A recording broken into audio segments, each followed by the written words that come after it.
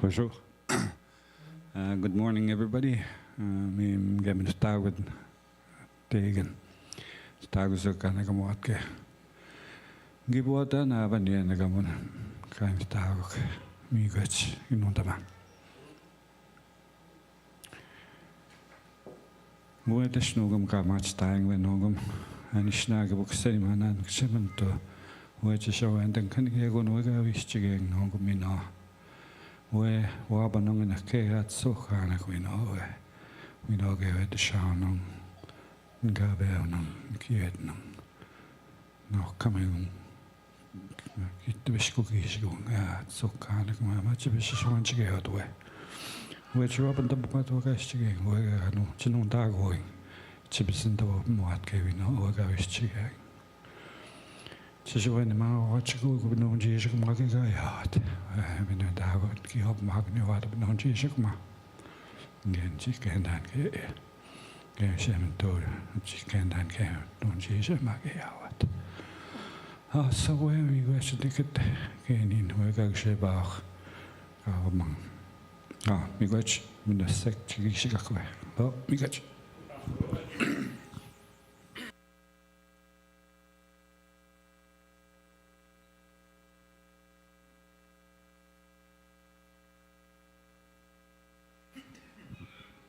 All right. You got the sound issue, sound fixed, guys? Yeah, thumbs up. All right. All right. We have Kelly Alcock was going to present from the Dryden Regional Health Center, but she's had something come up and she's sending someone in her place, but they won't be on till 9:45. So 30 minutes of me talking to you. Okay, so, boy. Okay, so I'd like to just thank the presenters that we had yesterday. I'm not sure if how many of you know, but Her Worship Justice Clydesdale Cornell, when she came to Fort Francis to work there in the court, she went to every community around Fort Francis, introduced herself to chief and council, got to know the area. And that was, I was in a bail hearing with her one time, and one of the ladies called in for her grandson, and she said, I live in the pink house by the pump house. And Her Worship said, is that on this side of the bridge or the other side? So she knew the community. How many other justice of the peaces can say that? Not that I know of. Let's see. Who else did we have yesterday? Oh, we had Sherry. Yes. And she's here again today. Awesome. Hello, Sherry. Awesome. I think she's trying to win Jeopardy this afternoon. So don't forget to register online to get your name in for the Jeopardy game. And then yesterday we also had Treaty 3 Police from Mary LaValle gave us a presentation on missing murdered Indigenous women and intimate domestic violence. Is it IDVP or ID? It's an acronym now, but there's still nothing in the criminal code that kind of relates to that. So it's, is there yet, Sherry? Or Ian, would you know if there is something in the criminal code specific to intimate domestic violence? Because we see a lot of those coming through, a lot of charges coming through with that. So I was just, anyway, I'll let Ian speak to those things. Let's see, what else can we talk about? Anybody have any questions about what we do at bail? And I'm going to ask Eagle over there. Playing the game yesterday at bail. What did we play? Family Feud. I didn't get most of those answers either. Okay, so still doing travel over here on the phone. And oh, yes, awesome. Hold on.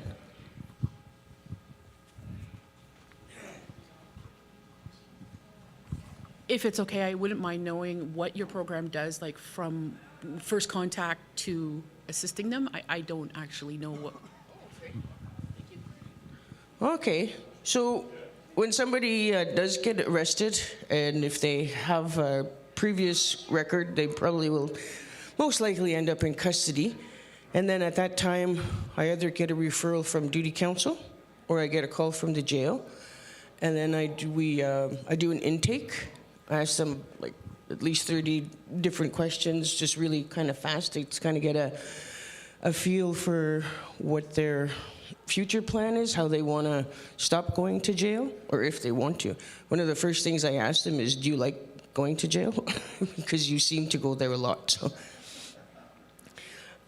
And they usually answer, no, I don't, but I don't know how to stop. So then that's when I start offering them the referrals that we have, the CMHA for mental health counseling, and then we also have the culturally appropriate services. Sometimes people just need an elder to talk to, or they need a ceremony to attend. They've never been to a sweat.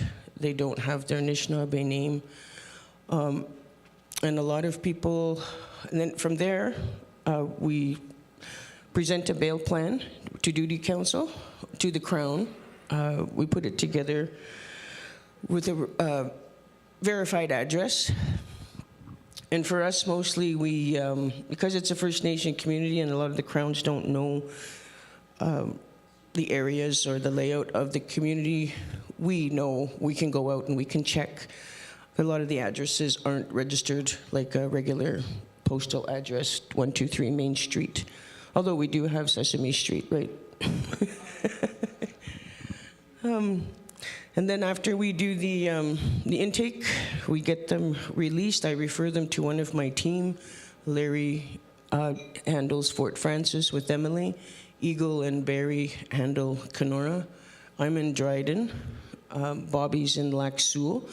And I need another worker in Dryden, so please send me your resume. And then from there, we ask them to check in with us, like we're supposed to through the colonial system. But mostly, I like to work with people on a one-on-one basis, find out who they are, where they're from, what they need in that moment to make them feel better. Sometimes it's drawing, sometimes it's paint, it's beads, it could be a guitar. Whatever it is they need to keep their hands busy, because usually an addict, they're busy with their hands, right? You're making rigs and whatnot, so when you stop, what do you do? So I like to give them something to do. If they want to learn anything, I'll find out where to go and how to get it done, and let's do it. I find a lot of times nobody's ever asked them about their trauma. Like, what hurt you? What brought you here? Why do you keep hurting yourself with drugs or alcohol? Why do you want to die? I don't want to die. But that's where it's heading. I hear it in the court all the time. If you're like past 30, if you don't change now, you're likely not going to. And I always tell the guys, like, cell block or cemetery. You got to decide, or you fight for your sobriety. And it's a fight every day, as I heard last night from these two gentlemen at the session. Every day is a battle. And they're winning it. So kudos to you guys every day for winning your battle. Like, I'm still working with people who can't even admit they're stuck. They're not moving forward. They're not doing anything. So then we like to, I don't know, I like to challenge them a little bit, you know, like, I don't know, how did I challenge you, William? I made you spend time with me. There you go, punishment in itself. Jade, where are you? You can attest to that. But actually, no, I'm a very kind soul. I just look nasty mean. Bad Leroy Brown will do that to you. And a lot of times, I find they just need someone to talk to. They'll call me up and say, I want to go use, I want to go get drunk. Tell me about your week. What'd you do? Did you meet anybody new? What? You know, did you meet a stranger and introduce yourself? What? I ask them weird questions. I make them think. And that's what they need to do because they have a different mindset to find the next high, to get to the next dollar. I don't know how that works, but those are my guesses, educated guesses from working with people in the last 5 years. I know everybody is worth saving. I know everybody is a creation of the Creator, so they're worth it. Their lives are worth it. And when I tell them that they're worth it, some of them say I'm a piece of poop. You can censor that. But I just tell them, yeah, you've made some poopy choices, but that doesn't make you a poopy person. You can change. Everybody can change. I've seen it. I've seen it. I work with it. I know it. Although William's he started my program in 2019. He just finished everything January 2023. His CSO, his probation orders, everything. He's actually the free man. But I don't know if he's single, so I won't go there. Free and single are two different things, right, married fellas? Okay, I digress.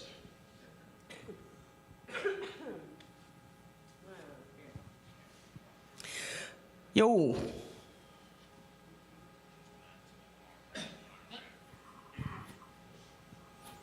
Yeah, back to that question as to what happens, like in the bail process. And I think one step you kind of skimmed over a little bit was the actual process of developing your bail plan. And there can be a lot of work entailed in putting a bail plan together to present to the court. So once you have a bail plan together, you then have to go into court, which is a confrontational, adversarial situation. And you have to give up, or you have to give evidence in court. And you're always being challenged by the Crown Attorney why it's not a good bail plan. So that part of it is very difficult. And we have to do that almost on a daily basis sometimes. You get started in your day knowing, full well that you're going to have to give evidence in court and be challenged again at every corner. And it seems like for a while there, when it came to our program being involved, it was challenged every time, even if we had the best bail plan put together. And I think it was because it's an Indigenous program that we were being treated that way. It doesn't seem to be like that so much anymore. I think we've kind of got some recognition and respect now that we are a good program. So I'm hoping it continues down that path. Miigwetch.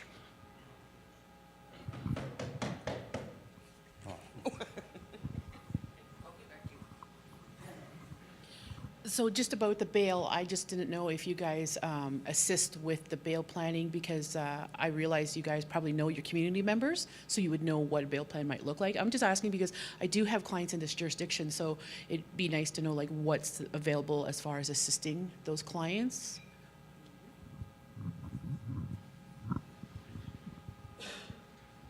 I don't know. I'm just kidding. Well, one of the, I don't know how to, I generally try to get, first thing we do is make sure they have a lawyer, and then get a letter of designation so they don't have to keep missing court. And then we make sure that they appear for the first time after they've been picked up, so that they know that they're in the program and they can see that we're working with them. They'll come to our office. And if they live in Wabigoon, Wabascang, in any of the 28 communities, we have transportation vans, so we'll drive out to see them. And we can take our laptops with us. I use my hotspot so many times just to get people to log in, and they're happy. The lawyers are happy to see them. The judge is happy to see them. And it's really nice because the lawyers always say, thanks to Mr. Rosier for, setting this up. So getting those kind of recognitions is like, okay, we're doing something right. And then I know when I get messages that I'm ticking people off, I'm also doing something right. So I just keep doing what I'm doing. Thank you, Bobby. Yeah, fight the power. Wait a minute, I am the power. Don't fight me. I kid. Oh, hey, Mr. Ritchie has.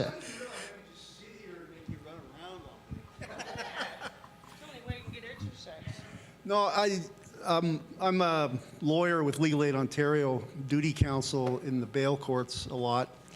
And I can certainly, I just want to say, you know, these are my first remarks here, but since programs like Kelly's have come into existence, I don't know the exact time frame, but I'm guessing it's something around 5 years, maybe? Yeah, 2018, she tells me. Yeah, it's, I mean, I mainly use the program mainly when it's an accused that doesn't have a surety. Occasionally, I've used, if it's somebody that's already been released to a surety on house arrest, I'll try to jack up the plan even more and get Kelly's program or other programs like it. I mean, there's a program like it in Kenora, obviously. Involved, so there's bail supervision and a surety. But generally, the idea when these programs came into existence, it was it can be used a lot for people that don't have a surety. A lot of First Nations people are at a disadvantage in getting, you know, a really good release plan. They just don't have resources. Maybe they've burned their bridges, or they just don't have resources. And so they don't have a surety. And, you know, sometimes the Crown will want to get a consent release. They'll want a surety or supervision. And that's where these programs come into play. And I can say, like, over the years, Kelly has just been instrumental in getting people out. I mean, even, you know, in the middle of the lockdowns and COVID, driving herself all the way to the jail and picking people up and driving them home, etc. Yeah, they've been outstanding, and the outstanding witnesses in bail hearings. So the program is excellent, and I certainly use it lots. Eagle over there in White Dog as well. You're in White Dog, right? No. All right, so I messed that up. Okay. Oh, that's right, Barry. Okay. Anyway, yeah, it's been very useful. Anyway, I've nattered enough about it. Miigwetch, Ian. Has CMHA logged on yet?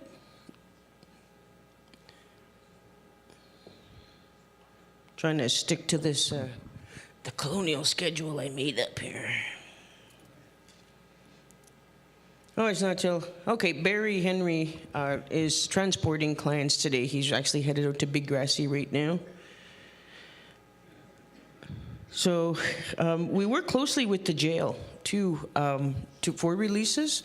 When we know there's going to be a consent release, I can email the jail and let them know who is going to be released, where they're going to.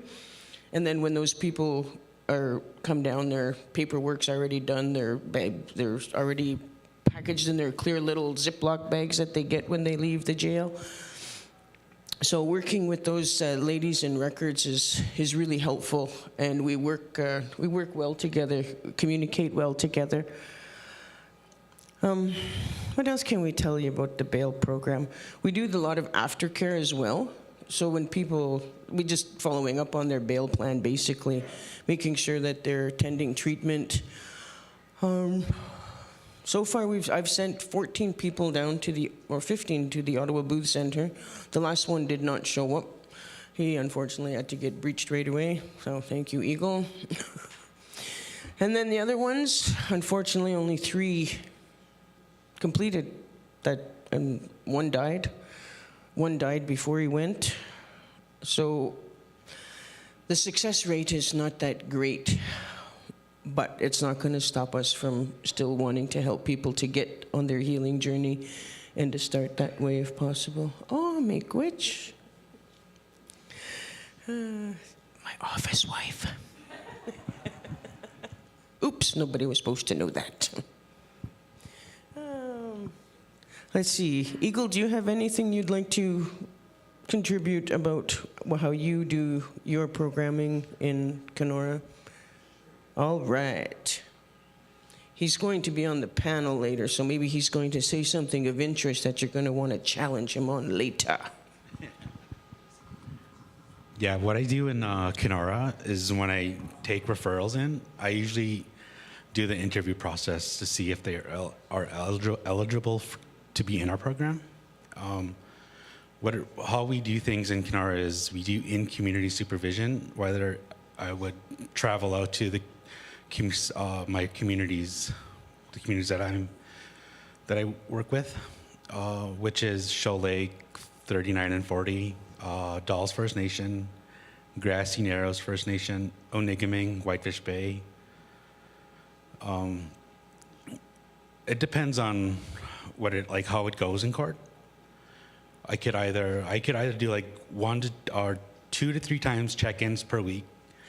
Normally it's 2, and then I usually do Tuesdays and Thursdays. But sometimes I had someone that was checking in with me 4 times a week. We did 2 in-person check-ins and 2 over the telephone. And that's pretty much what I wanted to add. And then it's pretty much the same thing I do with what Kelly does. That's it. Thank you.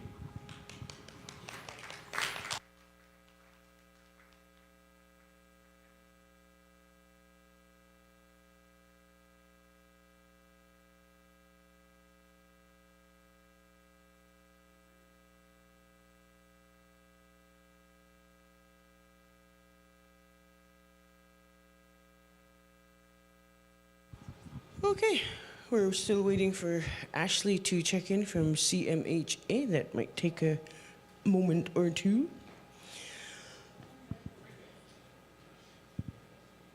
Let's see. This morning, too, at the 10 o'clock hour, we're going to have the Northwest Health Unit here.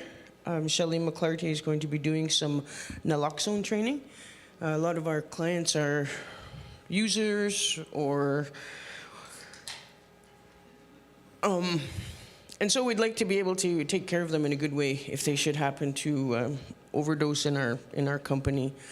And there's things we need to know how to be able to do that because we've kept our naloxone kits in our vans and now they're no good. So I need that training. I need to know how to shove something up someone's nose to save their life. Let's see. Bobby, do you have any insights from Lac Seul? All right.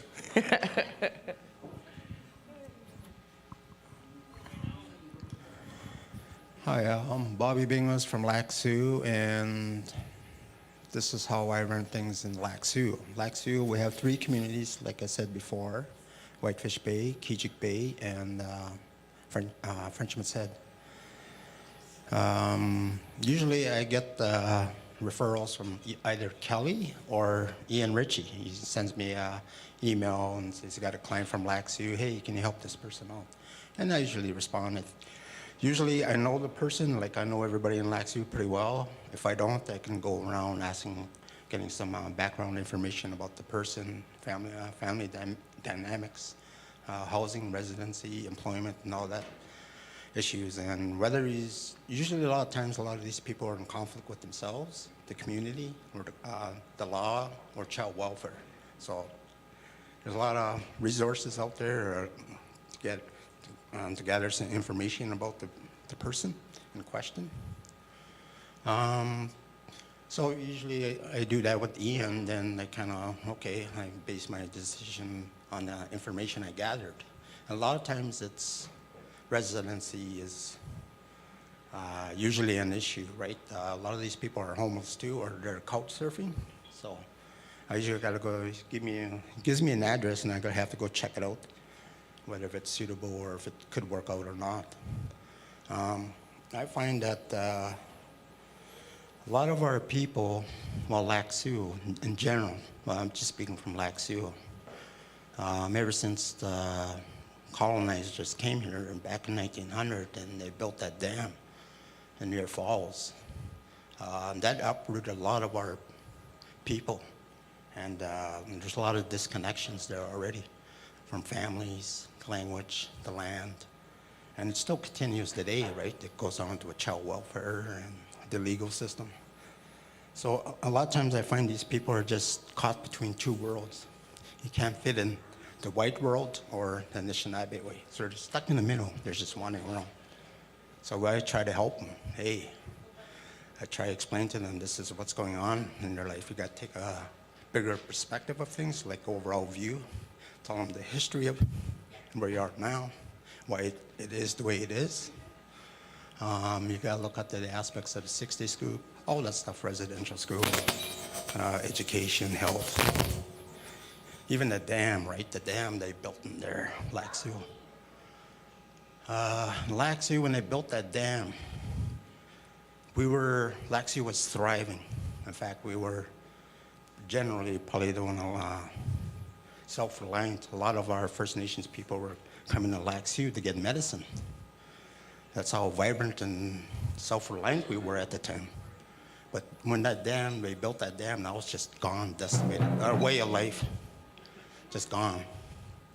And so majority of our population left the reserve, never came back. So population of Lac Sioux is probably around 1,500, 1,600. And that's only 1/3, 2/3 of it is off reserve, all across Canada. And I think there's one in Australia, so we're going to start a reserve over there. Just kidding. So yeah, that dam there, a lot of our Anishinaabe people used to live off the land in the water, like fish. They used to set the nets and everything. Then the MNR used to come around, or the Indian Nation, to try to steal our nets, take our nets away or destroy them. And used to tell us, hey, don't eat that fish, it's filled with mercury. But yet they started their fisheries in Hudson there, setting their nets and catching all the fish and shipping them up to Winnipeg. And they made a business out of it, and here we are starving. We can't even share fish with one another. That was a crime back then. So, there's a lot of stuff that we go through. And it still happens today. Like, I go to the Bell meeting in the Crown, like I said, we always have to prove ourselves to the Crown and everything. Everything's a battle. I don't know why that is. We're the first ones here on this land, but yet we still got to keep proving ourselves, like who I say I am. I got to show my treaty card. Oh, here I am. Why do I have to do that all the time? It's ridiculous. I don't have to ask Ian for his ID. I know who he is. But anyways, that's all I wanted to say. For my clients, Bell clients, I usually go see them at their place of residency or where they feel comfortable. Pick him up, ride around, talk, see how he's doing. And so that's generally what I do anyway.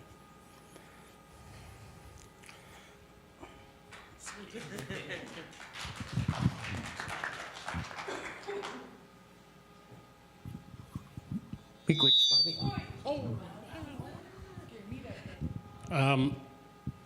Kelly alluded to this a little bit about the transportation, but it's something that most people don't realize that we do. We provide transportation to custody releases, whether that's from bail court or time served, or perhaps they were just in jail overnight, like say the drunk tank. And in my area, to get to one end, to the west is about a 2-hour drive. To the east is about a 2.5-hour drive to get home. So we do provide transportation to these individuals, and I think it's a really important thing we do. I think gone are the days when they used to just kick them out the door, out of jail, and they were on their own. Well, that doesn't happen anymore because of our program. Miigwetch.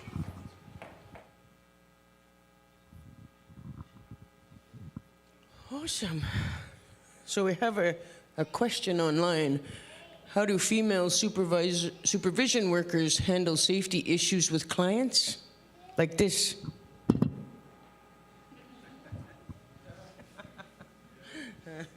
With love. and mutual respect. Once you have that, you don't have to worry about being attacked or anything. Well, I haven't had it anyway.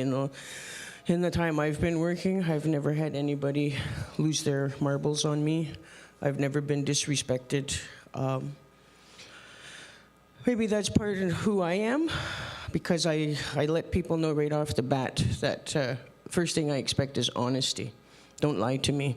If I find out you lied and I defended that lie in court or to someone else and you make me look like an A-butt, I'm not going to let that slide. I'm going to find you and I'm going to make you feel it. So no lying. And once we start off with that, we go to the other 6 grandfather teachings. And if we can't learn how to be better people through that, then there's really, really a problem. Because that's who we are as Anishinaabe people. We are the 7 grandfather teachings, and the one that we seem to forget is most important is forgiveness. And that we have to start that with ourselves. We have to start forgiving who we are. And I let clients know that. We can't walk up to the people who have hurt in their past and say, please forgive me. But what we can do is forgive ourselves and then move forward and treat the next person we meet with respect and honor and teach them the way that we should have treated that other person that we disrespected. I'm a former bully. Some might even say current bully. But I do it in a good way.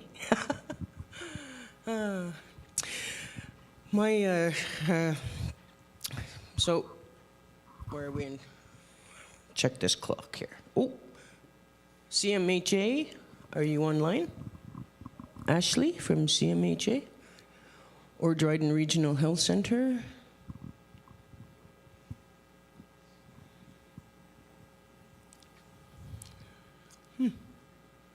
Okay. Well, I know that part of the reason why I can connect to a lot of my clients is because I too come from trauma. I was 6 years old when my grandma was taken from me. We were at her house and we were making bannock and we were talking about how colors affect moods. And then someone knocked on the door and I never saw my grandma again after that. And she was murdered that day, and all I remember seeing police lights, people running all over the place, and I'm sitting on the couch. Where's Grandma? Where's Grandma? 53 now, and I'm still looking for my grandma. So after that, went into care for many years and finally became a Crown ward. So there's my issues. I got a little bit of triggers with the Crown. They owned me until I was 19. Told me where to go, what to do, and who to live with. I was actually blessed, though, because in the last foster family I had, they were amazing. Kate and Darcy Bush, their family, Barb, Jeff, Susan, and Rodney. They were, like, only Rodney lived there when I was a teenager, kind of about the same age. But when Kate was asked to first take me at 16, or at 16 in care, you're kind of like on the fence. Am I going to go on the street? Is someone going to take me in? I didn't know what was going to happen to me and almost didn't care. But then I was working at McDonald's and this kind lady came through my line. I didn't know it was Kate at the time. She was testing me, I guess. Met me to see what I was like. But in the meeting that they were at, they were told all these different things about me, like we hear in court about clients. They're this, they're that, there's their record, this is what they're like. So Kate took that big file and she pushed it to the side. And she said, I'm going to get to know Kelly in my way, on my terms. So that day she gave me a gift by letting her get to know me as a person instead of as a piece of paper. And that's how we're treated in the court, a piece of paper. But we're people, we have feelings, we love, we cry, and if you don't cry, you don't heal. So ingrain that in your brains. You need to cry. The only way to heal. If you don't let those negative feelings out, it turns inward. And it's just no good for your health. So that's why we need to learn to love ourselves. So after, when Kate did that for me, that's what I like to do with my clients. Because we get the synopsis, we get the criminal record. I'll look at it to acknowledge that, yes, I read it, so when the court asks, I can be honest about that. But I don't let it determine if I'm going to work with them or not. Because everybody has that moment where they want to change. And if you have the right support and you've got the right encouragement, anything is possible. Do you provide any care packages to accused released from custody? If so, what's included in it? Excellent question, Paula. Up until now, we haven't, but we've gotten some care packages together through our ISN program, and we've gotten some dollars to help with keep some warm clothing in our vans for clients who get picked up in the summertime and get released in the wintertime. Hello, flip-flops in the snow, chilly on the toes. So we want to make sure that people are dressed warm before they go home. So we now have, we got a donation of a bunch of gym wear that Shauna has delivered around Dryden, delivered out to Fort Francis, and I don't know if Sewell got anything. No. We'll send your gitch in the mail. All right. Well, I don't see CMHA online or the Dryden Regional Health Center, but we do have our Justice Director here. Would you like to say anything about anything? Now that I've put him on the spot, our Justice Director, Arthur Hamanek.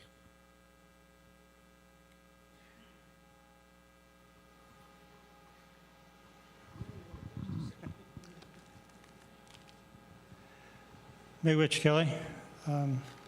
I guess I could just touch base on Grand Council Treaty 3 and Kaakewaaseya Justice Services, and what our mandate has been over the last 15 years that we've been here serving the citizens of Treaty 3 territory. Just to start off, Wingashuk Inini Indigenous Makwa Adult. I'm originally from Green Oak, Manitoba, living in Kenora, but I've been in Treaty 3 territory with Grand Council for almost 15 years and 5 years with Chittiwin Family Services, developing their treatment foster care program. Over the last 15 years, our justice program has expanded from 4 staff working in just 2 or 4 communities, but now we work right through the 28 communities of Treaty 3, and with all positions filled, we would have a staff of 45. So as you can see, we do a lot within the court systems here in Treaty 3 territory and beyond, actually. Our mandate at Grand Council is at the direction of our leadership for the benefit and protection of the citizens and Administrative Office of Grand Council Treaty 3 protects, preserves, and enhances treaty and Aboriginal rights. This is achieved by advancing the exercise of inherent jurisdiction, sovereignty, nation building, and traditional governance, with the aim to preserve and build the Anishinaabe Nation's goal of self-determination. So our key objective, as in resolution passed within our chiefs, was to enhance justice and enlarge the justice initiatives to include other projects and services. And we've been able to do this through a great partnership that we have with our funders, Ministry of Attorney General's Office, the Indigenous Justice Division, Justice Canada, MCCSS, Legal Aid Ontario, Heritage Canada, and the Law Foundation of Ontario. So it's over the years, we've been able to really develop this relationship, and that's what's been making us successful and slowly moving the way justice is served within the territory. So with all our staff, the programs that we do have are the Community Justice Program, which is diversion, youth reintegration, GLADU services, GLADU aftercare, bail supervision and verification that we are listening to today, Indigenous Support Network, which is like victim services, and that's we provide those services for victims who are victims of crime and tragic circumstance, but we also look at the offender sometimes is also a victim through circumstances in life, so we take care of that also. We have a youth diversion program, youth intervention program, ADR. That's Indigenous dispute resolution, an anti-racism program, just starting up our community corrections with Shauna here. You want to say a few words, Shauna?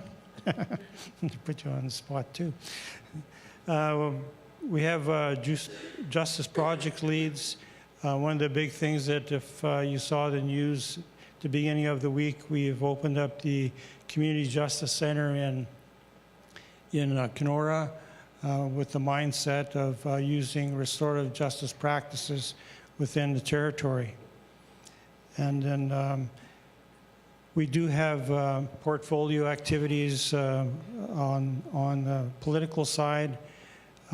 We have a Community Safety and Policing Act that we are working with to make Treaty 3 Police an essential service, working with Police Chief Kai Liu and their staff and board of directors. We have a Northwest Policing Committee that comes with working with Treaty 3 Police, OPP, Lac-Seul Police, Anishinaabe-Yaski Police Services, and the Thunder Bay Policing, working on pre-charge referrals.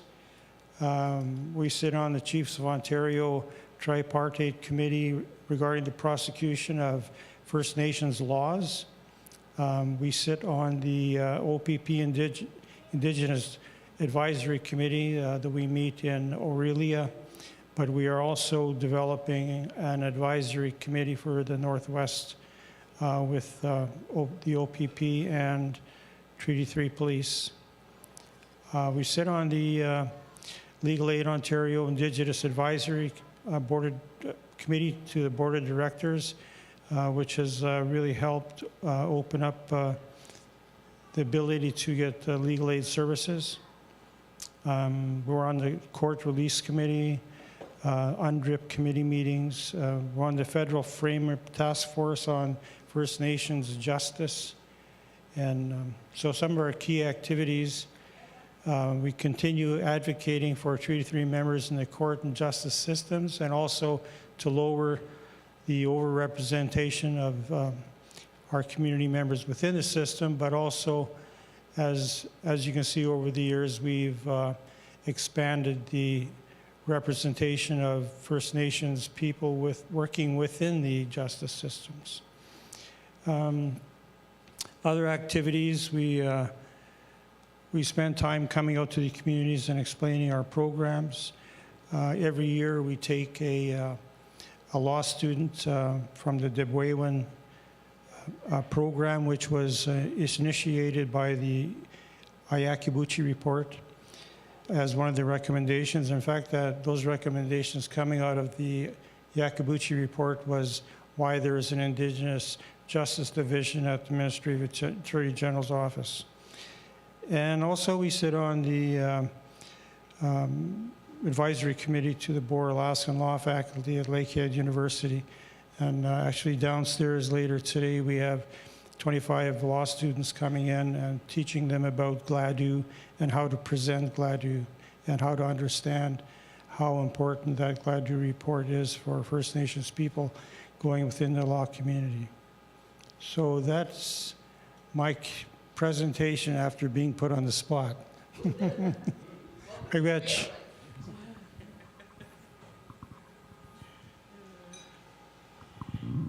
In Bale Arthur, we are often put right on the spot. Hey, Mr. Ritchie, can you supervise this guy? All right. Pardon?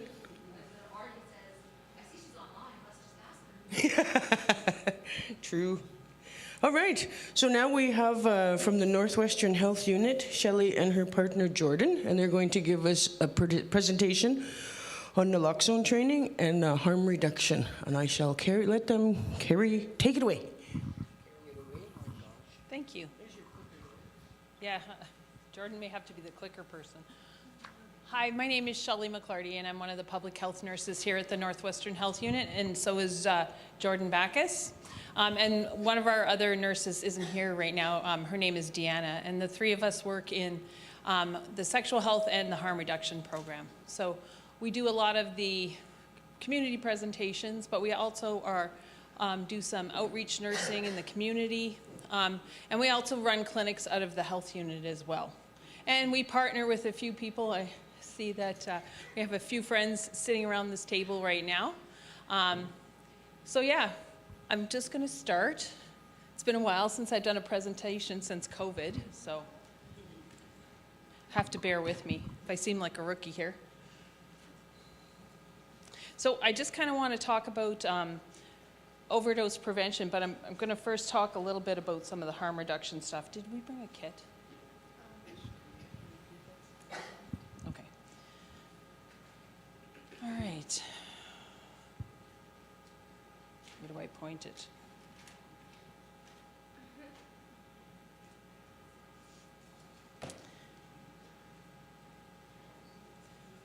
Yeah, you better give me a degree on this remote control. Oh, perfect. Thank you. So, first off, how many people have done naloxone training in the past? Anyone? Okay. Yep. So I brought some kits with us. We have, we can go over them. We're going to put a few out on the table so you guys can at least check them out. Okay. This is a program that's provided by the Ministry of Health and Long-Term Care, and that's where we get the kits from. And they're very accessible. We have lots in our office.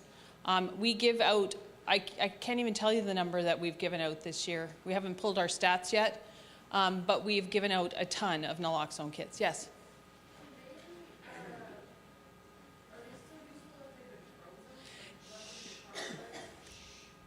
No, well, they're not as good when they're frozen. Yeah, we were kind of talking about that. So when I do go through the kits with you, one of the things I'm going to mention is that there is actually a temperature, and it's kind of a very narrow temperature where it has to be. But really, they have to be kept at room temperature. So that's actually a slide in my presentation as we move along. So, okay. So what is an opiate? I'm sure most people have heard of what opiates are. We may have had them when we've had surgery in the past, okay? So that can be morphine is an opiate, fentanyl's an opiate, even codeine, or Tylenol number 1s, 2s, and 3s have codeine in them, and codeine is an opiate, okay? Some people don't even think of them that way. Normally, I don't know if you still can, but you used to be able to get codeine or Tylenol number 1s over the counter, and they have like a smaller amount of codeine in it. And as they go up, so from 1 to 2, the amount doubles. And from 2 to 3, the amount doubles again. Very similar to, I'm sure many years ago you heard of oxycodone and OxyContin, which are still around, but the way that medication was kind of put out into the world was, it was put out to be the miracle pain controller. We weren't going to need any other drug but this oxycodone. And it started out as a 10 milligram tab that you took twice a day. Okay? And when that wasn't working so well, then it moved up to 20 milligrams twice a day. And then it would double again, so it would go to 40 milligrams. And then the maximum dose was 80 milligrams twice a day. But once people hit that and were still having pain because they developed something called tolerance to the medication, they had to use more and more of the medication to get the pain control that they had. And That's part of where we saw a real significant increase in opiate use, okay? And that wasn't just among people who were using it that were maybe living on the streets. It was even with people who were prescribed the medication for pain control. So it could have been like a hip replacement, or it could have been like a knee replacement, or chronic back pain, things like that. And it wasn't just people who were just recreationally using drugs, it was people who were prescribed the medication. And it could be even your grandparents, it could be yourselves, right? People are put on these medications to help with pain control, but sometimes they don't actually work so great, and then you develop a tolerance to them over a period of time.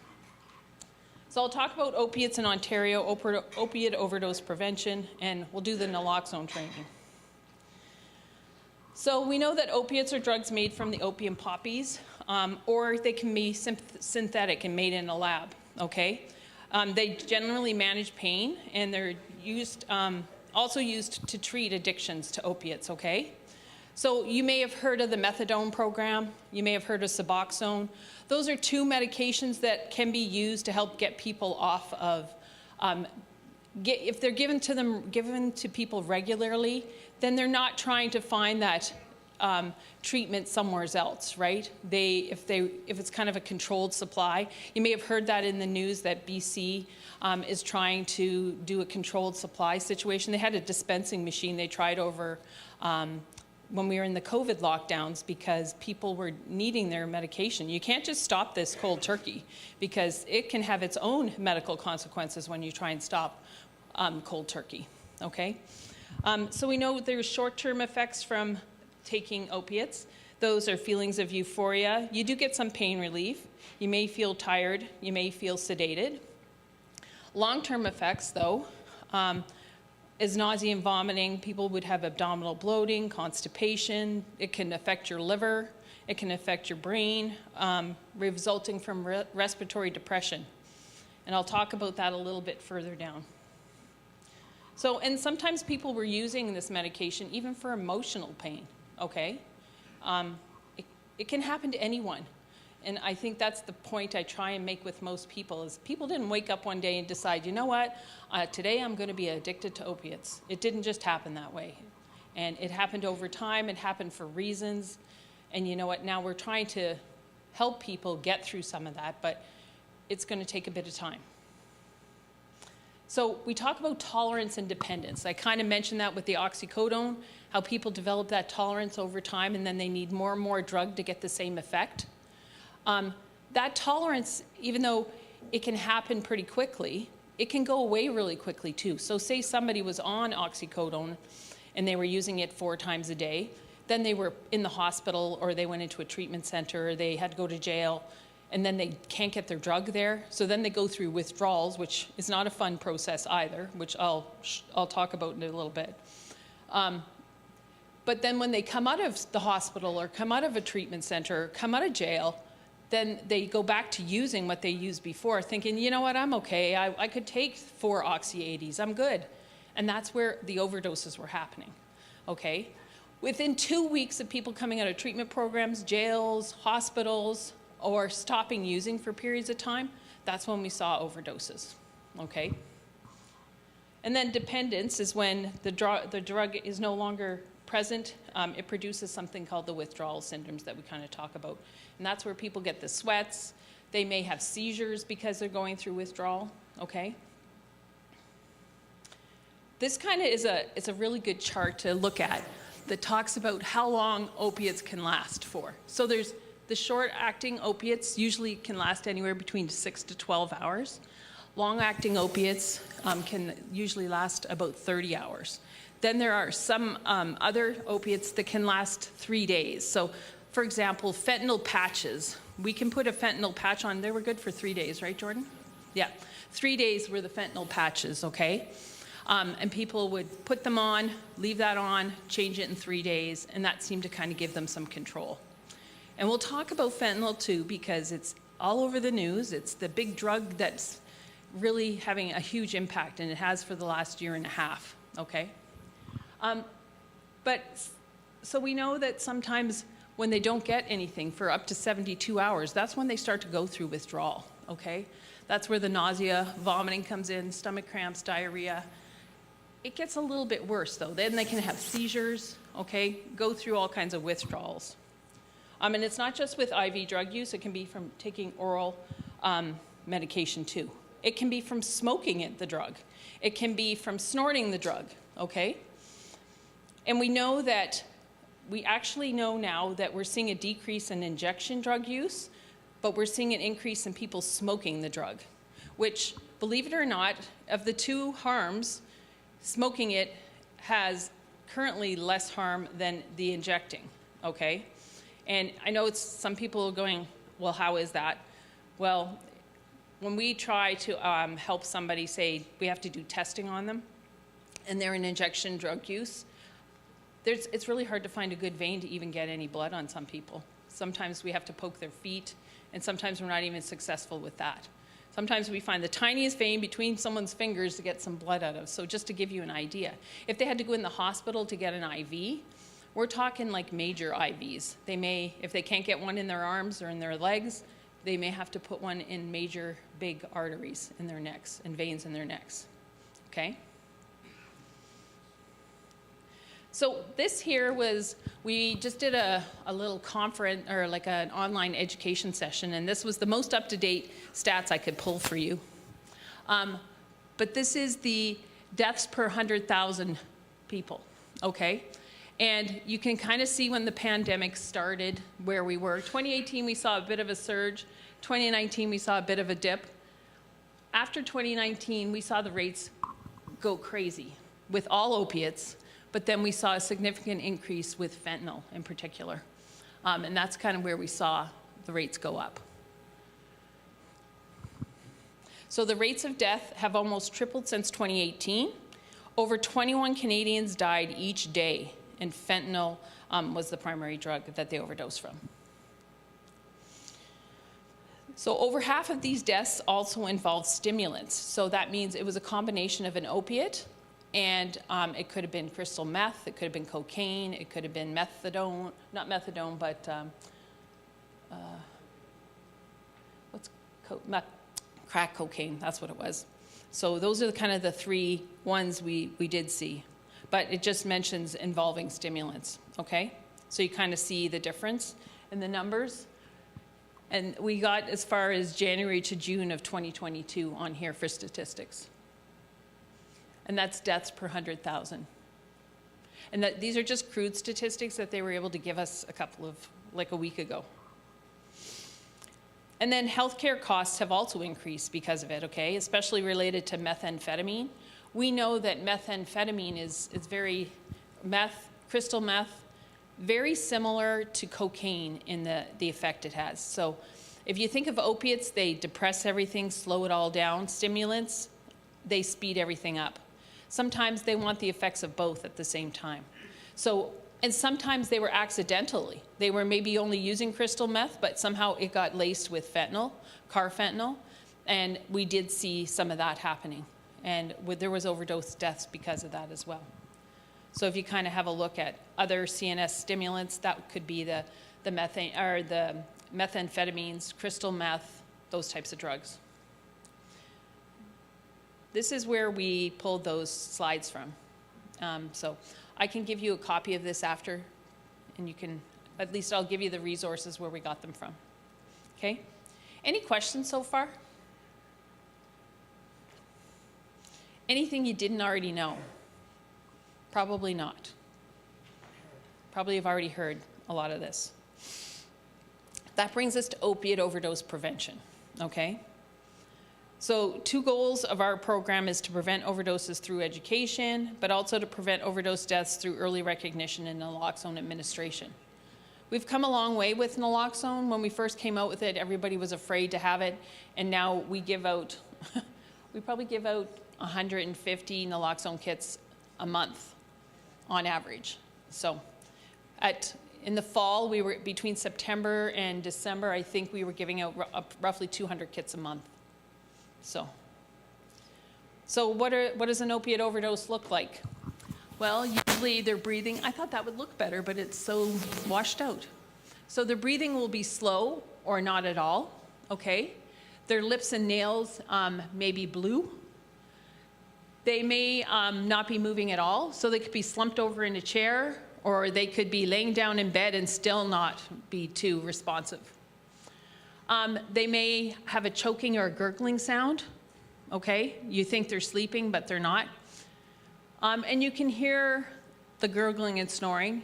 They can't be woken up, no matter how hard or how much you try and wake them up, okay? They will not respond. Their skin may feel cold and clammy, and their pupils are tiny, okay? So they're like the size of pinpoints in their eyes when you do see them. So we know that an opiate overdose happens when you take too much of an opiate and it slowly stops you from breathing. And how much is too much depends on the person. So it depends on how much you weigh, how healthy you are at the time that you're using. There's many factors, okay, that we take into consideration. And when you don't breathe regularly, your body and brain don't get enough oxygen. And this can lead to brain damage, and sometimes it can lead to death, okay? And if you want to kind of wonder what it feels like, it can feel like you haven't slept in 5 days and you're totally exhausted, you can't stay awake, and sometimes people can't wake you up at all from it. So this is kind of what a naloxone kit looks like. This is the outside of a naloxone kit. Jordan's going to be Vanna, and she's going to open it up and show it to you. Now, we put these ones on your table that says demo only. So we'll show you how to use those in a minute, so don't open them yet. But you can open the kits to see what's in them. So there's two doses of naloxone. There's a set of gloves. There's a mouthpiece for you to do CPR, to do mouth-to-mouth.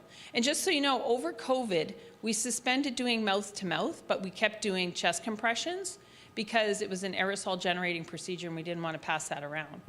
And then also in that card, or in that kit, is the 5 steps. So we're going to tell you about it today. There's little booklets on your table about how to give naloxone. And if anyone wants a little more training, you can always come to the health unit and we can do that. And we don't limit the number of naloxone kits you get, by the way.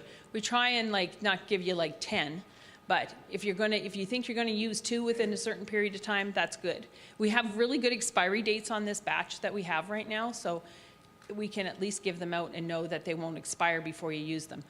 They are $120 a dose per dose of naloxone, just to give you perspective, okay?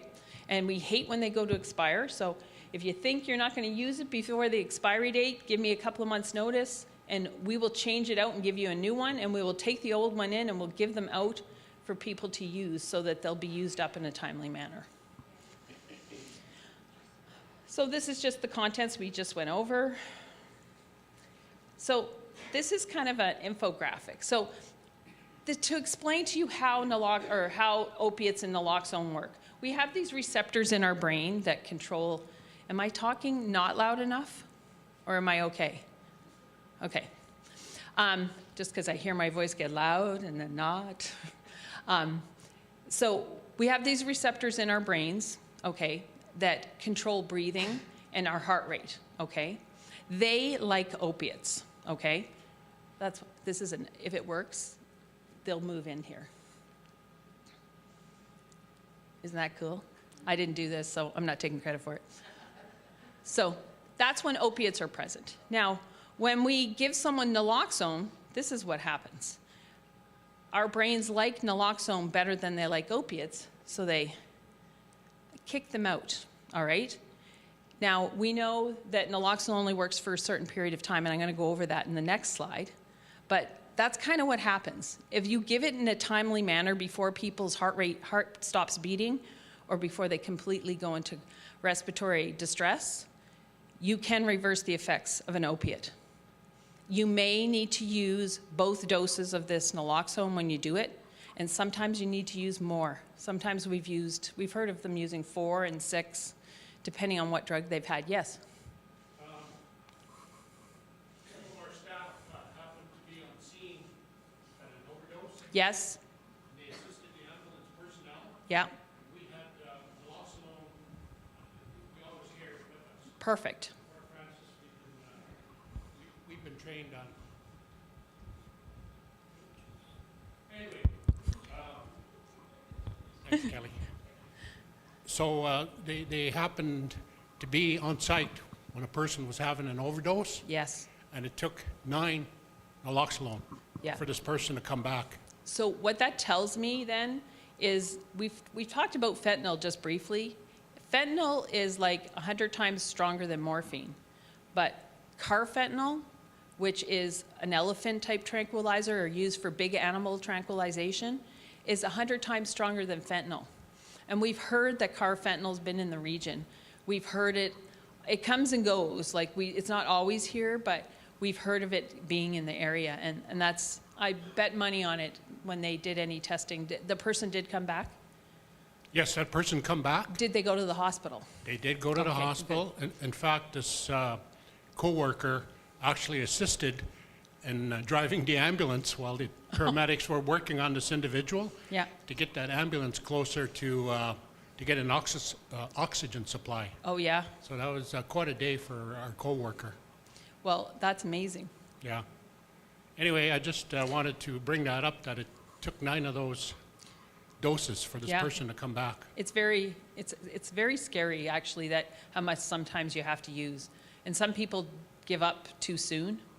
So, but you know what? You can only do what you can do, and we'll talk about that as we go through this. So you kind of know at least how this drug kind of works and where it works in the brain. And it's actually in the medulla, in the brainstem of the brain, where it does work. You had a question? I was just going to ask if there was a limit as to how many, like he said that your name is 9 for Francis, so I'm just wondering if there's a limit on how many you would continue to administer. We don't say that. Like, they worked with the paramedics when that one happened. Like, we start with there's 2 doses in a kit, and doing CPR. We've done CPR on people for like a long time and given naloxone, and we still couldn't bring them back. But I mean, they were able to. Obviously, something happened to bring that person back to where they were, or they probably came to and then lost consciousness again, which does happen when it's such a high dose of a drug that they've taken. And and it's not just one, they don't just take opiates. It's usually a combination of all 3 classes of drugs that we're talking about, okay? So it has a compound effect on somebody.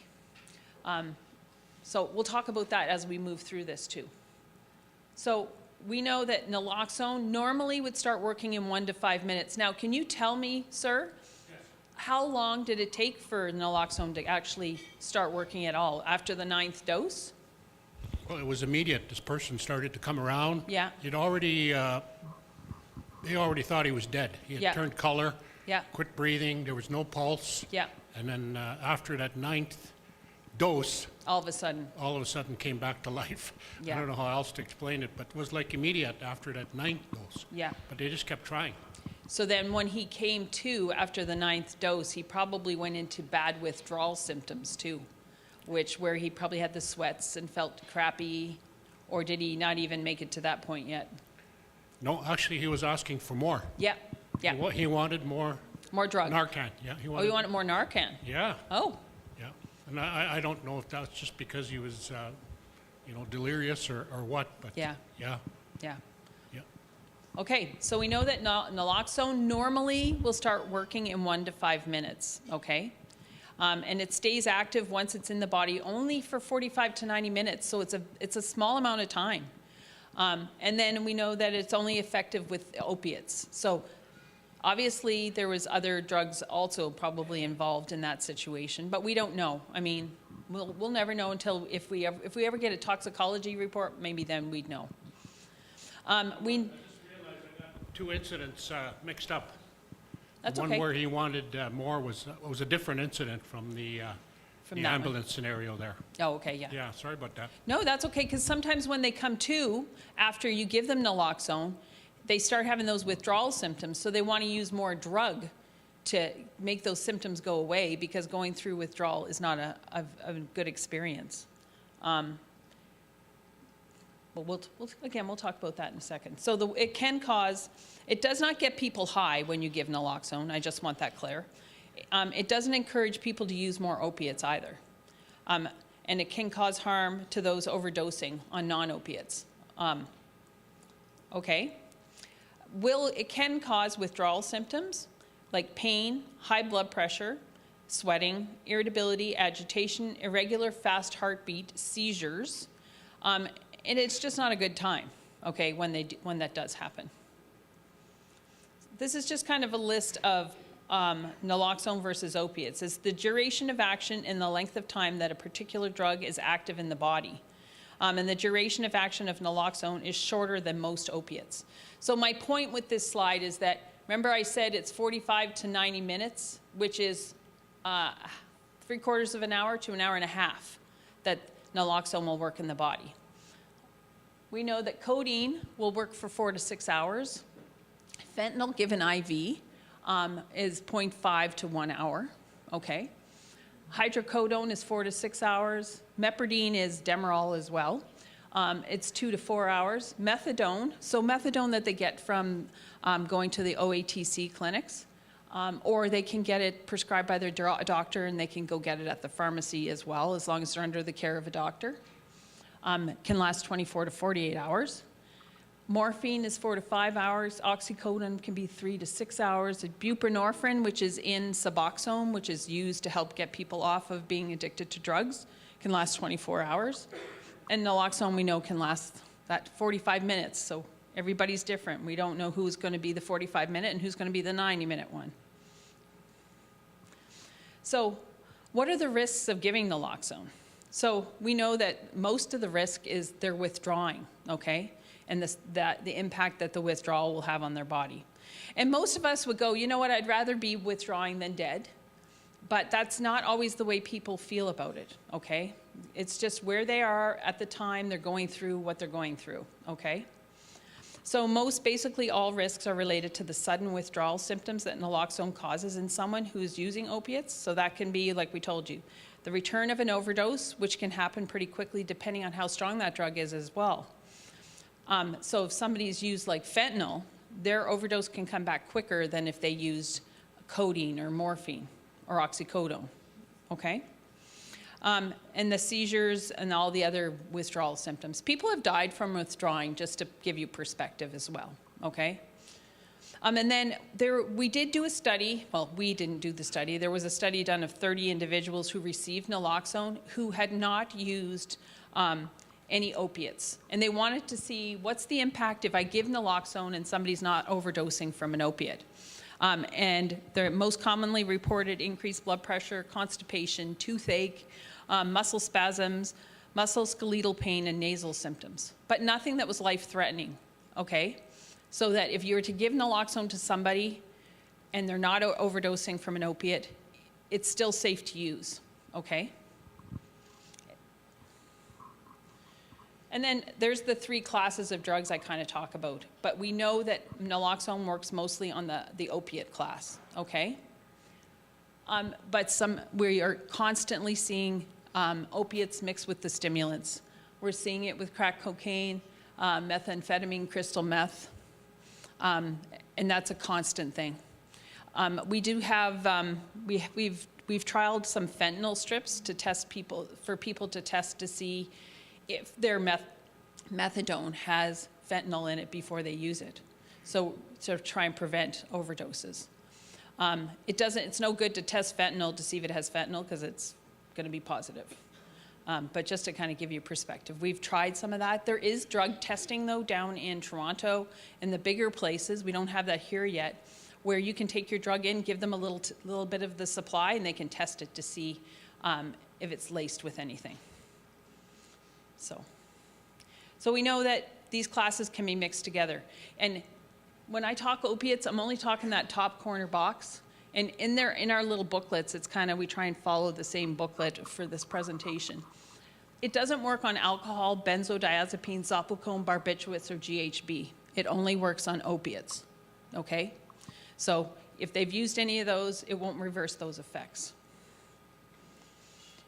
So risk factors and how to prevent overdose, which you might find in your booklet. We look at back one. Overdose prevention, which would look like this section here.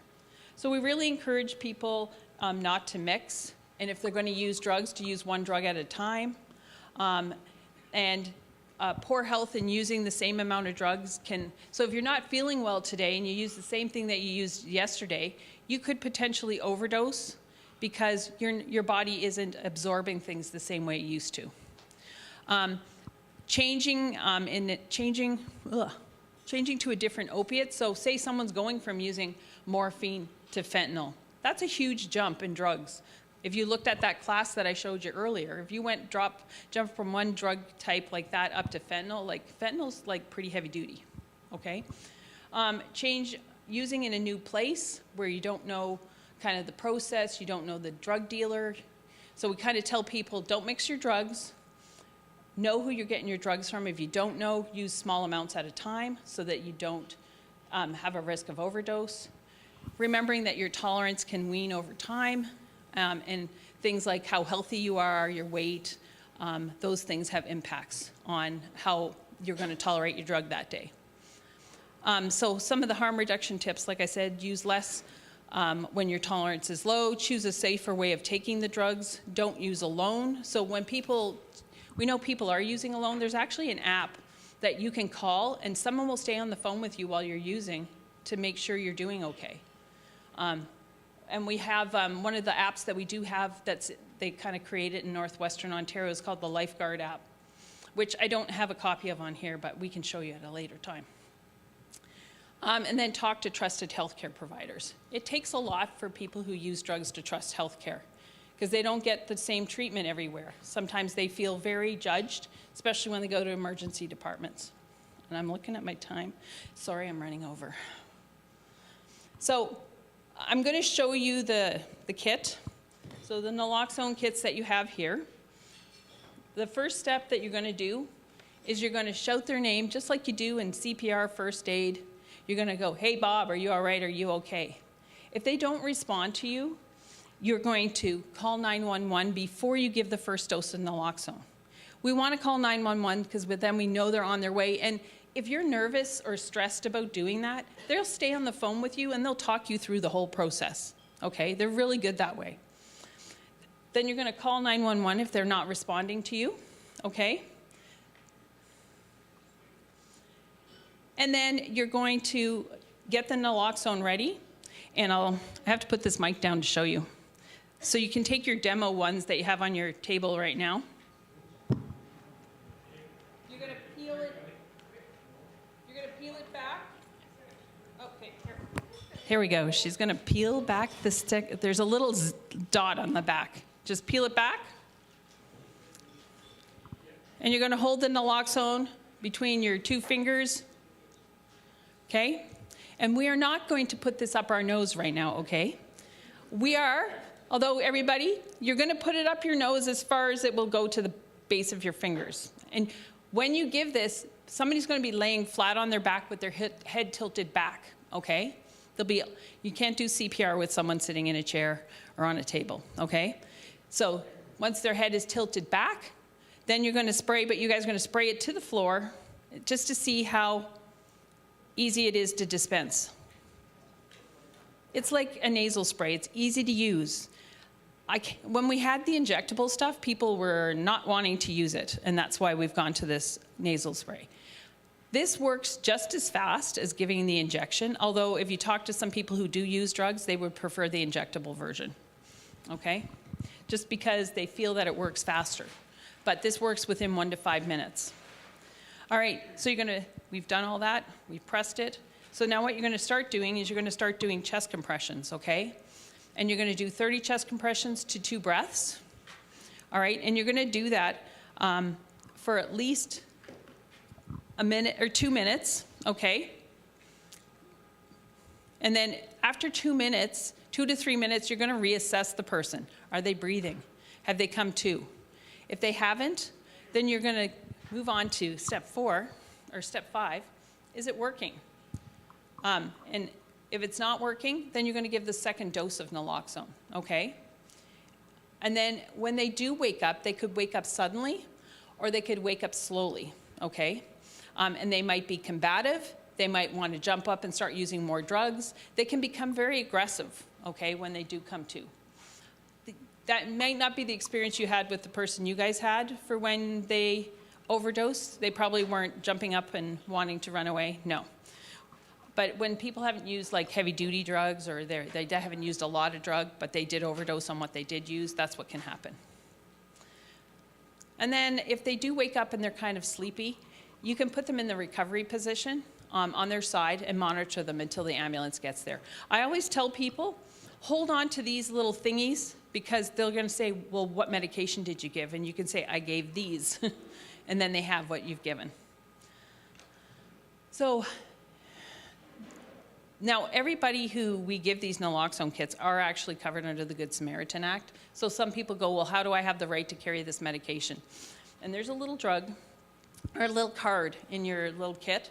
It says the Good Samaritan Act protects people who call 911 and others present during an overdose from being charged with simple possession, pretrial release charges, probation orders, conditional sentences, or simple possession parole violation. Store it in a cool, dark place. Don't let it freeze, so it should be kept between 15 to 25 degrees. Okay, so I tell people to keep it in your coat pocket or put it in your bag that you bring in and out of your vehicle all the time. Don't leave it in the car. However, if you did leave it in the car and it's the only naloxone you got and someone overdosed, you're better to give it than not give it. Okay? Yes, and don't let it get too hot in the summertime. Now, how do I? There's a little video, but I'm running over time anyway. I think you guys understand how to give it, but I will send the link to Kelly and she can get it set up for you. And then where can you get naloxone? You can get it at the health unit. There's also community partners that do have naloxone available. You can get it at the pharmacies. You can get it at OATC here in Dryden. Do you have any questions? Yep. In our Northwestern Health Unit area, how many stats on how many kits you're giving out, say in a week or a month? We were averaging just before Christmas, like from September, we had a bunch of overdose deaths. Well, not a bunch, but a couple. One overdose death is one death too many, but when we had that happen, we were giving out, I bet you we gave out 120 kits in September and October. And on average, we're about 100 to 120 kits a month. We do supply to a few community partners as well, though. So police, EMS, they all carry naloxone, just so you're aware. Any other questions? Yeah.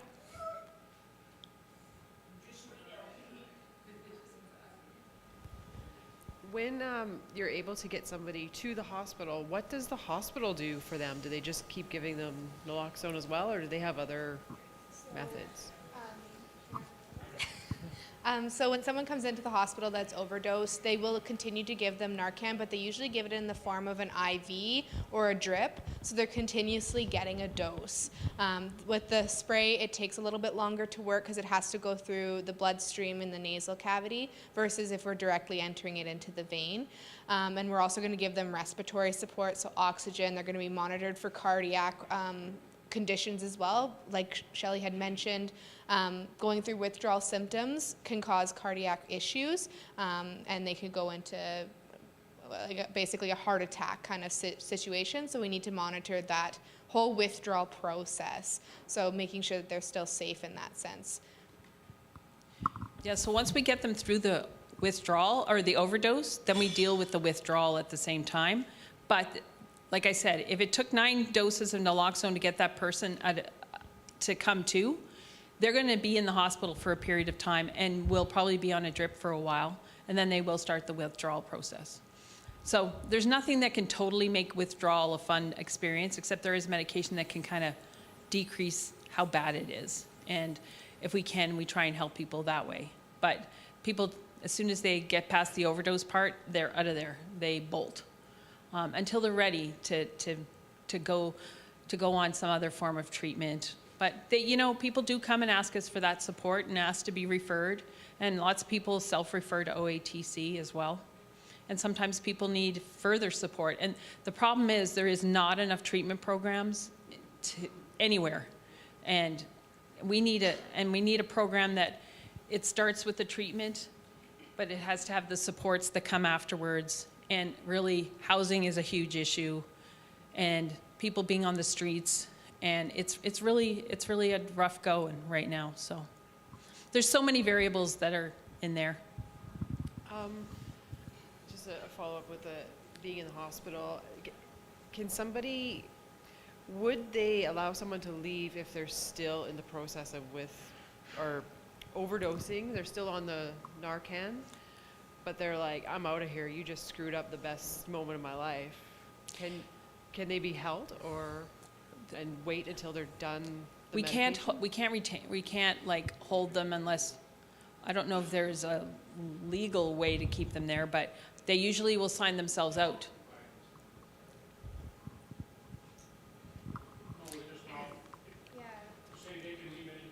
They really can. You can't force anybody to stay. Usually the doctor will come in and see them and give them, all the risks involved. They'll say, it's not time for you to go. There's other things that we need to monitor for you. You're still at risk for this, A, B, C, D. And they'll say, no, I'm out of here or whatever. So we have to get them to sign a medical release. So they're saying, like, I'm leaving AMA against medical advice kind of thing. And then they would leave.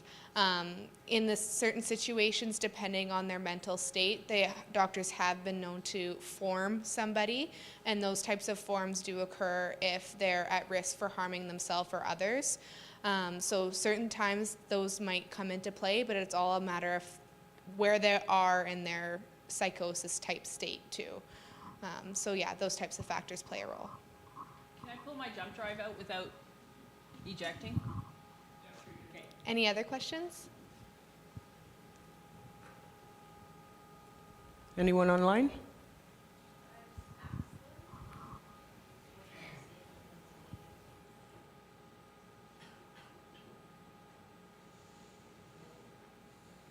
No, I'll keep this.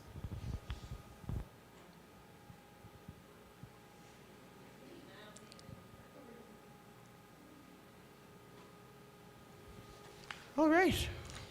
On that note, thank you very much, ladies. Very informative. We'll take the kits unless somebody wants us to leave them with a kit, and we just need to get your name and some information. Yeah, remember I was telling you we kept ours in the van and they froze, so if we could keep ours, like the bail team, Yeah, Larry. for sure. You got yours? And you Bobby? know what? Keep yours? Okay, we just need to get your information on there. Okay. And sorry, Mr. Ritchie, on us stealing all your time. He's worked next to us forever. Oh yeah, you should hear him in court sometimes too. I'll have to come watch someday. Thank you again Alright. for your...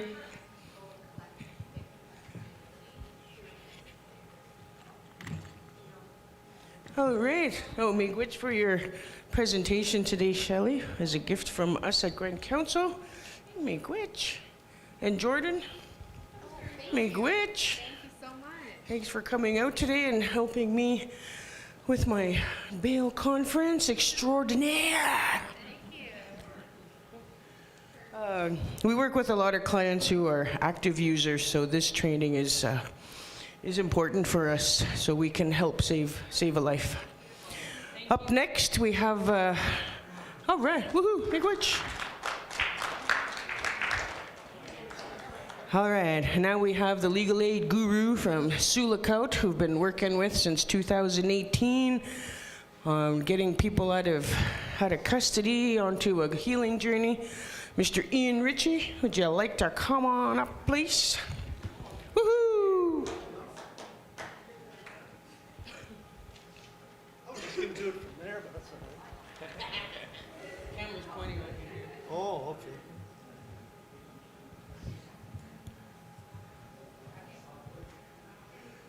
Hello. Oh, is this on? Is this on? Oh, yeah.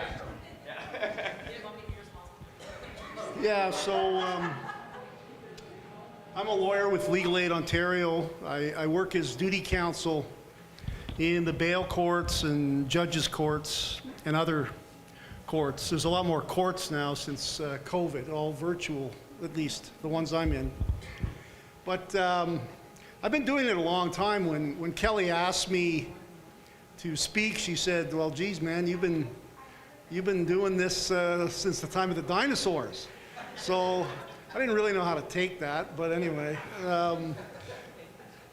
When I did arrive in Sioux Lookout in 1999, I'd been there before as a lawyer in the poverty law clinic, actually, for a couple of years, and then I did private stuff in the Southern Ontario.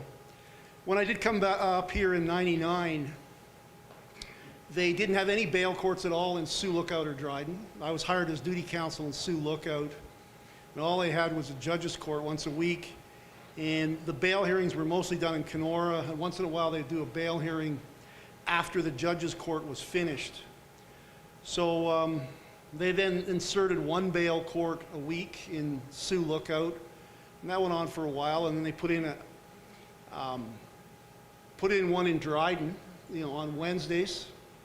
That was, I can't remember the time frame, but anyway. This is just to show some of the changes, and then they added a second bail court, and that stayed sort of the status quo for quite a long time, until COVID, and then things changed. But I mean, the one thing that I've seen that hasn't changed over the time is the fact that by far the highest percentage of people in custody in the bail courts are First Nations. That certainly hasn't changed. I mean, and then when COVID came along, they started doing the courts by telephone, and then they did them by Zoom, and it's been by Zoom for, I'm not sure how long, about, it's got to be 2 years now. And it's all done out of Kenora now, 5 days a week there's bail, and they have the weekend wash courts, etc. So there's been a lot of changes in the way the job is done and in the bail courts. But as I say, the one thing that hasn't changed is the First Nations, heavy concentration of First Nations in the bail courts. So as duty counsel, we assist people, well, in the bail context, we assist, it doesn't matter what your income is. It could be a multimillionaire in custody. If they want us to do their bail hearing, we will do their bail hearing. There's, I mean, it's different in the judges' courts. There's some income testing, et cetera, for providing services for duty counsel in the judges' courts, but in the bail court, there is not. The private bar sometimes will represent their clients in bail, and sometimes they'll want duty counsel to prepare the bail plan and do the hearing if they don't feel they have time to do that. So when you're at the bail process, I mean, the first thing is obviously the police charge somebody, and then the police will decide whether they're going to hold the person for bail or whether they're just going to charge and release them with a court date and maybe some conditions they have to follow. The first bail court they'll be in, if they're held, is, at least during the week, is the overnight arrest bail court. And we get, the people are at the detachment. That's where they appear from in court. And the idea of having a bail court when they haven't been brought to Kenora is to see if they can be released at that early stage so that they don't have to be brought out of their community. Obviously, from a lot of perspectives, obviously from the accused perspective, it's better to be released in their community, whether it's whatever, Pekanjikam, than be hauled out and then they're at the Kenora District Jail. So to see if they're, releasable into their community. And then if they are, then obviously you're saving, well, they don't have to go to the Kenora District Jail, which is, not a pleasant experience. And the costs incurred in in shipping them back aren't there. So however, if they're not able to be released at that stage, then they get taken out and they're in the bail courts in Kenora. Obviously, the volumes in the bail courts have gone way up because now you're having all the bail courts combining Kenora and surrounding areas, White Dog, etc., Grassy Narrows. So you have all the Kenora people that used to be strictly in Kenora bail court 3 times a week. Now they're all in this amalgamated bail court with Kenora, Sioux Lookout, Dryden, and all the people in their catchment areas and all the people from the northern communities. So it's really, the bail lists are a lot longer. My record for number of accused in one bail court before the courts were amalgamated was, I think, 32 in Sioux Lookout one day. Well, I've dealt with over 50 in Kenora in one day, and lots of times over 40, although the numbers haven't been at that level for a while now. Anyway, so now they're in the Kenora bail court. I mean, bail, I'm probably not telling you a lot you don't know, but in any event, I mean, there's three grounds at play in a bail hearing, and one of them is certainly vastly more commonly at play than the other ones. I mean, the first ground, the primary ground, is the person, if released, likely to attend court? Are they a flight risk? In other words, indicia of, whether they would be a flight risk if they have failed to attend on their record, if they're from some other jurisdiction, like if they're from British Columbia. Obviously, they don't have ties to the area. There'd be more of a flight risk than someone who's from White Dog. And then the secondary ground is the one that's at play in most bail hearings, and more than the other grounds. I mean, the primary ground's at play sometimes, for sure, but not as much as the secondary ground, which is the public safety ground, basically. It's, on a balance of probabilities, whether the individual will pose a threat to the public at large or any particular victim, alleged victims or witnesses, and whether they're likely to interfere with the administration of justice. That would be something like interfering with the administration of justice would be maybe, phoning the alleged victim and telling them, not to testify, things like that. And then the third ground, I mean, that's the one that's in play in most bail hearings, sometimes the primary ground. And then the one that's in play least is the third ground, whether to release the individual would the public lose confidence in the administration of justice if the individual was released. It's the tertiary ground.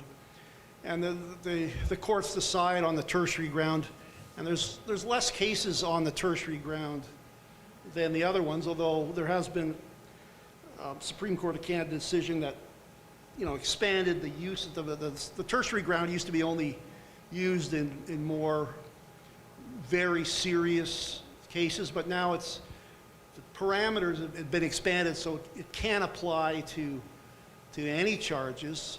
However, there's basically 4 criteria that are at play in the tertiary ground.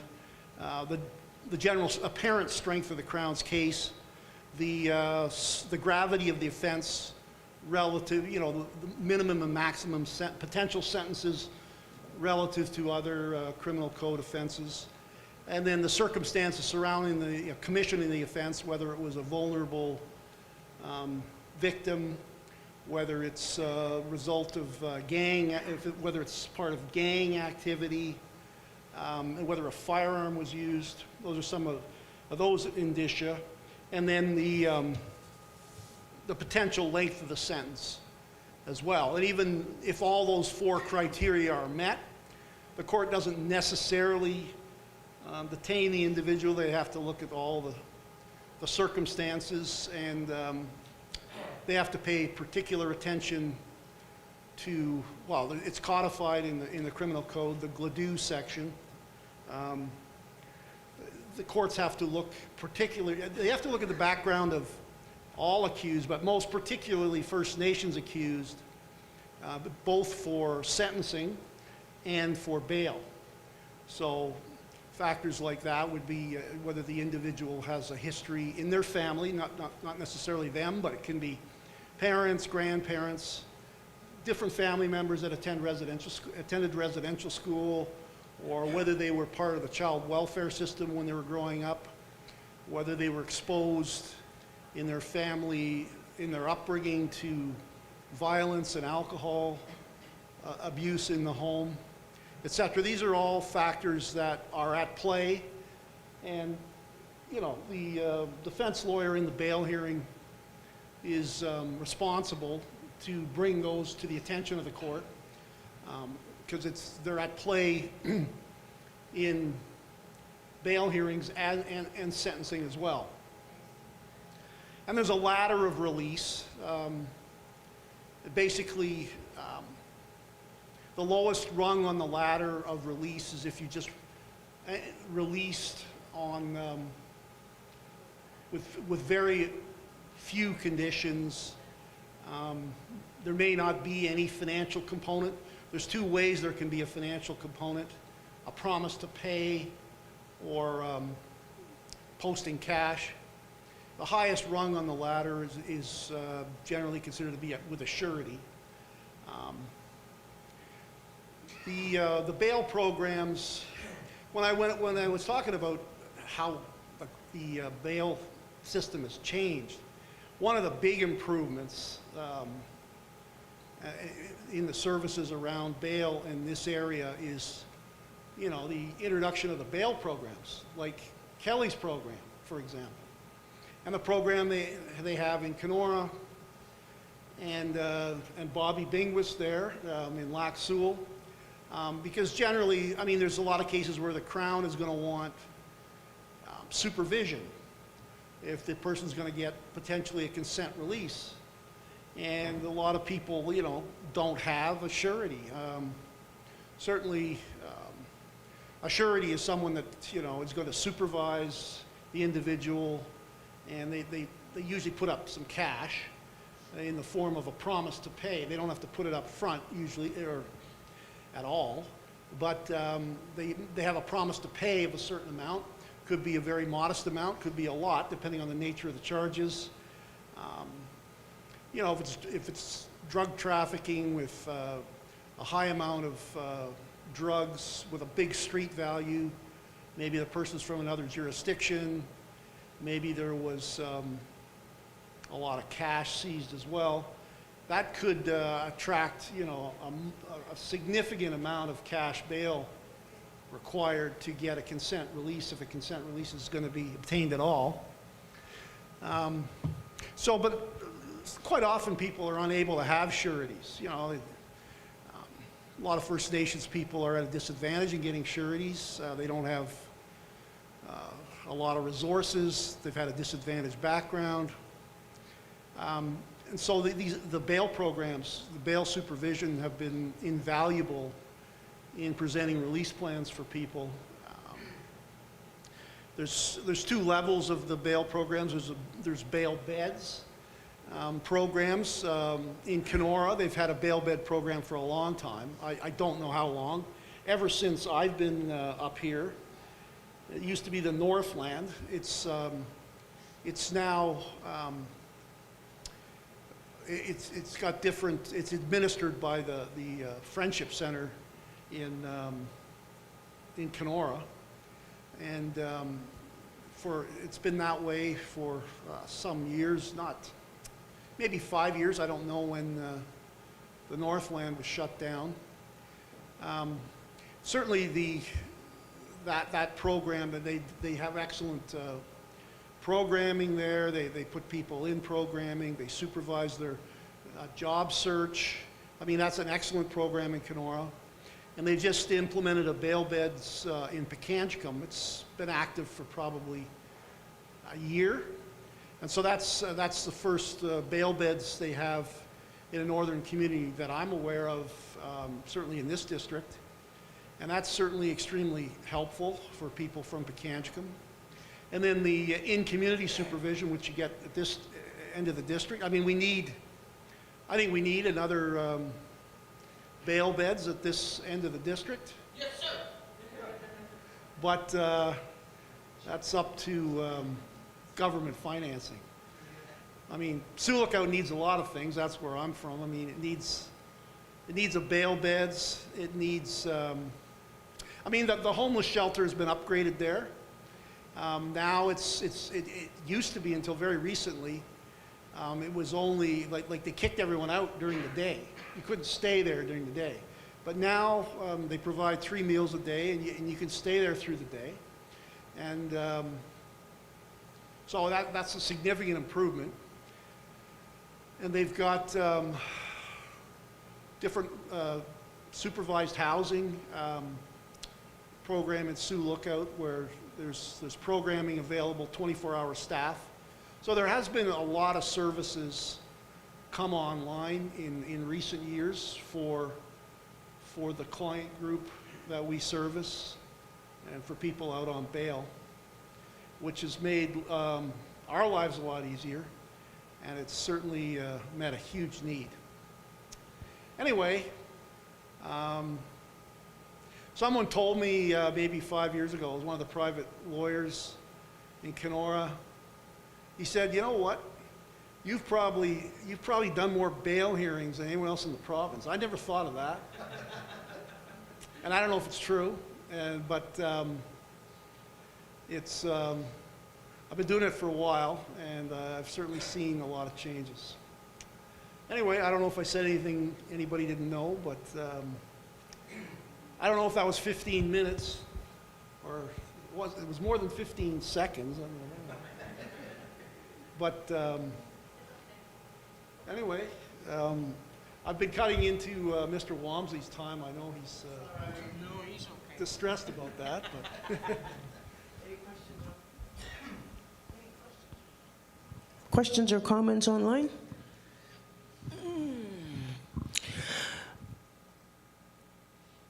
Okay.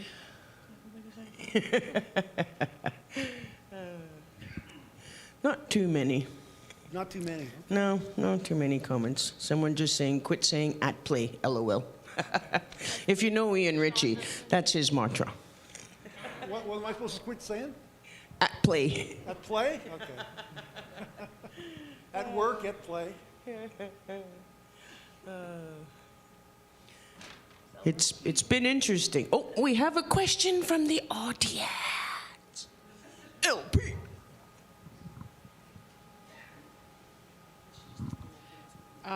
Now that you're doing bail hearings every day of the week, is that right? 5 days Yep. a week? Yes. Did you prefer the old method when it was in person, or would you rather the way it's done through Zoom? Well, first of all, I'm not in bail court every day. Like there's 4 of us. Like the Kenora Duty Council, Sioux Lookout, we're all one big pot now. So when I was in the old days, I was in bail court 3 days every week. Now I'm in bail court 5 days a week for 1 week, and then I'm in other courts, and then the other duty council, there's a rotation. So for example, I'm in bail court this coming week, but I won't be in bail court again for like about 3 weeks after that. So I like this better. Like the bail week is intense, but then after that, it's more mellow. So this system is better. But yeah, if our numbers go down, people leave or whatever, then, but yeah, right now it's 5 days on, and then you do other courts. So it's all by Zoom. I like that.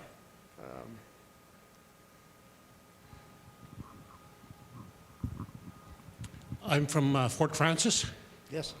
and I work with Brianna Shepard. She's a duty counsel. Yeah. We work together quite a bit, and she's one of the best things that's come along in a long, long time.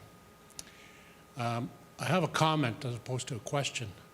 We had a gal by the name of Holly prior to that, Yep. And then when she left, it seemed like we had a different duty council every week.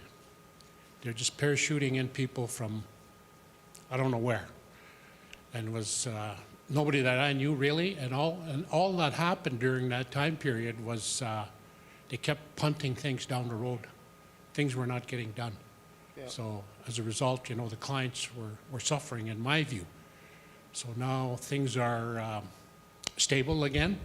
And I'm just wondering how that works. How long do they, are they going to work for us? Are they on a contract or, I don't know how that works. No, they'll work, well, I mean, actually Fort Francis is one of the places where they've had difficulty getting people to stay. I think the longest they ever had someone stay, I mean, Francelino Claire, I don't know if she was probably there before you. No, I remember her. She stayed close to 3 years. That's about the longest anyone's ever stayed there. Kenora, we've had people stay a long time. There's been a lot of turnover there. In Sioux Lookout, there's me, and there hasn't been turnover. But Dave Allen certainly stayed a long time in Kenora.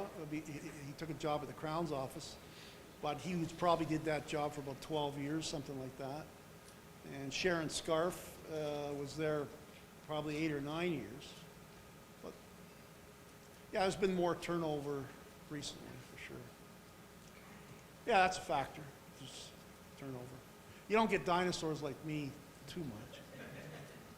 I think I would like a dinosaur come down our way. So, yeah, thank you for that. I just, I wasn't sure how that, or why it was that way.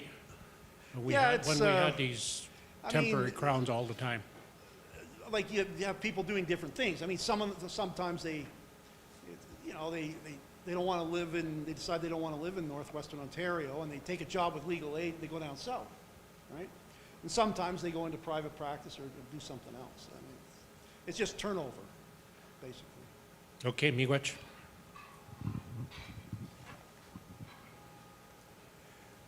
Anyone else want to shoot some arrows at Ian? Hey, I'm taking William's time away here. Yeah, no, he's good. He's good. He's getting further and further away. I think that's a sign. He said he's done enough time. Miigwetch, Ian, Okay. always good to chit-chat with you.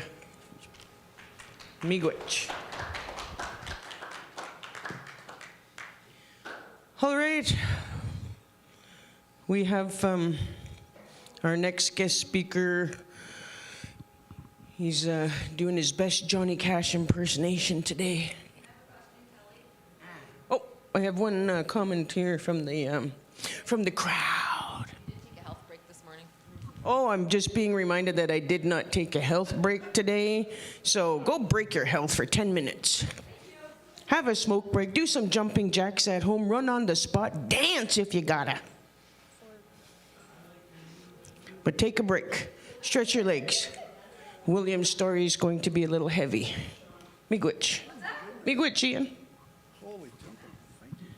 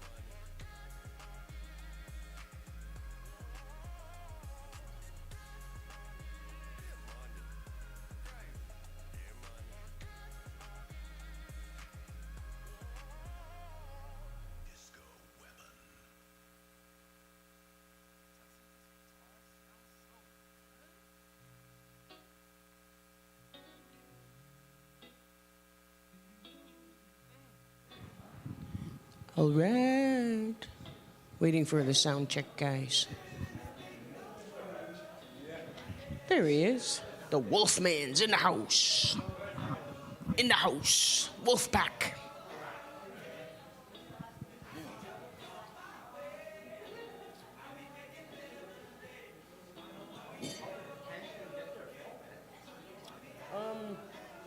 I think they did like an application the same as Nietzsche did.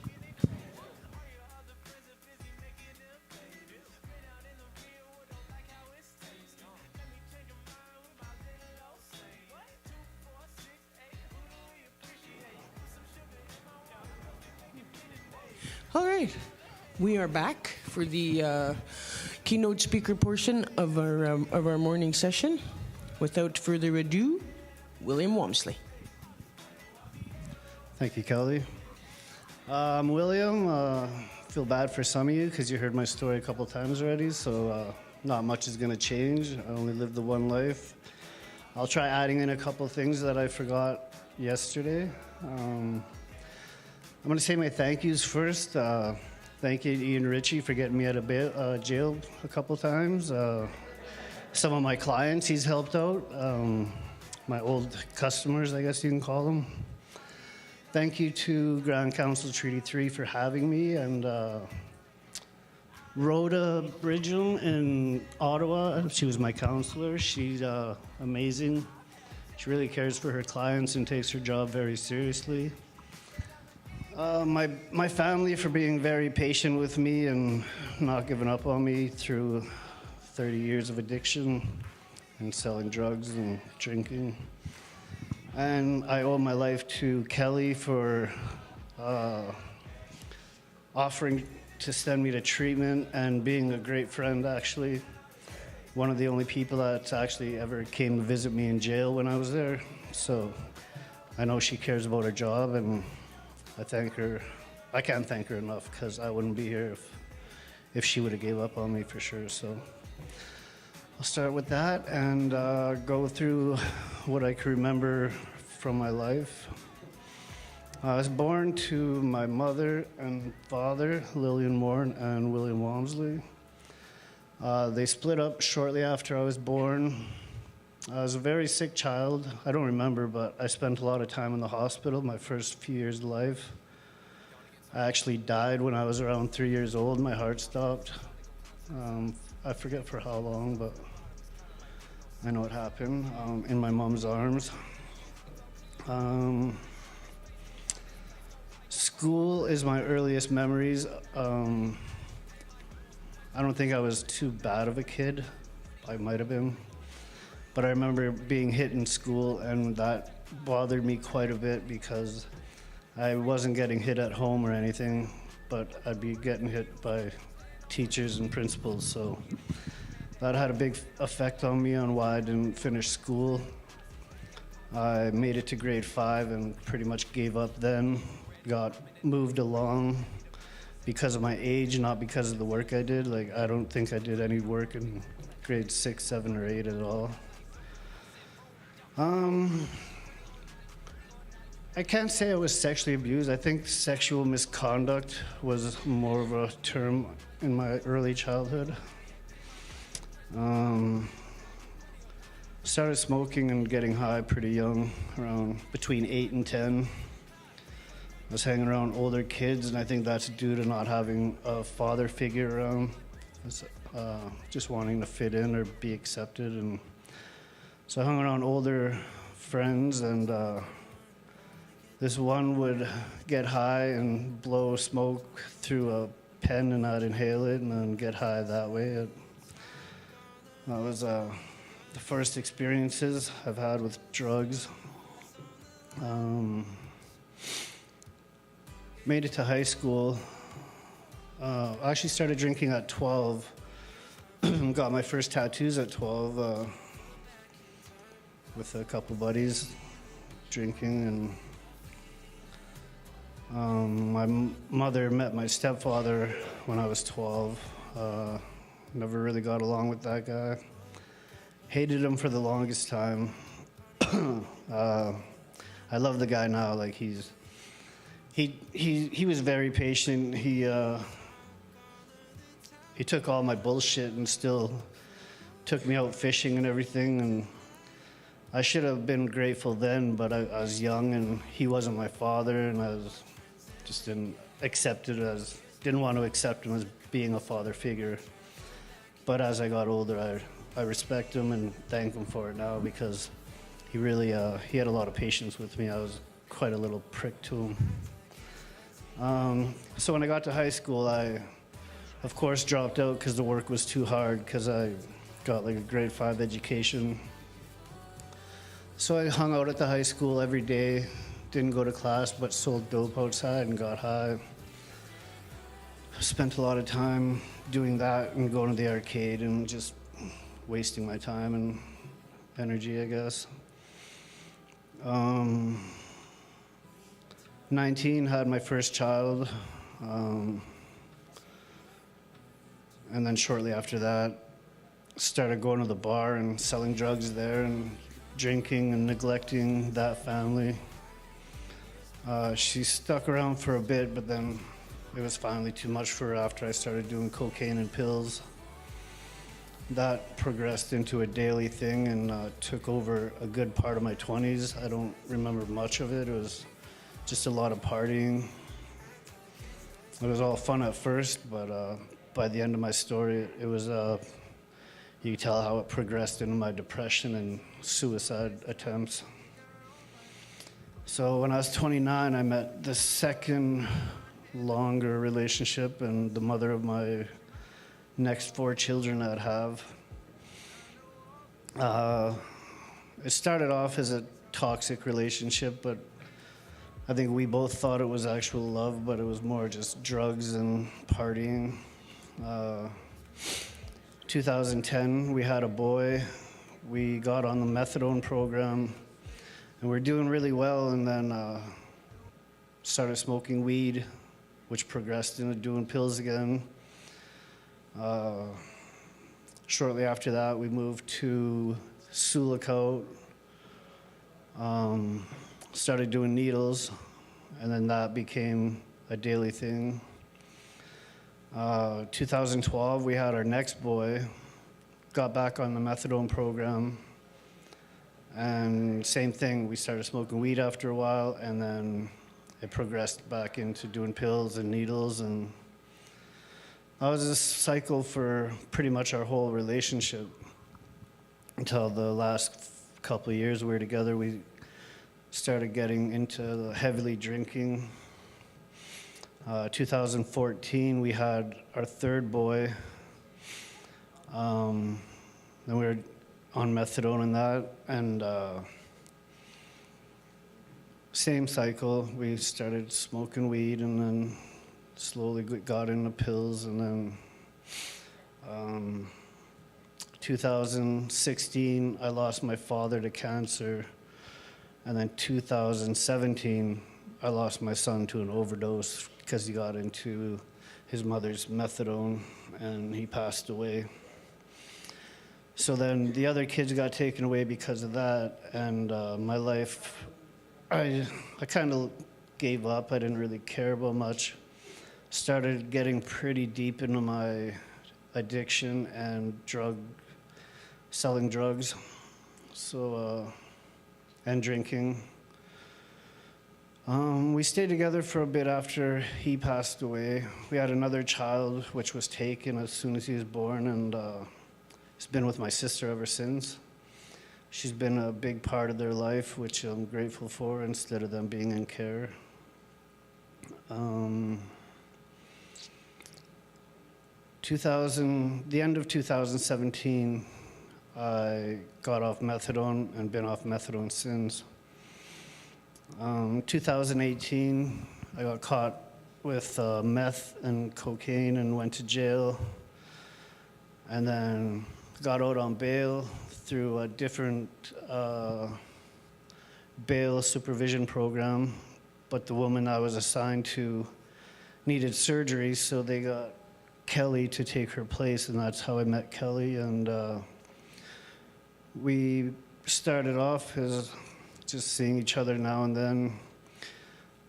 She'd come to my mom's because I was on house arrest, and I was lying to her at the time, saying I was doing good, but yet I was selling drugs out of my mom's house while being on house arrest. Then did that for a few months, and then my mom's house got raided, so I ended up back in jail. And then that's when Kelly would actually come to the jail and visit me almost weekly. And just one day she brought it up about treatment. So I gave it a thought, and the first time I used it to get out of jail, I didn't want to be there anymore. I thought it was just an easy way to get out and escape it, so I agreed and went to treatment. Did pretty good for that round. The end of 2019, I messaged a friend, and he was on the verge of committing suicide. I talked him out of it, and then we started becoming good friends.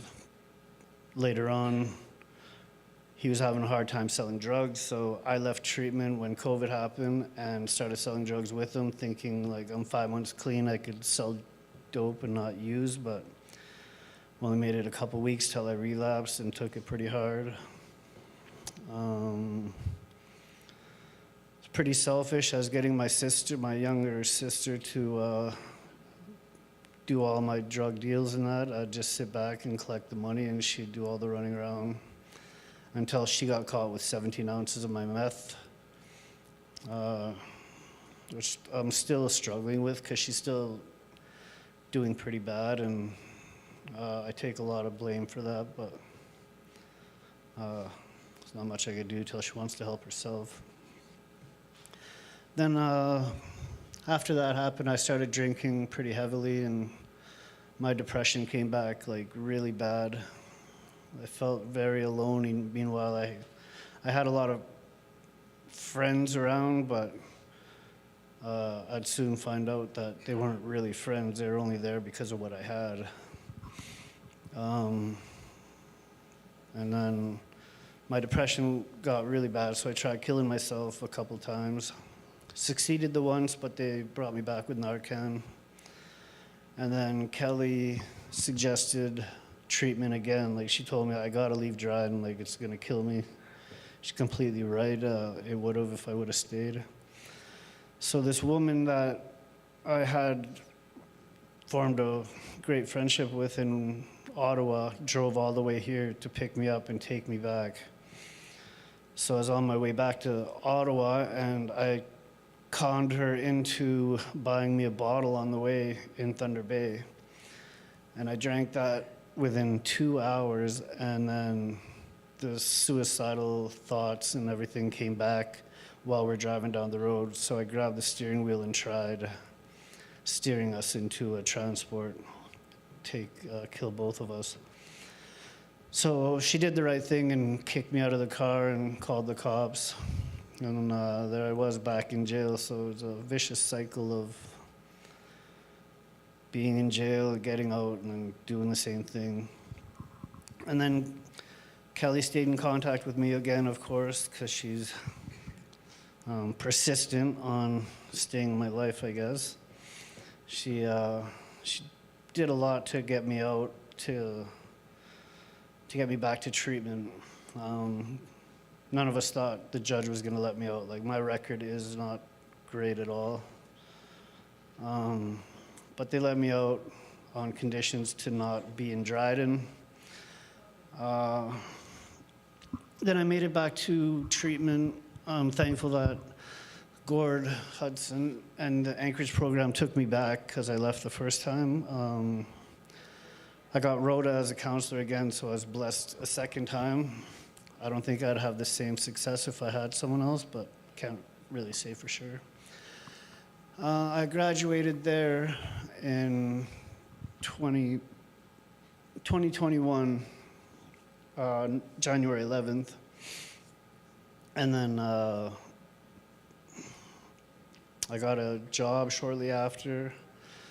I stayed in contact with them quite a bit. I feel like I'm skipping something. I paid attention the second time. Like when I went to jail the last time in Thunder Bay, I prayed that if I got out and made it to Ottawa, I would take it serious and change my life around. I've prayed every other time in jail too to get out, but this time I was more sincere because I knew that I was going to kill myself if I kept going down the path I went down. So none of us thought I was going to get out, and for some reason the judge looked something up and came up with the trotter rights, and then said because I knew I had an addiction problem and I was on my way to treatment, she let me out because of that to go. So my prayer was answered, so I kept my promise this time. I paid attention in class. I learned how to set up boundaries. I learned that you have to talk about your trauma to heal from it. You have to forgive the people that did it to you, because I didn't understand that at first. I was like, why should I forgive them? Like, they should be like asking for forgiveness, but it doesn't work like that. You have to forgive yourself or the people and accept what happened to you to move on. I learned how to set up boundaries.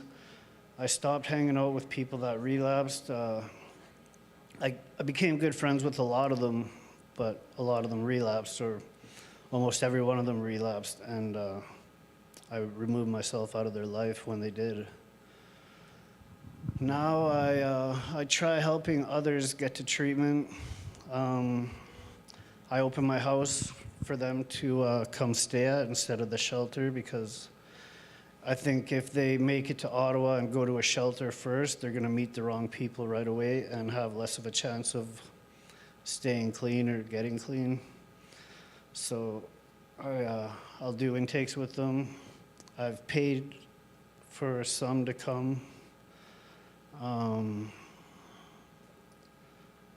took it hard at first because a lot of them were relapsing. Well, almost all of them. There's only a few of us that are still doing good. But I see it brings me joy on the ones that are doing good, because I want to keep showing them that it's possible. Like, I changed my life in my 40s, and my life's gotten so much better than it has my whole life. Like, I've never owned bank accounts before, never had a credit rating or a credit card, and I got like almost everything I want now. I was approved for a $4,000 loan to pay off all my fines. Like, I never had any of that. I never felt like I had true friends until I got in recovery. Now I got actual friends that aren't with me because I have a bunch of dope or whatever for them. They're actually true friends. I got blessed with my job. My boss is amazing. He's in recovery himself. He's 19 years off alcohol and 11 years off drugs, and owns his own company. And he's kind of an asshole at work, but when he's off the clock, he brings me to meetings and stuff. So I've been very fortunate to change my life around, because like I said, if Kelly gave up on me, I already given up on myself, so I would have definitely committed suicide by now and wouldn't be here today, so thank you so much. Don't know what else to say. I can sing. Any requests? Just joking, I can't sing either. Oh, we just got one comment here saying that that you're doing an amazing job. And Stuart's listening right now. And he's cheering on. Shouldn't he be in class? Yeah. Stuart is one of the people that William helped to get to Ottawa Booth Center. And Stuart messaged me one time to thank me for my help, and all I did was drive him to the airport. So you're welcome, Stuart. And I'm really proud of you for keeping up with your sobriety. Way to go, man. He's coming up on 90 days. He comes to the gym with me daily. He's doing very good. So he was a childhood friend, and we're both pretty lost in addiction for a good part of our life. So I'm very proud of that guy, and glad to see he's doing good. Yep. Bobby. Bobby has a question. Okay, I got a question in there.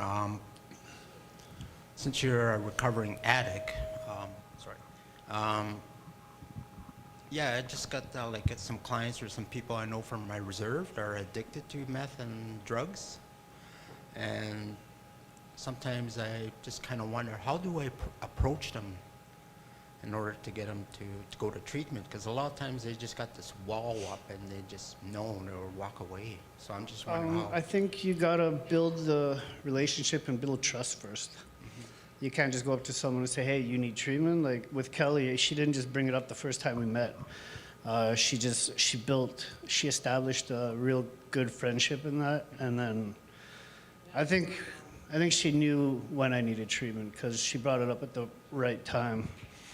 Like I kind of wanted treatment. I wanted to change my life the first time, but I wasn't ready. It took me to try and commit suicide, which I think it takes a lot of people, that rock bottom. Some people actually don't make it back out of suicide. So it's a slippery slope, but definitely build trust with them first and just show them you care. I was gonna bring this up actually because last night there's some ladies that own businesses in Dryden here and said like when I walked in the store they got scared or like nervous. But I wanted to say like this is a small community and you know a lot of the addicts. You see them all the time. You don't really know their stories, so maybe they have no one to offer them treatment. So I suggest just go up and just start a relationship with them slowly. Maybe take them for coffee, slowly build that, and ask them like, are you tired of this life yet? Slowly, and maybe they'll be tired of it and just never had the option to go anywhere. Good. Maybe. That's how it was with Stuart, remember? Yeah, I worked on him for a little while. Took him a while to come around that guy. But he did, and he did it for himself. And he did it the week before he came. His mother passed away, so I thought I lost him. I thought he wasn't going to bother. Yep. He buried his mom on Monday, flew to Ottawa Tuesday, and started treatment on Wednesday. And he's been doing good ever since. So maybe I think he was just fed up with the addiction and the lifestyle it came with.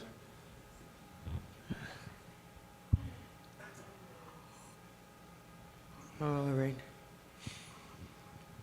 Let's check for more comments. Nobody. Online. Come on, people, ask me some questions. I got 19 minutes here.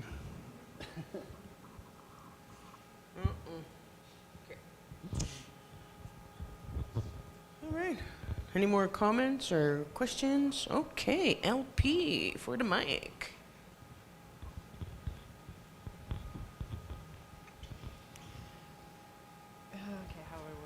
What would you say to your own kids if you see them starting to sort of fall into the same lifestyle that you were in when you were an adolescent?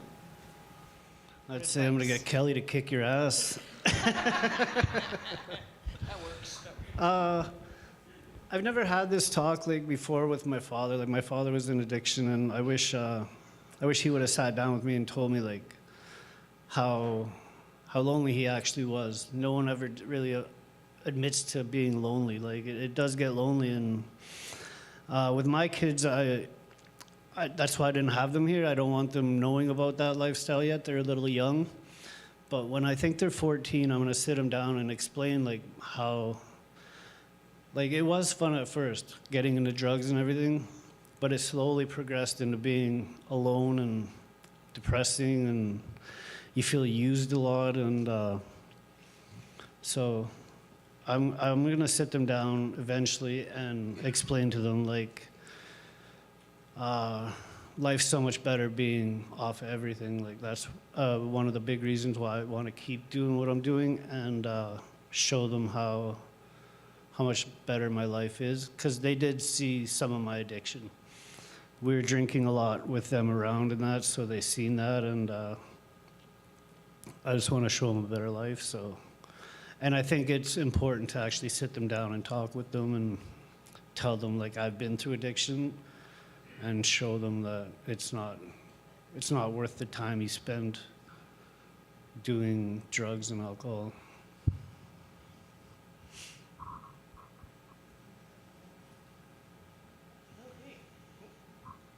All right, we have one question here. It says, what is your favorite slogan that helps you in the moment?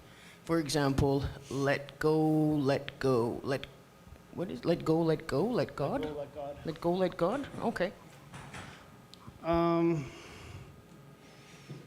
There's a couple, I guess. There's like easy does it, one day at a time. Ellie will kick my ass. Kelly is Kelly. It's not really any favorites, I guess. It's just I wake up every day and choose not to do drugs. It's I remember all the dark days I've had. I try not to forget them because I don't want my life going back to that. So I need to keep those fresh in my memory because yeah, I don't want to go back to that lifestyle at all. My life's not too exciting right now, but I know it's getting better. And I just want to keep helping others, I hope. The important thing is, though, they have to want it. I wish we could force it on people, but it doesn't work like that. Or my mom would have forced it on me a long time ago. Question for Ian. Why does the court not put on their conditions to attend treatment? Because I was kind of forcing it. Okay, I know your perspective. I want to hear the legal point of view. I don't know, they're not allowed to do it, they can do it as part of a probation order, but they can't do it as part of a sentence, they can do it, but they can't do it as part of a bail release. I mean, sometimes they will put it on when it's, well, the person is offering it as their place to live. So they'll put on there, we'll attend the booth center, you know, et cetera. But, you know, if they're not admitted to a treatment program and attending treatment is not part of the plan that they're presenting, they're not allowed to impose it as a condition.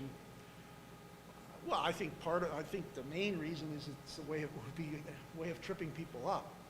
If something gets in their way and they can't go to treatment for whatever reason, yeah, there would be breach. They can put it on as a probation condition, though. Oh, our probation worker's not here at the moment. Tell her, put that in your notes. Oh, there's a comment. Dun, dun, dun, dun. It just says, Miigwetch, do you have something more?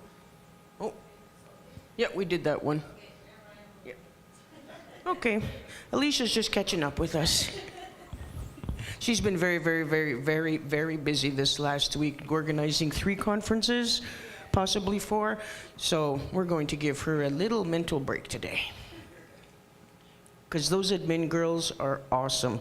They do so much background stuff for our programs. The way they support us with putting together conferences like this or getting travel arranged at the last minute. I don't know how many times I've sent in requests for, oh, we got a consent release. He's going to be released at 1 o'clock and we get a bus ticket to Winnipeg. Within an hour, I have an answer. I have a ticket. I've got them ready to go. So these girls are phenomenal. Anyone says any different, you come see me. All right. Anybody else have anything that they'd like to add or subtract from this morning? Okay, I'm going to dismiss everybody 10 minutes early to stretch out for lunch, maybe enjoy some music. I don't know. I don't have much more to say at this moment. We're going to be playing Jeopardy this afternoon from 1 to 2, so make sure you're logged in. You got your name on the board, ready to spin. It should be a fun game. Shauna will be running that. Shauna is our new corrections worker with Grand Council. Okay, we have one that says, I say Miigwetch to that courageous young man that shared his story I wanted to ask, how much does his personal career aspirations play a role in his personal recovery? I'm assuming you're the young man, 40-year-old person, you? Okay, what does she want to know?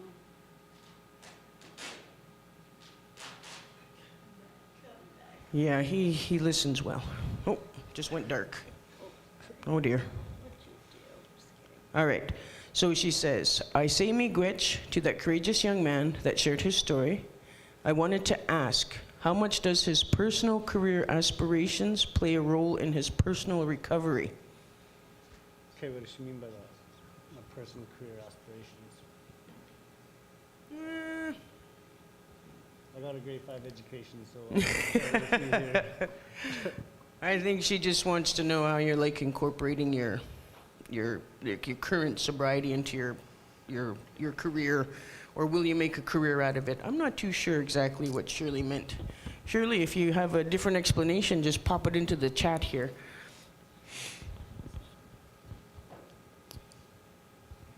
But when William first called me from Ottawa and told me he had a job, I kind of chuckled a little bit. I'm like, is this the first time you've ever used your social insurance number? Yep. I've had jobs before, but I've never taken them serious. I've always sold drugs, so I've always had my drug money and drug life to fall back on, so I never took any jobs seriously, and lost them all eventually because I didn't really care. So getting to Ottawa and having nobody there, I went there knowing no one. I got blessed by Kelly knowing some people there that took me into their home and their family, and then I got my job, and knowing I didn't have anyone there or selling the drugs again, I had to take my job serious, and I did, and it's paid off more than I could have imagined, really. I got blessed with the boss I have.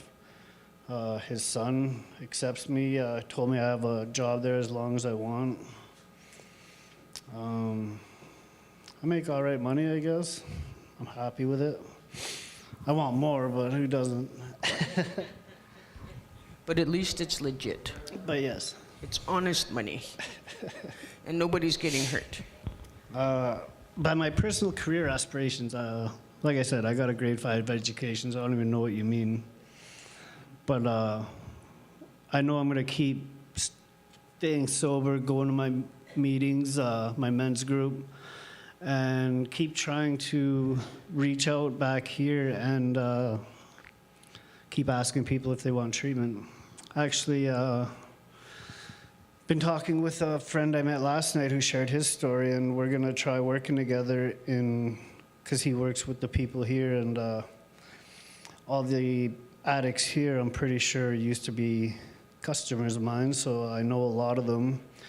So we're going to try working together and see what we could do to change some lives. So wish us luck. I wasn't done. Just kidding. Okay, we have a comment over here. I'm just wondering, where did you get the drugs? Like, it sounds like you had lots or Get the what? drugs Where did I get the drugs? Oh. to sell. To sell.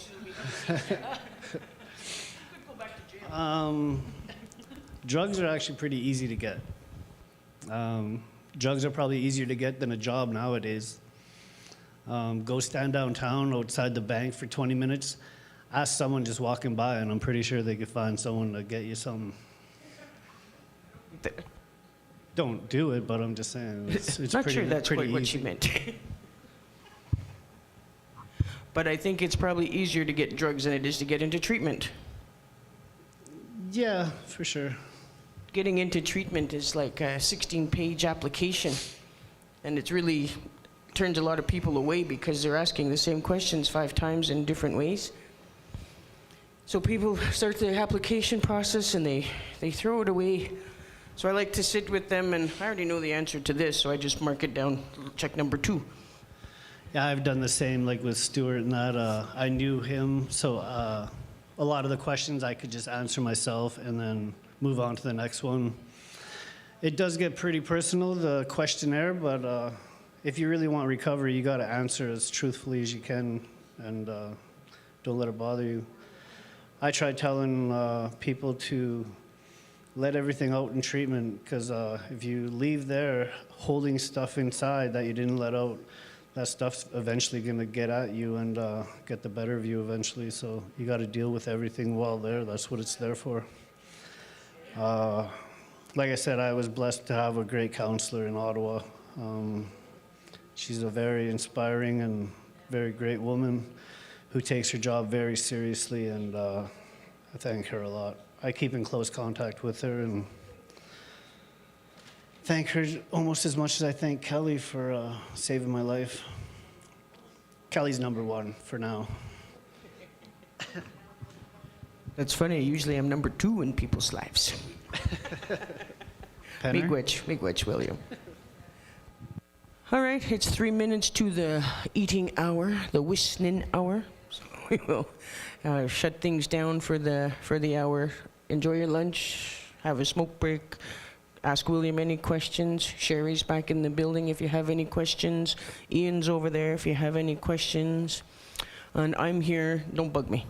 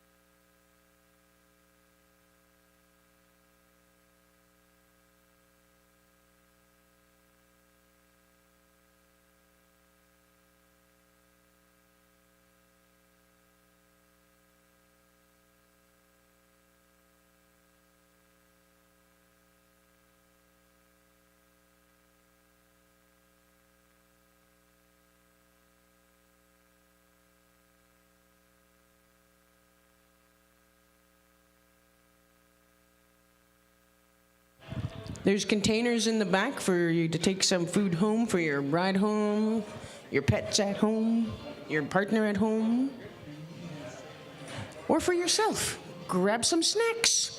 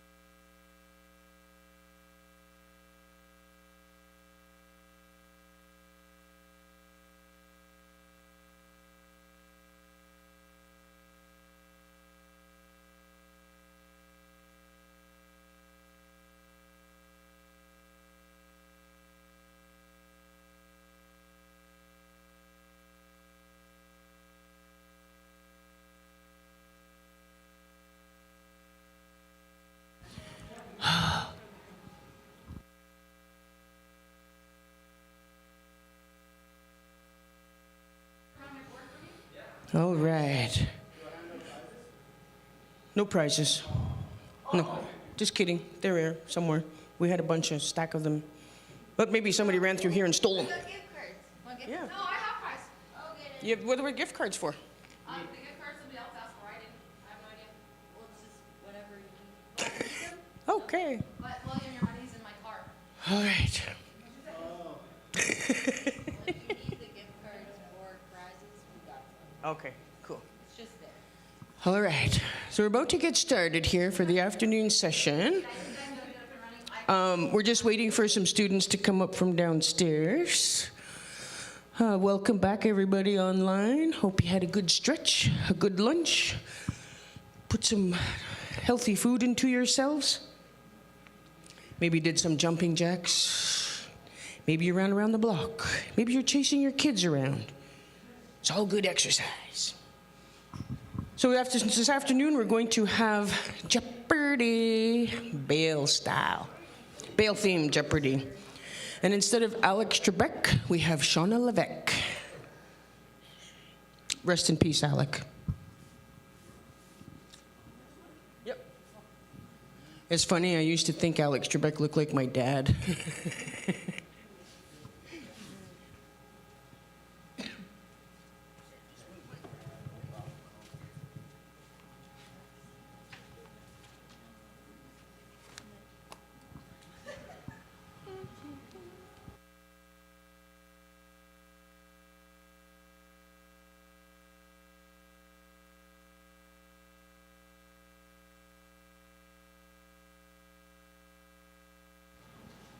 So when Arthur asked us to put together this Bale conference, I had some crazy ideas. One of them was the Family Feud themed game, and the other one was Jeopardy. And luckily, Shauna was in the office and just got promoted to her new job, so she had some free time on her hand. And she said, "My games, my rules." And then she took it over. So that's incredible, and I'm really glad that she did that. Welcome, students. Welcome. Madbin, Ombe. Woohoo! Don't look so scared. It's not that scary. I'm not as scary as I sound or look. I'm a real teddy bear. Or polar bear, panda bear, black bear. Yes, somebody please sit with Larry over there. He needs some teammates. Okay. Wow, now we have a full room. Where were you guys yesterday? Just kidding. I know where you were. Don't worry about it.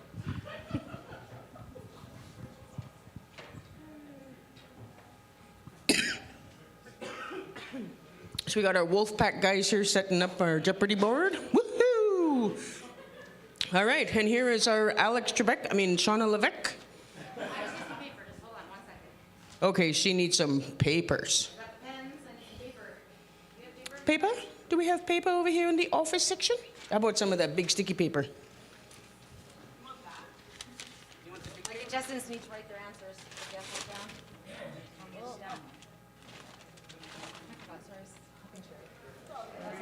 How are you picking teams? What are we doing here? I need 3 contestants, so we can do it. Okay, hold on. Grab the mic here.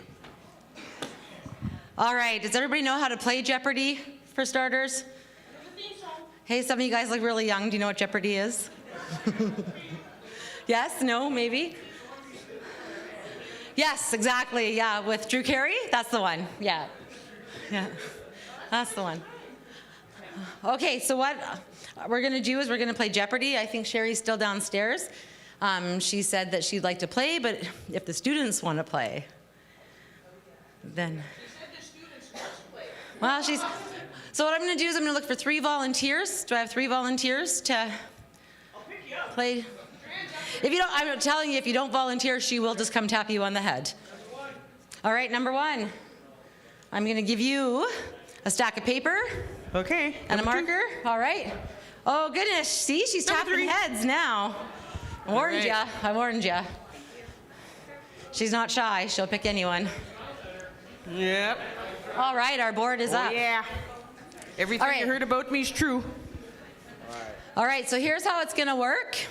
Before we reveal our categories, I'll explain to you how the game's going to work. You can play from your chair. We've got a microphone girl in Kelly.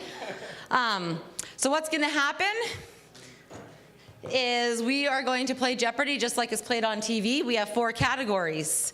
Under each category, there are questions worth $200, $400, $600, $800, and $1,000. Those are our categories. All right?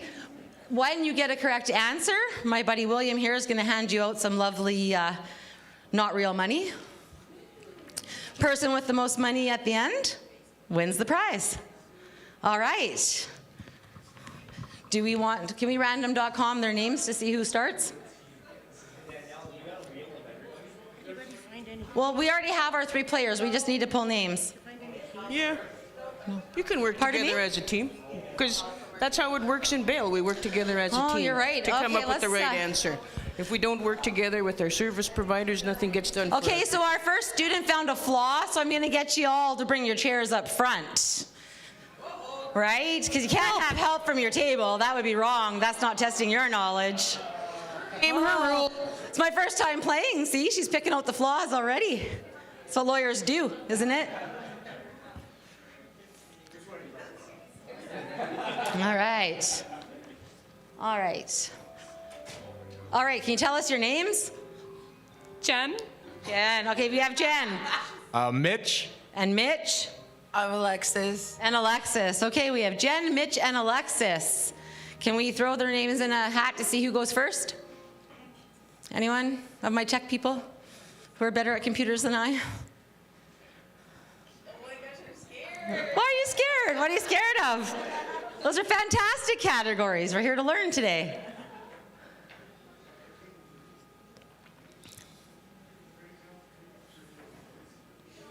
Yes. Okay, so what happens if you don't know what Jeopardy is we're going to pick a category, but the first person to go first picks the category and they pick the dollar amount. So say Alexis starts first, then she would say, hey, I want Grand Council Treaty 3 for $600, please. And then my tech guy is going to reveal the question. And they're going to reveal the answer. You have to guess the question. So it could say something like, he's a white dog and he's a cartoon character, and you're going to write, who is Snoopy? Right? Your answer is in the form of a question. That is correct. So I'm looking for the question, I'm going to give you the answer. As future lawyers, you're going to need to know how to ask those questions. Right? Yeah. Or as Kelly says, think on your feet real quick. All right, have we got a Mitch? All right, Mitch is going to start the game, and Mitch has got control of the board. All right, Mitch. Let's do Come Big. Let's do release from custody for $400. Release from custody for $400, please. And the question is, this program ensures that clients are supervised in the community, attend court dates, and comply with release conditions. So you write your answers on your paper. Can't even give you a hint because you weren't here yesterday. But hey, someone's on the ball.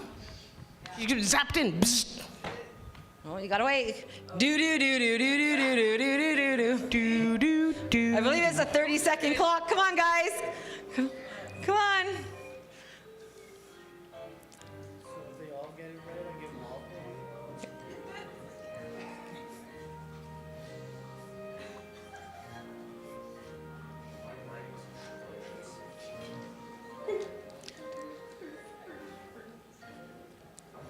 And time's up. Show me your answers, please. So Alexis says, what is bail supervision? She is correct. Mitch says, what is probation? Jen says, what is IDK? Which means I don't know.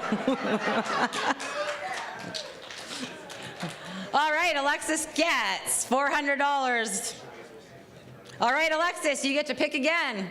Okay, let's do release from custody, $1,000. Release from custody, $1,000. All right. Detention is necessary to maintain the public's confidence in the justice system. I need a pen. Do you have a pen?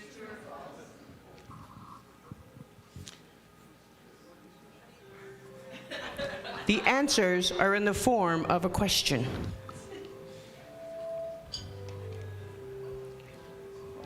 Come on now.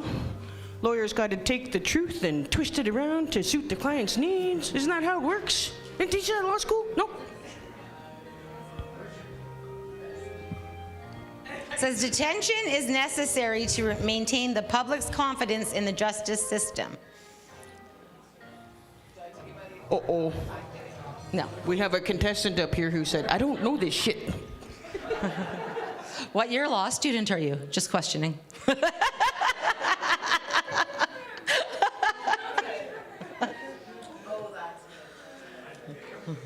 All right, are we ready? Alexis says, what is custody? That is incorrect. Mitch says, what is a parade of censusing? Sorry. Mitch writes like a doctor, not a lawyer.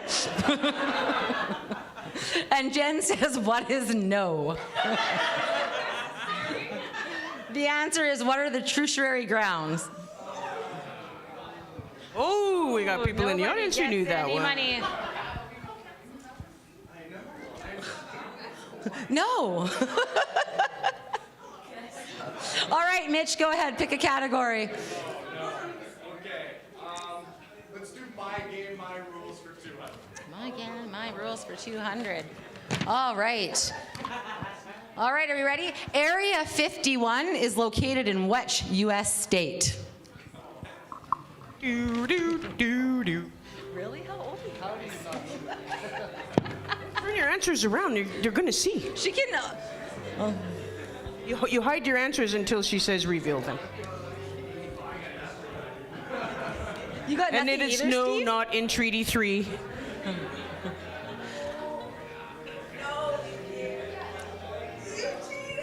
No cheating, Mitch. No cheating. That's what the Crown Attorney does. Stop. What side are you on? Right? I thought you were defense lawyers. All right, are we good? Okay. Alexis says, what is Nevada? She is correct for $200. Mitch says, what is Nevada? He gets $200. Woo! And Jen says, what is Nevada? She gets $200. Woo! All right, Jen, go ahead. Pick a category. Because that one's easy, right? All right, and the question is, what item is a werewolf most afraid of? The answer is not Kelly D. Should have been.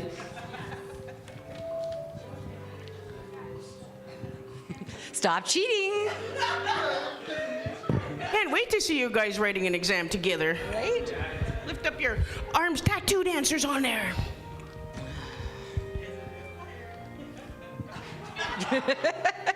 All right, are we ready?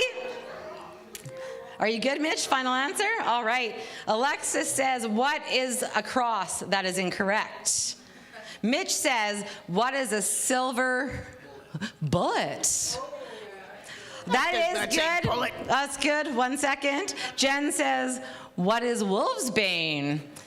The correct answer is... So we're going to have to take a vote here. The correct answer is silver. Do we give Mitch the win with silver bullet? All right, all right. Mitch gets $400. He had silver in the answer. All right, Mitch, where are we headed? Oh, okay. Let's do release from custody for 800. You really want to go there, do you? Jen doesn't want you to go there. All right, a system of the criminal justice system which focuses on the rehabilitation of offenders through reconciliation with victims and the community at large.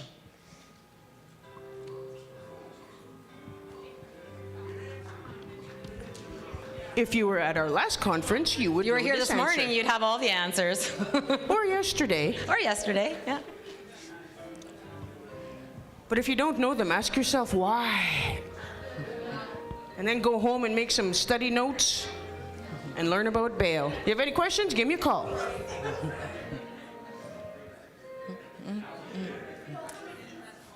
All right, time's up. What do we got? Alexis says, what is community-based treatment? That is incorrect. Mitch, what do you got? Oh, Mitch was going to say sentencing circle, but Mitch has what is a sentencing. That is incorrect. But Jen, my friend, has what is restorative justice, and she takes it for $800. I'm feeling better about this, Jen. All right, go ahead, Jen. Where are we going next? All right, all right. All right. What is a newly hatched butterfly called?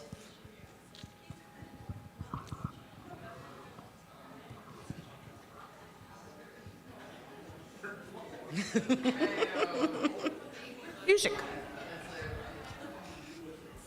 Oh, and there's a photo booth at the back for all you serious-looking students. Go have some fun in the back. Put some hats on, take some pictures.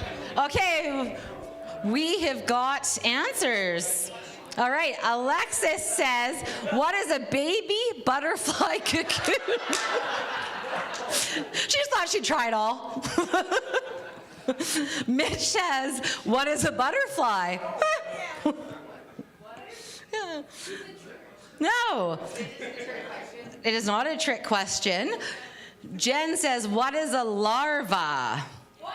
No. The answer is, what is a caterpillar?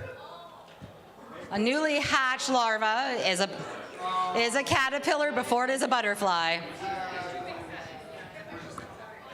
Oh, it gets real technical when you're in court, folks, so. That's right, that's right. What color was the shirt? Okay, Alexis, go ahead. Where are we going next? Let's do famous Indigenous people of Canada for 200. Oh, my favorite category. Okay. All right. Are you ready? In 2021, whoa, did you go 200? Yeah. Okay, in 2021, the Chicago Blackhawks enlisted this Ojibwe artist to design their goalie's mask. Anyone from Northwestern Ontario should know this. I know.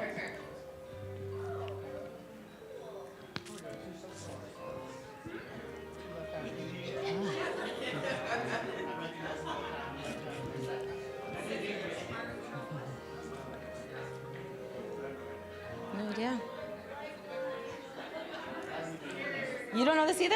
Oh. All right, time's up. Alexis, what do you got? Alexis doesn't have an answer. Mitch has got a question mark. Jen says, what is an amazing artist? And he in fact is. His name is Patrick Hunter, and he is from Red Lake, which is about 2.5 hours from here. And he redid all of their goalie masks, all their on-ice photographs. Famous artist around here. Patrick Hunter, yeah, if you Google him. All right, Jen, pick a category. Famous Indigenous people, 400. All right. In 2015, she was voted in as an MP and later was appointed Minister of Justice and Attorney General of Canada, making her the first Indigenous person to hold this title.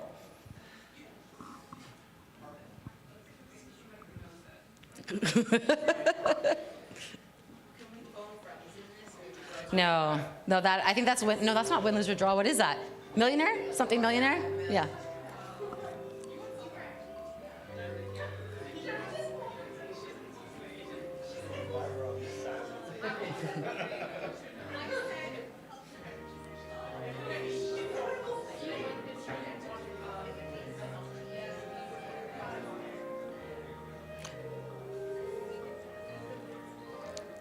Do you know the answer, Sherry?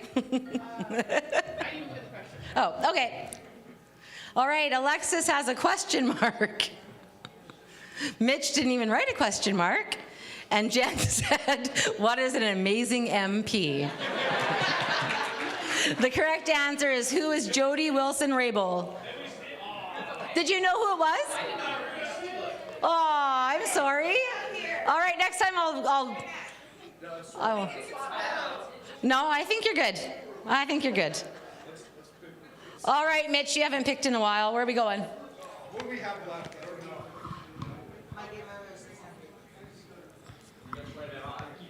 Yeah, me too. We haven't done anything from Grand Council. No. All right, let's go to Grand Council Treaty 3. Let's do 600 Grand Council. All right, 600. Kaakewaaseya means blank, and it gives direction to the many programs under the umbrella of the Grand Council Treaty 3 Justice Portfolio. Jen apparently has notes on this somewhere.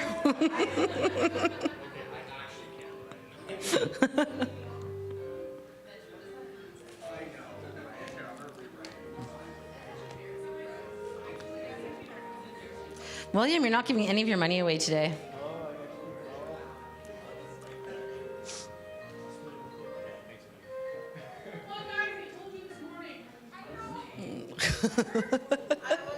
All right, Alexis has, what is Long Road or the Good Path? She has 2 answers there. Do I give it to her? Because one's correct and one isn't. Yeah, all right. Alexis gets it with the good path. Mitch has what is the good path. He gets it also. Jen has nothing.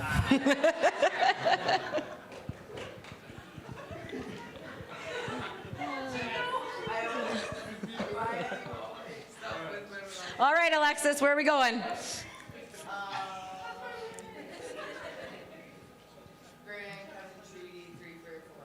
All right, Grand Council Treaty 3 for 400. Treaty 3 is made up of blank communities spanning over 55,000 square miles and a population of over 25,000 people.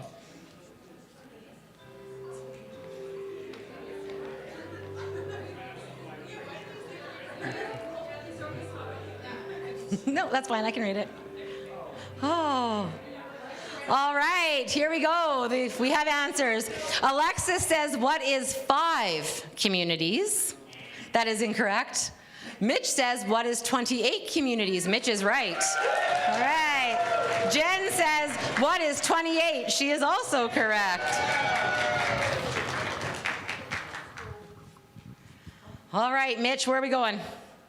Let's do Grand Council Treaty 3 for 1,000. Oh, he's the big bettor today. All right, and here we go. This Lac-Seul First Nation man was held in solitary confinement in a windowless room for more than 4 years, spending 24 hours a day in artificial daylight. Anyone? Sherry, you know the answer? No? Arthur, do you know the answer? You can after they're done guessing if you want. What? After they're done guessing. Oh, okay.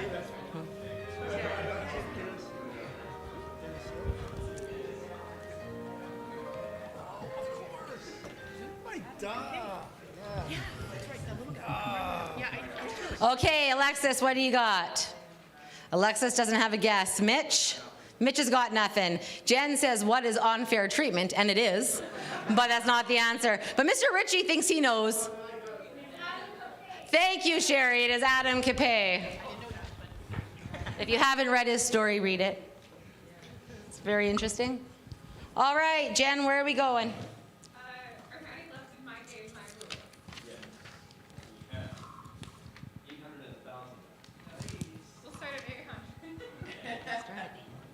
All right. How many ghosts chase Pac-Man at the start of each game? Does everyone know what Pac-Man is? All right, then. 1982, I was the Pac-Man champ of the world. I don't doubt it, Kelly. I don't doubt it.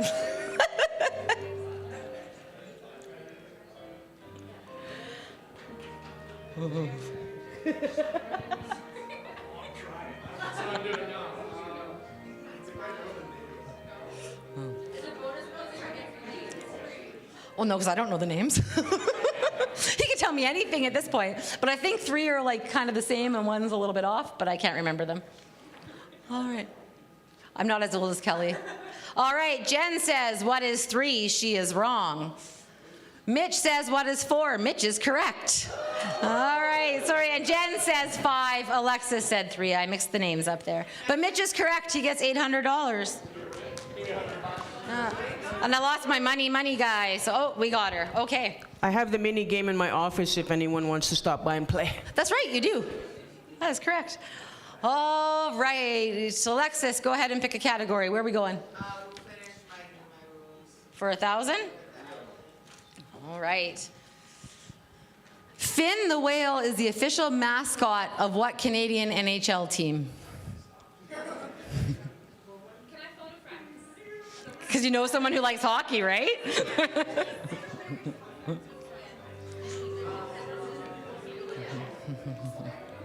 It's Indigenous art on the front of the jerseys, if that helps, if you've ever seen a hockey team.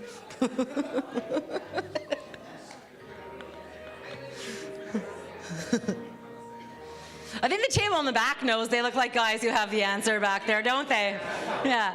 I'll let you guess before I say.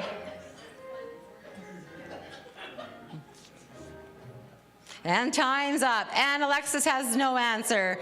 Mitch has no answer. Jen has no answer. Go ahead, guys. Oh, we're going to take the Vancouver Canucks. That is correct. The Vancouver Canucks. All right, gift cards for this table. All right. Okay, Mitch, where would you like to go next? Okay. What do we have left? We have famous Indigenous people. We have Grand Council Treaty 3 still left. Release from custody still left. And Final Jeopardy. 600 from famous Indigenous people. All right. Hope you all have CBC. She is a trans, two-spirited public speaker and artist who has recently been featured in the movie It, Chapter 2. Some, you guys look like It people, maybe. And currently plays River on CBC's The Coroner. Anyone? If y'all have time to watch that much TV, you're not going to make it in law school. That's probably true. Ian, do you know? Got that look? No? No? No one knows? Does anybody watch The Coroner on CBC? Oh, we have a stealer in the back there.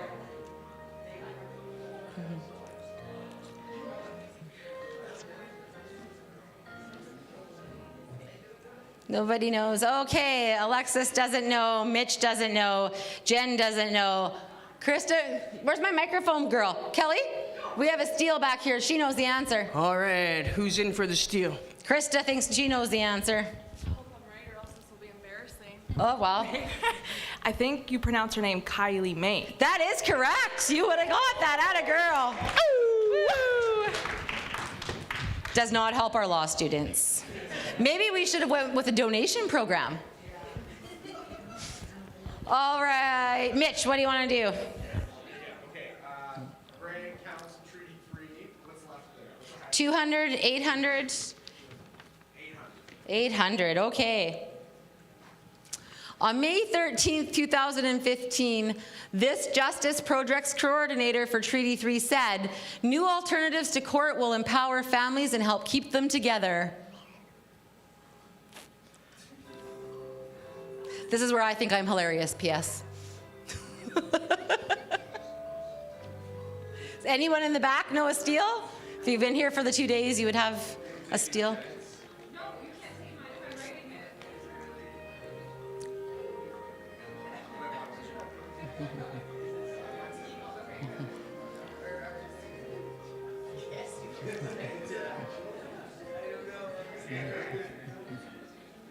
All right, Alexis says, who is Robert? Mitch said, who is a brilliant individual? Yes, very much so. What is an amazing Justice Projects Coordinator? Also, you are correct. Any of our staff have the steal? Oh, Krista thinks she has the steal. Go ahead, Krista. Oh, you gotta wait for the... Who is Shauna? No. What? No. Anyone? Winnie, do you know? Oh, wait, the man in the back knows. Oh, hold on. Okay, you take a wild guess. Was it Mr. Arthur from the beginning of the talk today? You should have been playing. Yes, that is correct. You paid attention. Never heard him referred to as Mr. Arthur.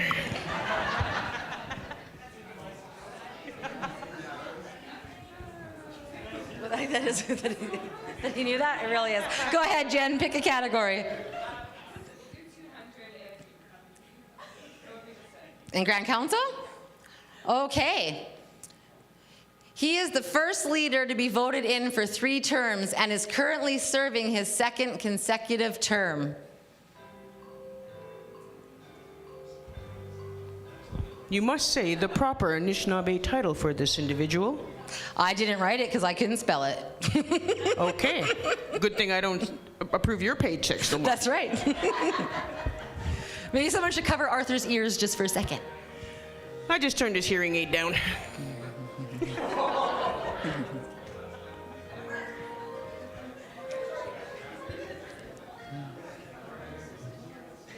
All right, Alexis doesn't know, Mitch doesn't know, Jen doesn't know. Oh, wait, no, stop. Your student has an answer at the back. Let's hear his. No, go ahead to the student. I don't know how to say his name in Anishinaabe back there, but it's Grand Chief Francis Kavanagh. Correct, look at you. Woohoo! Wow. You're gonna need to leave your card in case I get in trouble because I want you for my lawyer. His proper title is Ogijita. Ogijita, yes. All right, Alexis, pick a category. We have 800 in famous Indigenous people of Canada and 1,000 in that category left.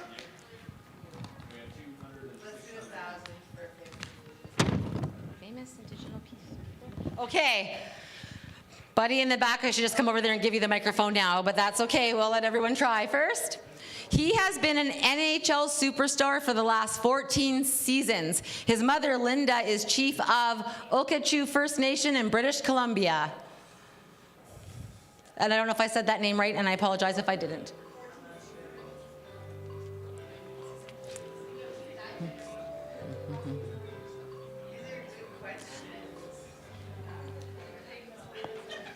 I really just want to be the Jeopardy host in real life.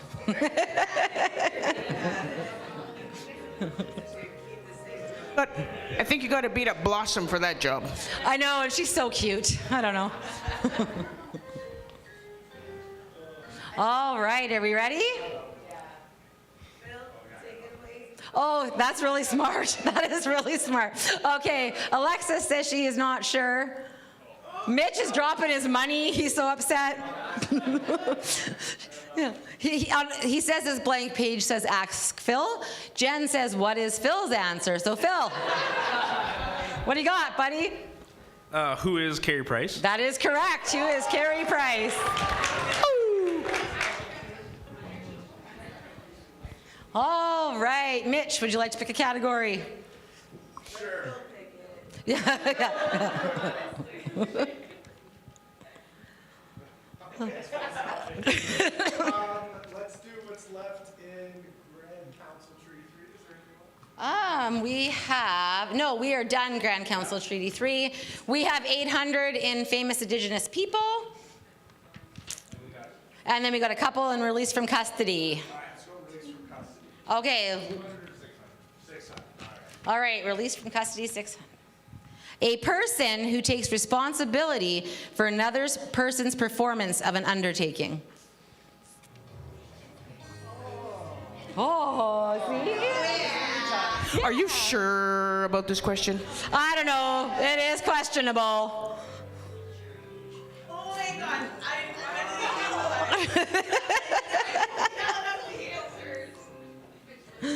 Oh, now we got cheaters. cheaters up here. All right. Alexis says, what is surety? She is correct. Mitch says, who is a surety? He is correct. Jen says, what is surety? Only she didn't spell it right, but that is correct. Yay! There's no spell check in court? There is not. There is not. All right. Jen, where do you want to go? I think that is correct. That is the last one. It's a hard one. At just 8 years old, she became an activist for a universal right to clean water. And in 2017, 2018, and 2019, she was nominated for the International Children's Peace Prize. Last year, she was named Chief Water Commissioner for the Anishinaabe Nation at 15 years old.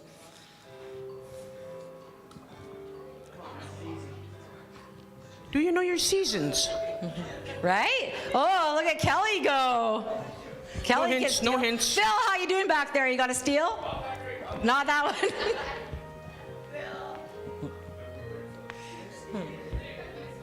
Okay, so you guys know what you need to learn now, right? To advocate for us in court properly?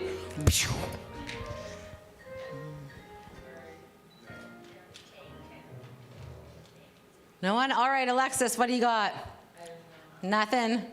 Mitch, what do you got? And Jen says, what is an impressive 15-year-old? Yeah, she is. But, someone over at Phil's table has an answer. Who is Autumn Peltier from... You're correct. Who is Autumn Peltier? Nice job. What's that? Phil's killing it. Phil should have played. He didn't even volunteer, I don't think. Okay, and the last category we have is release from custody for 200. A written document that weaves together your story with information from interviews with family, elders, and community members. It describes your unique experiences as an Indigenous person.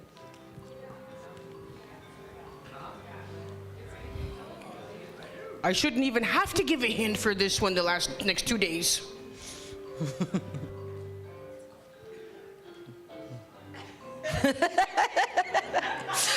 And I quote Jen looking at Mitch and saying, "You're writing like you know the answer." All right. And Alexis says, "What is GLAD do?" I'm going to give her that. Mitch says, "What is a GLAD do report?" That is the correct answer. And Jen copied Mitch and said, "What is a GLAD do report?" That is correct. No, I'm just bugging. All right. It's time for Final Jeopardy. Final Jeopardy is the last big question. All right? No, this is where you bet your money. So you need to tell me, you count your money, see how much money you have, and then you're going to tell Will how much money you're willing to bet on your answer. Whoa, a little gambling going on. All right, count your money and let us know what you are willing to bet on your answer. What's your wager for your knowledge?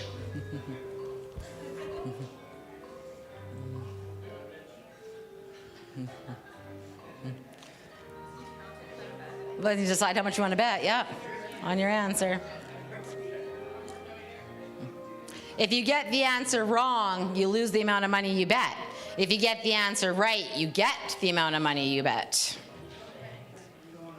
And you won't have to go to summer school.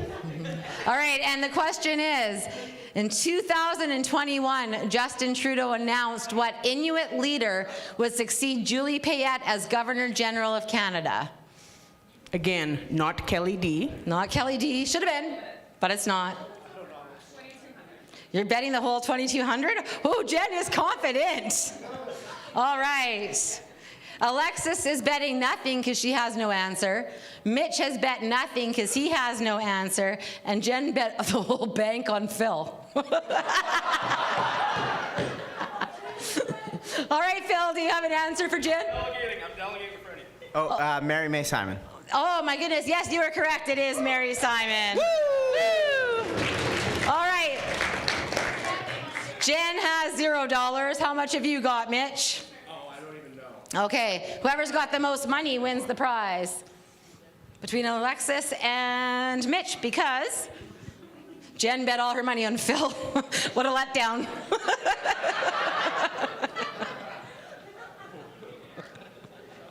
Yes? No, those aren't mine. But I have these. These are mine for the winner. I'm actually going to give Phil one. All right, who's got the most money? Mitch. Mitch pulls through. I got to tell you, Mitch, that I had my doubts, but all right. And Mitch gets the grand prize. Thank you for all your good fun, guys. I appreciate it. But I do have to say that I really think Phil won, so I'm going to give Phil a prize as well. Woo! much. You're welcome. Thanks, guys. All right, I'm passing it back to Kelly D. I'm gonna drop it. Oh. Whew. All right, now that we've given you some study points for your next class, we are good to carry on with my colonial schedule here. Where did I go with it? All right. All right, is Rebecca online? Rebecca Senior was going to join us at 2 o'clock to talk about the Justice Center. And then a little bit later, we're going to have a panel with Ian Ritchie and one of my workers, Eagle White. So if anybody has any questions regarding bail, feel free to stick around and ask them of the experts. Because just from what I've seen, you guys don't know very much about my program. But that's okay, I'm here all day. Well, another hour. On the colonial clock. And we have a photo booth at the back. So the photo booth, push the screen, put some funny hats on, there's glasses, there's stuff to dress up on. It's good to be silly. Let your inner child out. Play with that little girl, that little boy, because life's too serious. And we need to have some fun, which is what I wanted to do with the games we had this afternoon. Yesterday's game was Family Feud. Because in bail, you really have to think fast on your feet in court. They ask you right away, can you look after this guy? Are you going to supervise this guy? And you have to be quick with the answers, and you can't always just say yes because you might be saying yes to somebody who hurt kids. We don't want to help those kind of people because that's a special kind of help that they need and we can't provide. But we will work with anybody with drug charges, weapons charges, break and enters, assaults. Anything, we'll even help out like with a conviction or an allegation of murder, but that has to go through a judge. It doesn't go through bail court. It's a lower level court bail. So if you have any questions, we're here. I'm here. Anybody? Anything you want to know about bail besides how wonderful I run the program? No? I have some workers here. I have Larry, he's from Fort Francis. I have Bobby Bingwas, he's from Lac Seul. He's the mayor of Sulakot. And then I have our elder, Tom Chisel here from Lac Seul. And we have William Walmsley here, who was a success story from the bail program. William came into the bail program 2019, and in January of this year, 2023, January 13th, he finished with all his probation orders, his community sentence order, and all that stuff, and he's been clean and sober for over 2 years. So if that doesn't speak to the program, I don't think anything else will. So we like to work closely with our clients on their healing journey. Price, oh, wow, somebody had all the answers online. Okay, awesome. So we're just waiting for Miss Senior to join us online. Is she online there, Wolfgang? I mean, Wolfpack? Keep changing the name, or Lone Wolves. No silver bullets coming your way, though, so you're good. Okay, everybody needs a health break. All right, stand up, stretch, do 10 jumping jacks. Go get a photo in the photo booth. I will take you there, I will drag you there. Now, go have some fun in the photo booth. We're here for a good time, not a long time, so let's have a good time, because the sun can't shine every day.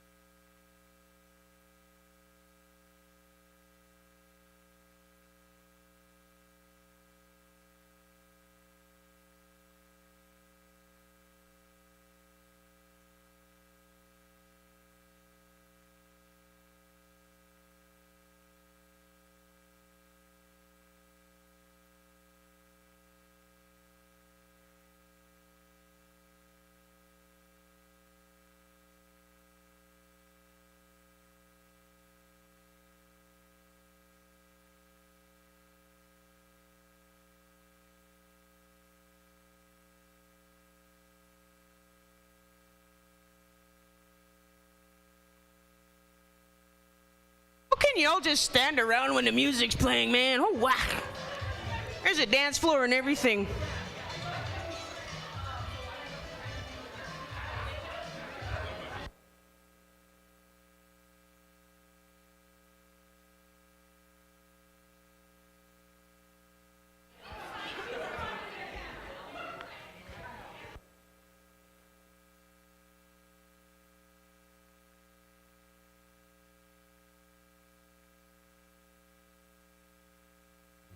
Did everybody get their picture taken?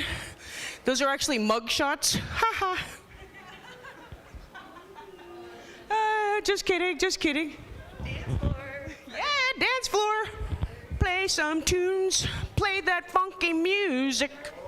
DJ.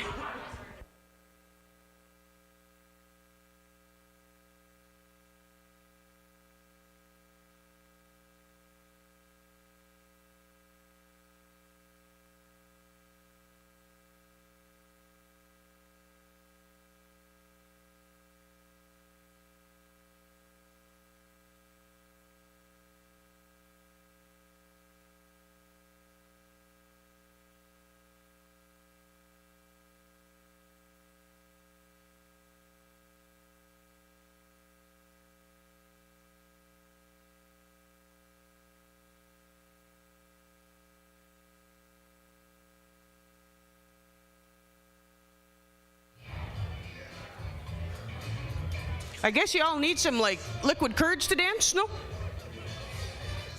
There we go, dancing partner, yeah. When you can't dance, you're too old. And you're all too young looking to not be able to dance. Come on. How many other conferences you get to dance in the middle of the day? Come on, man. Woo! All right, this is my lawyer. All right. She's not going to be afraid to represent me in court.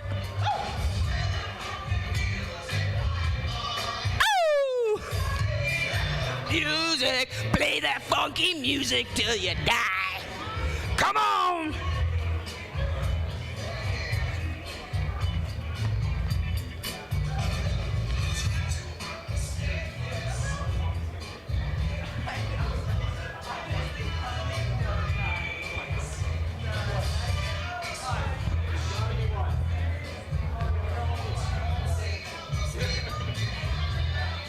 Y'all are getting charged with having no rhythm.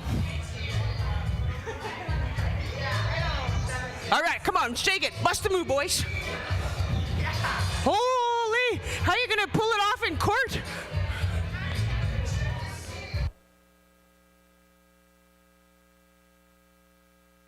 Go, Danny! Go, Danny! Oh!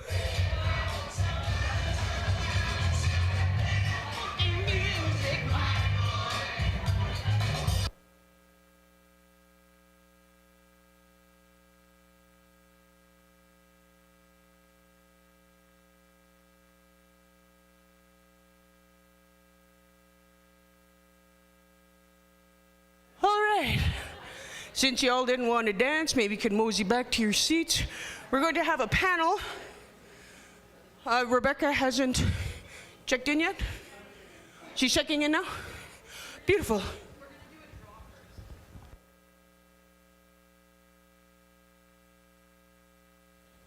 All right. Whew.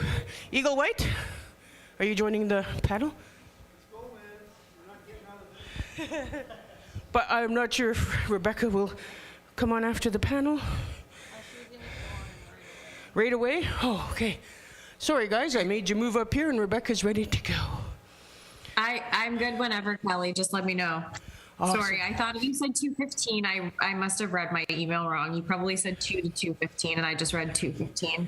Oh, no, you are correct. I've just been running the schedule like a Kelly D event, so we're all over the place. Your schedule? Yeah, I put together like the colonial thing to try to maintain the day, but it's kind of taken its own direction. Rebecca, it's Arthur. I want to let you know that we have a room full of law students from Lakehead listening in today. So I just want to let you know so you're not surprised. Okay. Well, I went to Lakehead too, so very exciting. Thank you. Okay, so there's hope for y'all then. All right. Panel time. If that's okay with you, Rebecca. Sure. All right. So up here we have Eagle White. He is a bail worker, on frontline worker. So if you have any questions on how he does things, pull out your bow and arrow, fling away. Sherry from Matthews Law, lawyer, stoic, awesome. Ian Ritchie, legal aid, the bomb.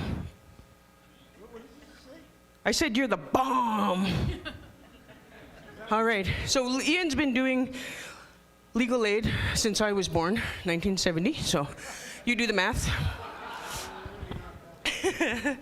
But he is the, if you have any questions pertaining to bail whatsoever, like how is a bail plan made, how do you get anything, you can ask these three any questions, and I need you to ask them. You can't just sit there and look at me and nod. Ask a question, something you don't know about bail.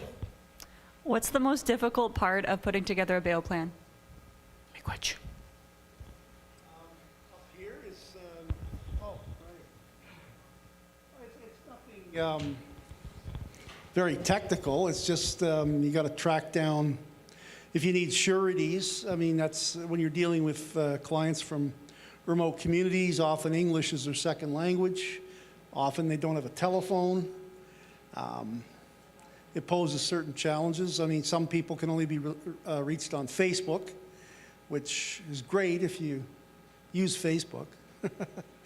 And some people can't, they don't even have access to Facebook or a phone, and they need a translator. So I would say that certainly poses some challenges anyway. Next question. Don't make me ask it for you. I know you guys have one. You're I'll just dying add to really ask one. quickly that the other issue that I've been having is getting a hold of my client at the jails, trying to get a conversation into them at the jail. I'm not even kidding. I have a guy who's been in custody for a week, and I haven't even spoken to him. He's supposed to have bail within 3 days, right? A bail hearing. That's what he's entitled to. I haven't been able to speak to him in a week. That's the other issue, as well as everything that Mr. Ritchie has stated. Issues with bail and getting a bail plan. If not, just leave it. Go ahead, Eagle. Okay. Well, what Ian Ritchie said about a bail plan, sometimes when there's no surety, they can't get a surety. IBVSP will come step in and act as surety. So how that looks is that they check in with the program 2 times a week. Usually Tuesdays, Thursdays is what we aim for in court. Which? Next question. You can't tell me you don't have one. You guys didn't get any of those answers. Oh, there we go. Do you find that you often get the bail that you ask for? Well, me personally, as a worker, it like 90% of the time it works. Whenever we get a referral in court, they usually get released to our program, and I haven't had any issues when I would do the paperwork for the individual. I can usually get a consent release. That most often that's what happens, but sometimes you don't, and it also depends on your plan, because with Indigenous people sometimes they have no supports, right? They don't have grandma or aunties, and they're already dealing with their own traumas, right? And they're not able to help. So there's oftentimes that's sometimes a problem, or else sometimes I have to be honest, you might get a, hope there's no crowns here, cranky crown that is not willing that day to maybe release them or something like that. So oh, sorry. I know you work at the Crown's office as well. We're all human beings though, so I understand. Yeah, I mean, sometimes, obviously the client's in a hurry for obvious reasons, but they only get one bail hearing, the provincial court level. There's possibility of a bail review in front of a judge in Superior Court, but that's a much more elaborate process. It's going to take sometimes if you lose your bail hearing, you're going to be in custody for a while. That's a guarantee. So you have to take the time that is needed to get the plan that is going to be needed. I mean, there's two ways you can get a release. The Crown can consent to release, or if failing that, you run a contested bail hearing. You only get one of those. It's not best 2 out of 3. You get one. So you have to take the time you need to get a plan that's, I mean, sometimes the plan you can come up with is not a very good plan, but it's all they're going to be able to come up with. And sometimes you can still get a release on a hearing, even with a plan that isn't really very good, but that's all they have. And so, you know, with Gladue factors and other arguments, you can get them out. Okay. We do have one question online. 1 second. How much, if any, input does IBVSP have in a bail plan?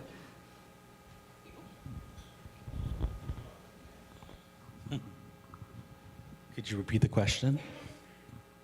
How much input do you have in a bail plan? Oh, the input that we give to the Crown and Duty Council. What we do is we base it on their date of birth and their charges. And what we do is we submit a verification report to the Duty Council to where they get released.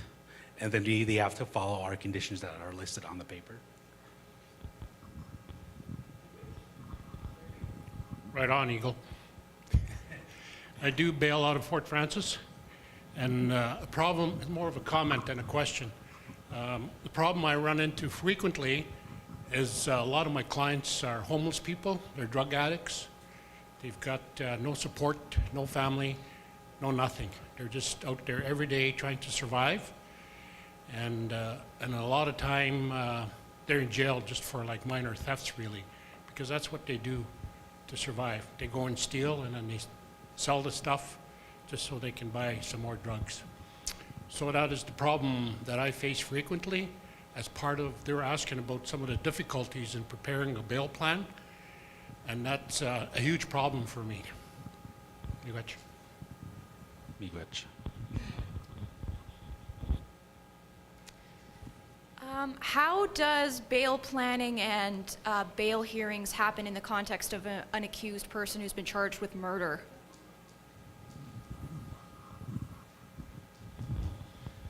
Well, that's, well, for example, the prominent case in the news right now, from Laval, Quebec. I mean, well, that's going to be in front of a judge, Superior Court judge. The Justice of the Peace have no jurisdiction to hear a bail hearing with respect to murder. And in cases like that, I don't know if you heard my little blurb this morning, but yeah, I mean, the tertiary ground will obviously be a big factor at play. Somebody didn't like that I used at play, but in any event, at play in that bail hearing. I mean, undoubtedly he will try for bail with obviously mental health supports, and I'm not sure what else. He doesn't have a record, so it's not 100% for sure that he won't get it at some point, get bail. It'll take a bit of time. I'd imagine in that case, quite a lot of time to get a plan before you're going to venture a bail hearing. But it's by no means for sure that he won't get out. He's got no record. So he might. Anyway. Yeah, you would maybe just deal with some of the old charges this person may have. Maybe he's been before the court for a while and he hasn't dealt with those old charges. So what we generally do would deal with the old charges to make sure that those are all cleared up. So he's just dealing with the murder charge. It depends on what the plan is, because there's no case, even murder, where a person cannot be released. It's just a matter of putting together a really good bail plan that mitigates all of the concerns under the primary, secondary, tertiary grounds. Awesome. We have a question for Ian. It says, do you work with youth for bail plans? Yes. I knew it. That's not a very complete answer, but yes. Yes, we do. And when you're dealing with a youth, I mean, there's crown onus and reverse onus under the Youth Criminal Justice Act. I mean, it doesn't matter how many times the youth may have incurred charges and breached his release conditions, etc. It still remains crown onus, so the presumption is the kid will get released, and the Crown has to show cause why he shouldn't be released. Miigwetch. Bobby? Hi, my name is Bobby Bingmas. I'm from Lac Sioux. Are you guys going to be future lawyers, right? Read up on Adam Lawson. That's the reason why you're getting into law. Prevent a gross injustice to our people, eh? That's all I'm going to say. But anyways, for bail supervision, we don't do supervision for youth, just to let you know. Tikanagan will do that. Our target audience is 18 and up for our bail supervision. We do have youth workers, though, in Grand Council Treaty 3 who often step up and help those youth in custody. Has to be another question. There we go. So you were speaking a little bit about sometimes a client just isn't able to get to put together a really strong bail release plan. So what are some of the ways that you're able to fill in some of those gaps that, like whether it be support systems or just resources in general that a client may not have that makes their plan less than ideal? So what are some of the ways that you can maybe fill in those gaps and ensure their release? Well, a common hypothetical, well, it's not a hypothetical, a common type of situation we run into a lot is, as my friend from Fort Frances alluded to, is the homeless situation. I mean, there's case law that someone, you know, shouldn't be denied bail because they're homeless. So, you know, I've got lots of people out that are homeless and going to be staying at a shelter. And that's when bail supervision really comes to the fore, because they have absolutely nothing else. Quite often, they have no family they can fall back on. They just have other friends that are from the street, maybe homeless themselves, maybe have addiction problems. So bail supervision would provide them with supervision. And, you know, quite often we get consent releases on those type of scenarios. So that's an example of, you know, someone that doesn't have any resources virtually other than the bail supervision programs in community, because quite often the bail residency programs, to get a bail residency bed, for example, at the Kenora program, you have to apply, and they have their own criteria, and if the person maybe has a lot of convictions for failing to comply with court orders, etc., or addiction issues they don't feel they can handle, they won't accept them for the bail residency. I mean, they may, but it's just as likely they won't. But they may accept them for in-community bail supervision, and so that's all they've got. And quite often, in conjunction with GLADU, etc., you can get them out. That's, you know. I have one guy right now who's stuck in custody since November 26, unfortunately. I do have another guy actually stuck in custody, but he's been in custody since July, but he's building up his dead time, so that's okay. But I don't like when they have to stay in custody, because I have one guy that, you know, I've been working out, but he has no supports, he has no family, he's been denied by the bail supervision program. So in Thunder Bay, just letting you guys know, if you end up practicing there, it's the John Howard Society, and the Thunder Bay Friendship Center also has a bail supervision program, but you can't live there, right? You have to have, your client has to have a home somewhere, and they will supervise from the Friendship Center. That's how they do it there. And then obviously I would advise, if you have a client from this jurisdiction, Treaty 3, you can use their bail supervision program as well. So there is those options, but sometimes you just have somebody who's stuck, and unfortunately with that's always the time that a client will plead guilty, right? Because they want out, so they'll plead guilty, and that's the worst thing ever. And of course, as you guys know, as lawyers one day, you can't plead a client guilty if they're not guilty, right? So, you know, that's a whole other thing right now. But so sometimes you're going to have that one client who you just can't do anything, and you're just kind of stuck, and you know, it's the worst probably for me it's the worst because I don't want him sitting in custody, but there's just no supports. And obviously, as we've taught in class, what we heard, Indigenous people really struggle with that support. We struggle within our communities already, so that's why a lot of times with my Indigenous clients there is that issue. But I'll, with their permission, sometimes with the clients, I'll say, hey, can I call somebody in the family and say, like, is there somebody that's willing to be a surety? So I might call mom and dad. Mom and dad say, hey, you know what, Auntie Maggie's at home all the time, and she could really use the support there because she's, not able to get out very much. And so that's how I sometimes get a bail plan as well. So there's always these options, but you might always have that one thing where one person gets stuck, unfortunately. All right, Miigwetch. Oh, sorry. You're just pointing at the screen, or you? What do you kind of were touching on this, but what do you find is the number one kind of block that is stopping you from being able to secure bail for somebody? Because you have to, can you hear me? Am I on? Because you have to mitigate the primary, secondary, tertiary grounds. And once you go through your file from what would be the best plan and that sort of thing.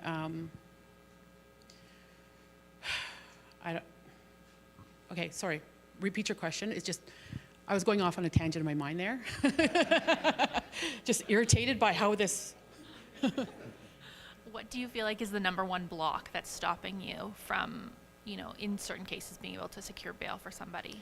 Just basically, I guess, trying to find the best plan that will, because like Ian said here, is that you only get that one chance at bail. So I won't go to bail unless we have a really good, solid plan. And at times, some clients will be like, oh, no, it's fine, just go, just do it. I'm like, no, we can't. And I have to explain to them, no, we need a solid plan here because you only get one chance and then you're stuck in custody. But sometimes they really just want to get out. But the block is basically you cannot, this person has like 20 breaches for failure to attend court or something like that, right? Or violating conditions. There's no way you're going to have a plan where that person's just going to be out on their own undertaking or recognizance or whatever. That's the block, is that finding that plan, right? And like I touched upon, like you said, is that with Indigenous people, sometimes that's hard to find that plan with supports and family members who are able to help as far as being a surety. And even the financial component, right? I can always do the financial promise, but that's always an issue as well. And I just tell you guys too, you're going to get a financial promise from the Crown. They're going to say, we want this much. Make sure you always know what your client's making so that you can mitigate that a little bit. Because I recently had them ask for $500. My client gets $800 for the month. $500 is just too much, right? And if you don't ask, then you're agreeing. That client's going to agree because he wants out. He's going to like, yeah, I'm agreeing to $500. I speak to them about that and I ask them how much they make. And so I was able to get that guy's financial promise down to $200, right? So you kind of wiggle the plan a little bit too to make the Crown happy if you're trying to look for a consent release. But at times, the block is that they just don't have supports, unfortunately.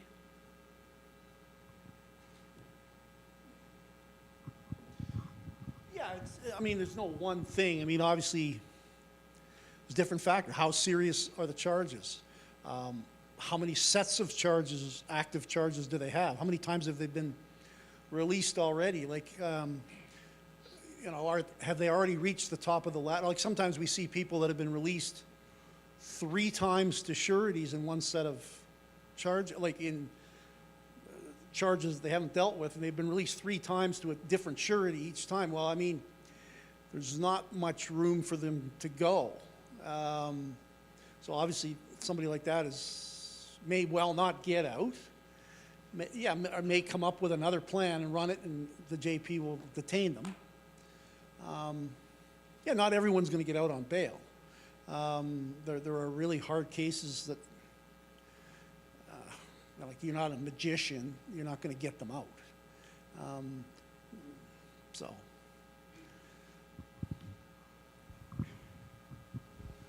There's another comment up there. It says, in what instances has an IBVSP denied supervising an accused?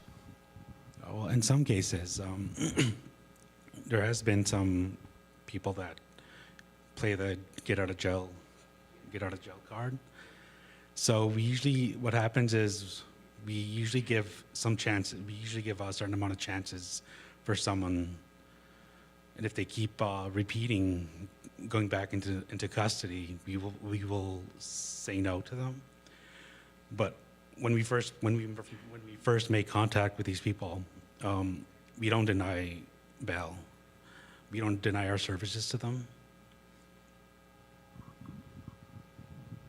Till they show us they don't want it, right? Yeah, pretty much, yeah. Because everybody, it's their own healing journey, it's their own path to recovery, it's their own chance to deal with their stuff before court, so. All right, what would you say, in your experience, makes for a good surety? I see a lot of times in court, a parent will try and be there, but often are not successful in supervising their child. What supports can we offer to help sureties who are struggling?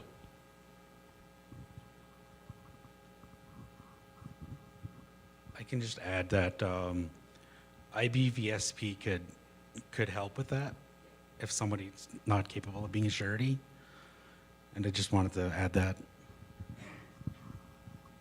I usually talk to the surety, the proposed surety, and just make sure that they're suitable. Sometimes you have a conversation with them and they're not suitable, or they don't understand what their role is, or something like that. But generally, they usually do, and I just make sure that I prepare them, and that they're aware that there's a financial promise. What'll happen if that person violates their conditions.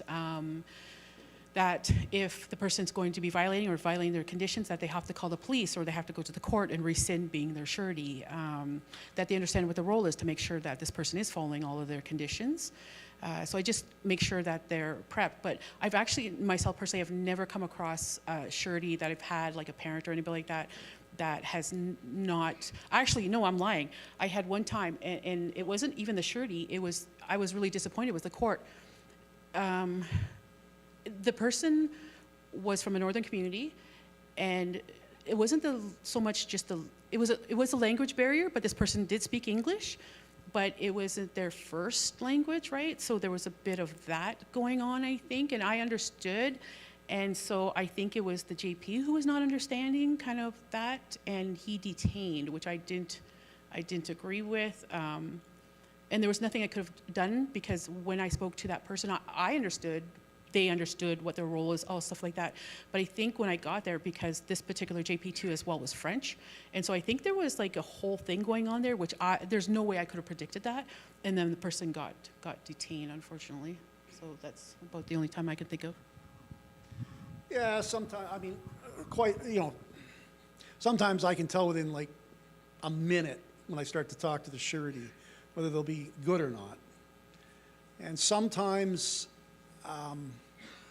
you can talk to them for a long time, and it seems like they'll be okay, but when they get into a bail hearing, if say it's a contested bail hearing, and they're getting asked questions by the Crown, they collapse. Like they don't come across well.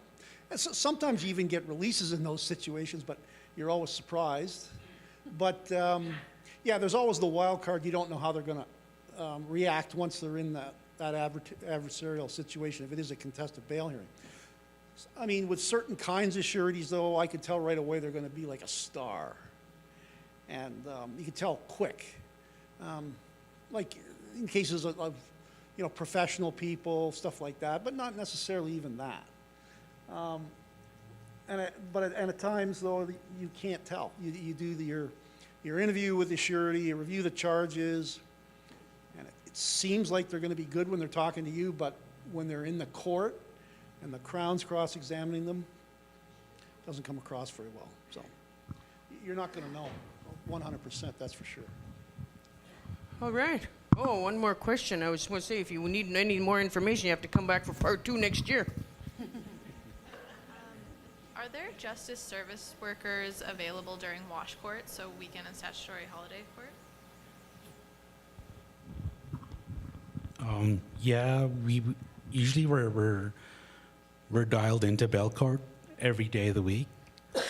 We have workers phoning in overnights, bail court, case management court, and we do have someone. We usually like try to alternate between our workers to phones into wash court, just to get an idea of what we plan for that following week. I was more so curious about like how it works with across different jurisdictions. Like for Wash Court, how there's the multiple jurisdictions in there, so just everyone would be present then, I would assume. Yeah, I do wash, and so what happens is we get 2 duty council workers, say Saturday morning, we go into court, and it's me and somebody else. We decide between the 2 of us who's doing east and west. So we'll do right from the border, Manitoba border, all the way across to, I think, Marathon, and we'll split it up between the 2 of us. But I do find that there are service workers there, but sometimes there's not. So here's the problem, is that sometimes you get a consent release to maybe a bail supervision program, but the bail supervision program is not available. So they're not there all the time. I'm not speaking for this program here in this jurisdiction, but in Thunder Bay, sometimes they're not there, and you have a possible consent release, but they're just, I don't know, for whatever reasons, they're just not available. So they usually are there in court to hear, but it doesn't happen all the time. And so what happens, what I do is if there's a possible release, I have a backup. So if anybody ever does duty council, you have a backup at legal aid that morning, which is called Gen Bail. Like you just email them. I know who they are. Each day they contact us, let us know who it is. It's Cindy or Jess or Joel. You probably know who they are. And so you just email them and you let them know, hey, this person's got a consent release to John Howard, and they will do the work behind the scenes while I'm in court addressing the matters, and then we coordinate like that. So there is always that availability on weekends as well, but just with the caveat that sometimes they're not in court. But we still try to get a hold of them. All right. Panel dismissed. Sorry, Penner, you're just too late, man. Too slow. Too slow on the uptake. You should know everything about bail. Our offices are next beside each other. All right, I'll walk across the room for you this one last time.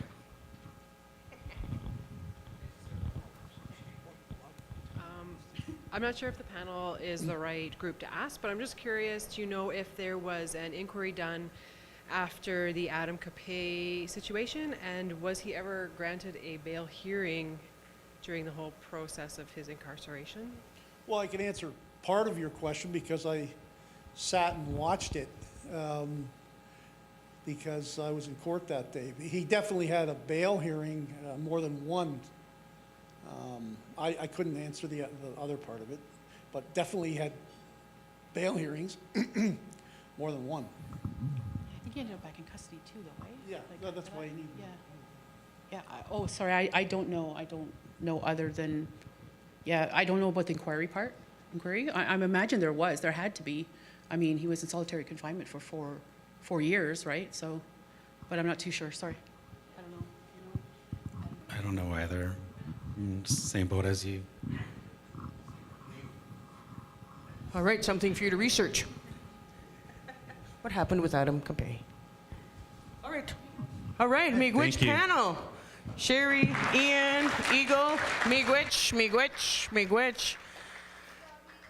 All right, so we have Rebecca Senior on board online. Rebecca, thank you so much for joining us today. And I will, if you're ready to go, we're ready to listen. Miigwetch, Rebecca. Perfect. Can I share my screen? Is that going to be allowed? Let me just see. Can you see my screen now? We see the green box. Well, there we go. Wahaha. Okay, let me just make sure there's switch it to slideshow mode. Okay, perfect. Okay, hi everyone. My name is Rebecca Senior. I am an assistant crown attorney from Kenora, Ontario, but for the past 2.5 years, I have been on secondment as the crown lead developing the Kenora Justice Center. And we actually we had our official announcement on February 6th, where we were given a name by the Ogichita, which is the Grand Chief of Grand Council Treaty 3. Kenora is situated on Treaty 3 territory. So as you can see from the top here, this is our new name, and I'm probably going to butcher the pronunciation because I'm still working on it, but it's Gana Na Ga Dawabadang, and this means one who reviews, considers, and deliberates. So I'm speaking to you today I'm going to explain to you what justice centers are in general, and then kind of focus down on what the Kenora Justice Center is. So this is just a little brief agenda of what we'll be discussing today. So I'll provide you with an introduction. I'll talk about how we developed the Kenora Justice Center and what our focus and model is, how we have developed the space, and then we'll have some time for a question and answer. So just to give you a little bit of a background of what a justice center is in general, a justice center is taking justice out of a traditional courtroom setting and moving it into a community-based setting. So what you do at a justice center is you bring together justice alongside health, employment, education, and social services to address the root causes of crime, to break the cycle of offending and improve public safety and community well-being. So what it really is about is taking a holistic approach to justice, looking at what are the underlying root issues as to why someone's coming before the courts, and providing them with the supports and services to address those issues while addressing their court process at the same time. Each justice center is tailored to the unique local community that it's situated. So each justice center is completely separate and unique from another justice center, although they maintain that same holistic model. Justice centers improve outcomes for offenders, survivors of crimes, communities by holding individuals accountable, but also by recognizing those systemic issues and providing supports and services to reduce the risk of reoffending. Through justice centers, through a whole government approach, we provide cross-sector collaboration and multi-agent sector supports for common clients in order to address those intersecting risk factors. So how justice centers came to be developed here in Ontario. 4 justice centers were initially announced by the province. On September 26, 2019, Minister Rickford, the Attorney General, and the Deputy Attorney General came to Kenora and announced that Kenora was going to be one of 4 justice centers. There's 2 in Toronto, 1 in London, and then the 1 in Kenora. Each justice center, as I said, is completely unique and tailored to the specific community. So to determine what we were going to be focusing on for the Kenora Justice Center, we undertook a very comprehensive community needs assessment. There was cross-engagement with a broad spectrum of community partners to determine what are the issues that are most prominent here in Kenora. So we met with Indigenous leadership, elders, people with lived experience, justice participants, Indigenous organizations, community agencies, a huge amount of people. And we officially had our launch on February 6, 2023, although that was more of a that was the announcement by the politicians. We don't actually start taking cases here in Kenora until the end of February. So when we were developing, we had this needs assessment, and what the needs assessment really identified was, and this is not new to anyone, I'm sure, on this Zoom call, but that Indigenous people are overrepresented here as victims, accused persons, and offenders. They face a lot of involvement with the criminal justice system due to challenges from forced relocation, loss of culture, involvement in the child welfare system, systemic discrimination, racism, and sexual abuse. Kenora is also the closest jail for many fly-in communities, so it displaces a significant number of individuals from the remote First Nations communities. If you have to be taken into custody, you're flown out of your community and into Kenora. This causes disruption and harms relationships with connections to land, family, and community, but it also contributes to increased financial cost and potential increased involvement in the criminal justice system. And just a statistic there, Indigenous people consistently represent over 90% of the Kenora District Jail population, and the provincial average is typically about 13%, so it's a very stark number.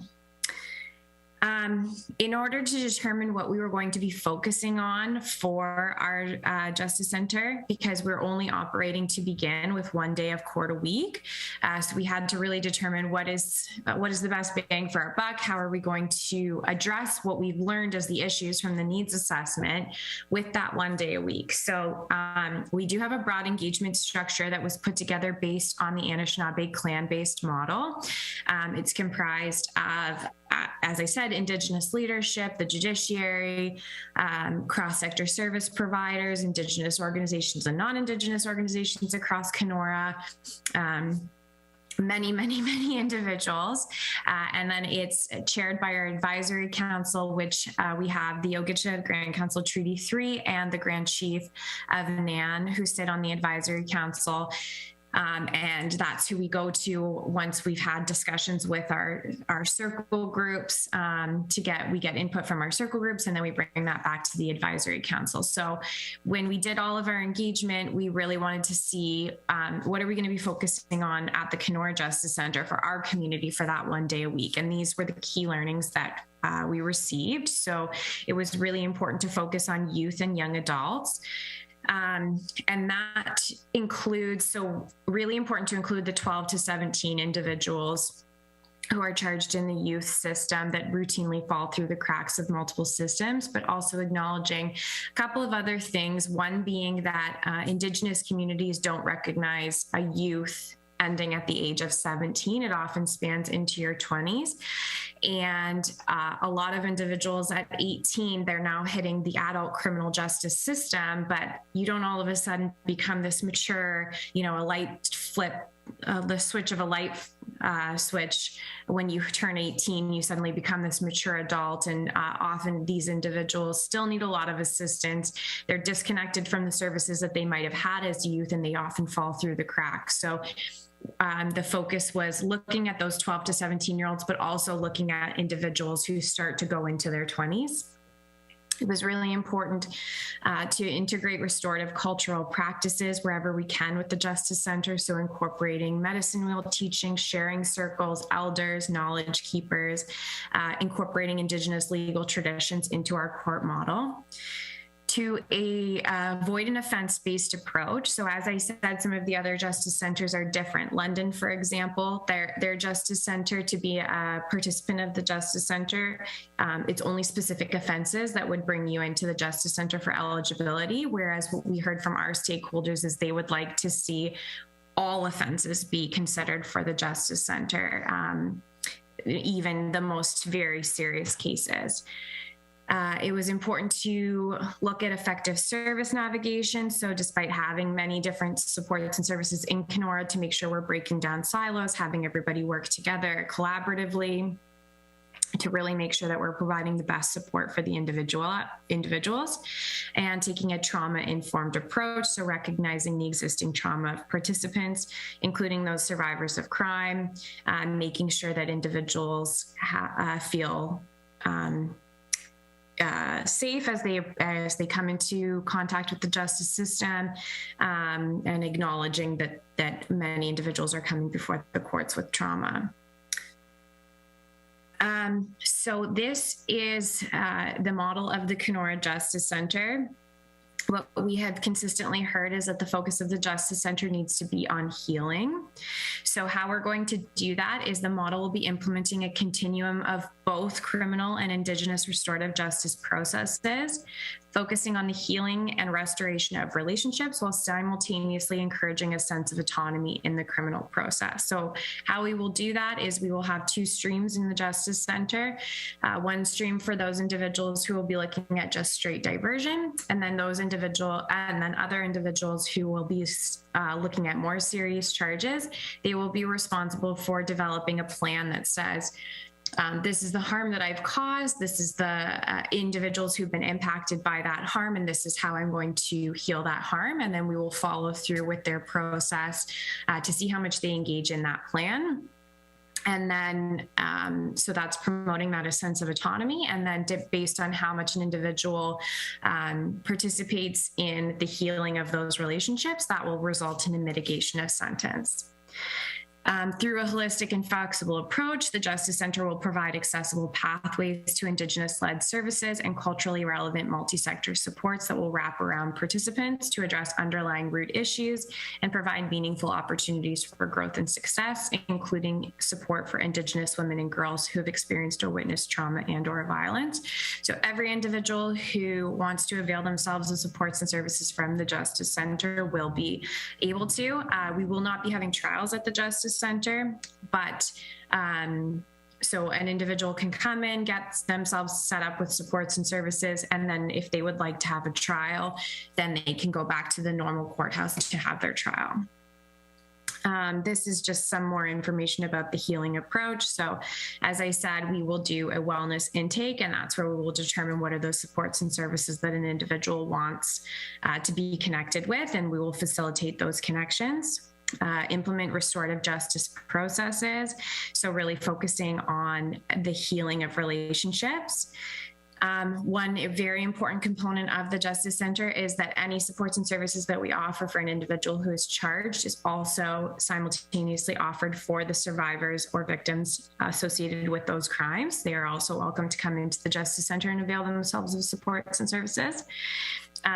All of these are to be culturally responsive and trauma informed. And then really making sure that we are integrating those restorative cultural practices, as I said, so incorporating elders into the court process, having on-site elders and Ojibwe interpreters.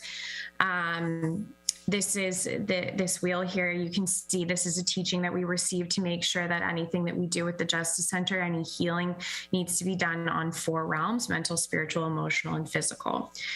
So those are all important components of the Justice Center process. And then this here is kind of a snapshot, so you can see how individuals would come in contact with the Justice Center. So there's the individuals charged by police, age 12 to 24. They would be remanded to the Justice Center. They would have connection with duty counsel and or defense, where they would get that legal advice. They would have their wellness intake, which is separate and apart from the court process. That's about setting them up with the supports and services that they would need. And then they would also have their court appearances at the Justice Center. So if they were looking at a diversion stream, they would be looking at a non-criminal disposition at the end of the day. And they would proceed through the Justice Center on an expedited basis. But then the other individuals with the more serious charges, they would be responsible for developing those healing plans. And then we would follow through with court appearances at the Justice Center. We might have community consensus hearings. So that's an Indigenous legal tradition where everyone sits down together and talks about that healing plan to make sure that it's sufficient, or, you know, an elder may weigh in and say, I think that it should also include this component. So having those hearings or sentencing circles or healing circles, those would all happen at the Justice Center for those individuals who've been charged. Victims and survivors of crimes will also be allowed to avail themselves of those wellness intake and supports and services. And something really unique about our Justice Center, as opposed to the 3 other Justice Centers, is we have an actual physical building. The other Justice Centers launched during COVID, so they are all virtual, but we have a building here in Kenora, and that's to act as a community hub. So even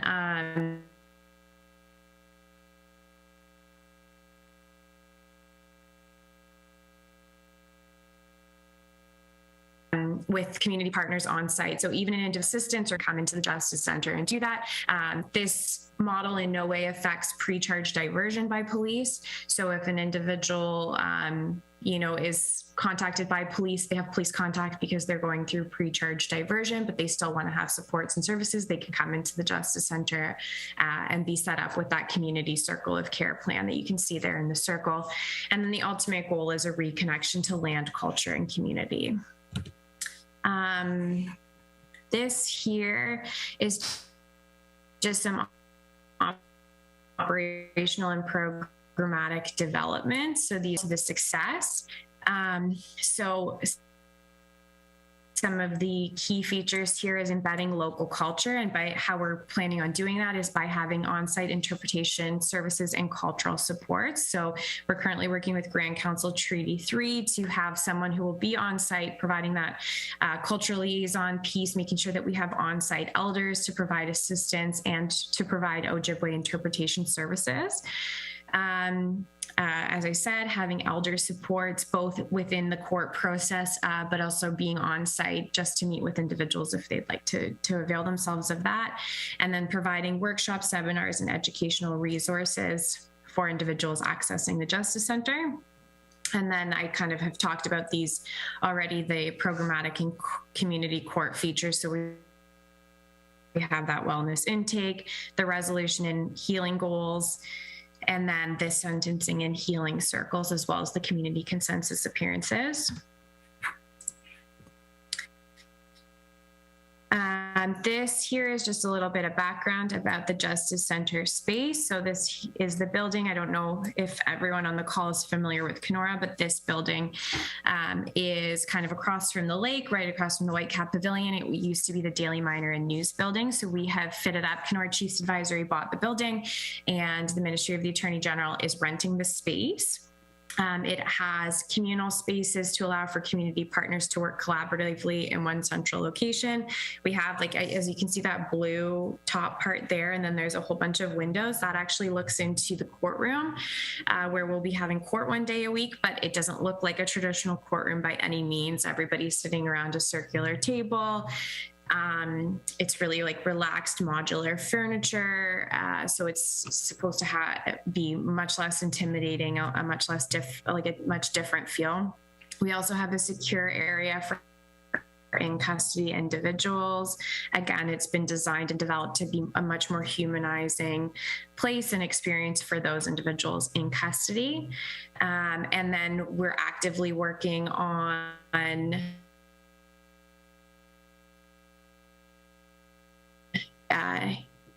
really design the space to meet the needs of the people who come in. So we had an artist from Lac Seul do this like unbelievable mural in the front of the building, and just over time we're going to be picking up pieces of art and designing the space based on what our community would like to see. And then this is just kind of an overview of the space. So as I said, as you can see from the red circle, we have a courtroom. We have a secondary room in behind that's the community room. It's just a big boardroom that can be used for community circles, healing circles, sentencing circles. Community can use it if they needed to have a meeting. In behind that, we have the secure area, which has workstations for police, as well as spaces for in-custody individuals. It has an interview room. So duty council.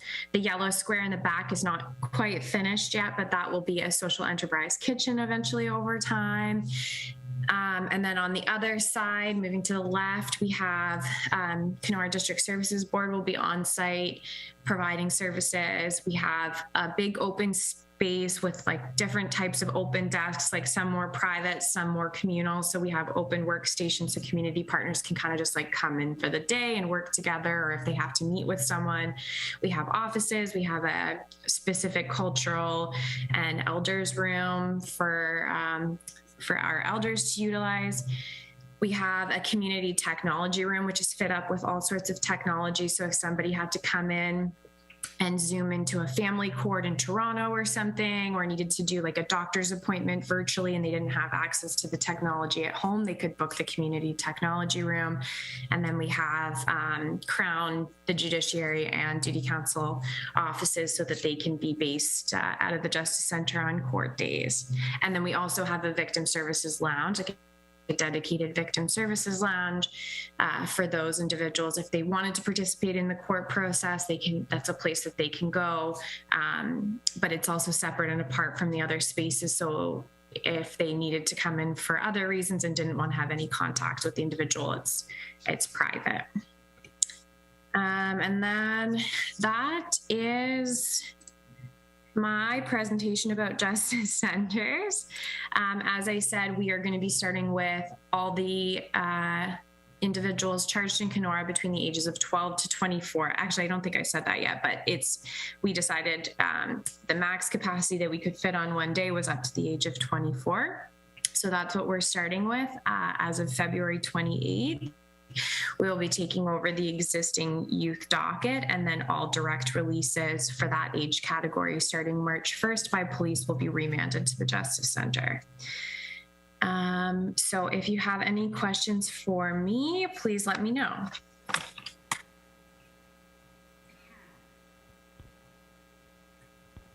Must have been a very good presentation, not a question. Comments? Woo! Whoops. Oops. I broke something. All right, Miigwetch, Rebecca, awesome, awesome.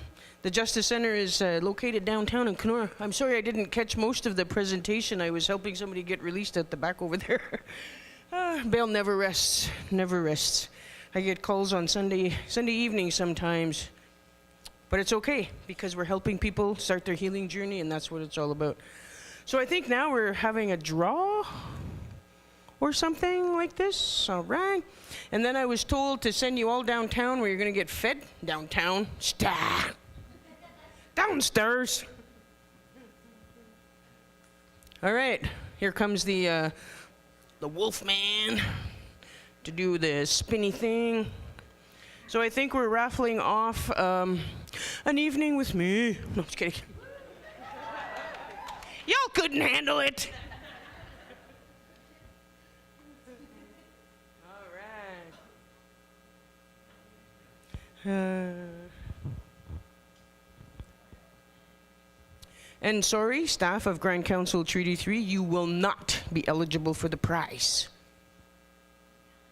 And you can't quit and then ask to be rehired in 5 minutes. All right. Everybody see their name up there? Everybody? Anybody missing? No? Speak now or forever hold your tongue.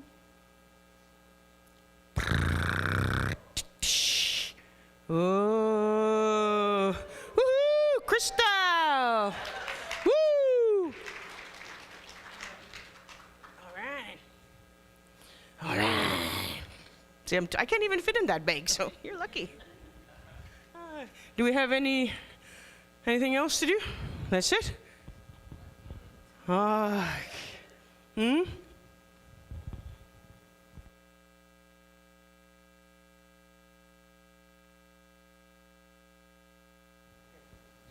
That was the giveaway, thank you.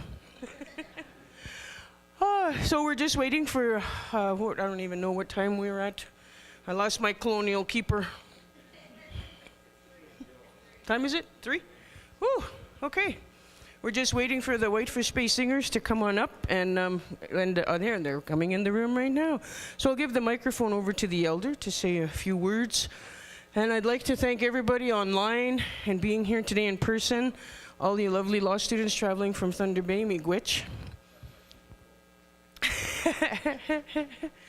I look forward to seeing all your faces in court one day while you're advocating for the Anishinaabe. Oh, sorry, Tom, sorry. Okay, I don't know what's going on. I'm giving directions all over.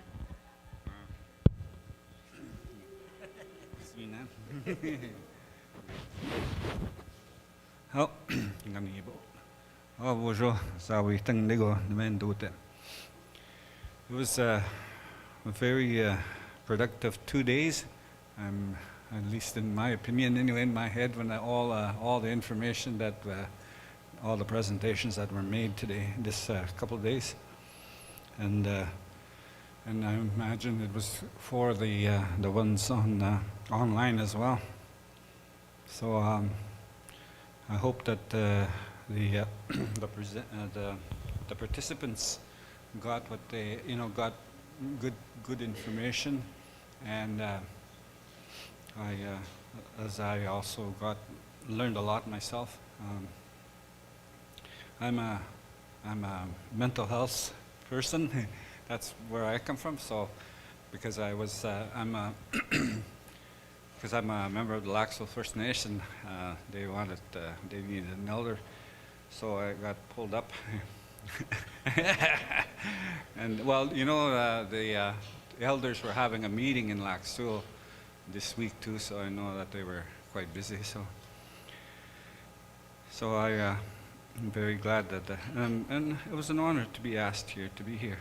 And I'm really glad I got to hear William, his story, and some of the, all the different people from the different communities.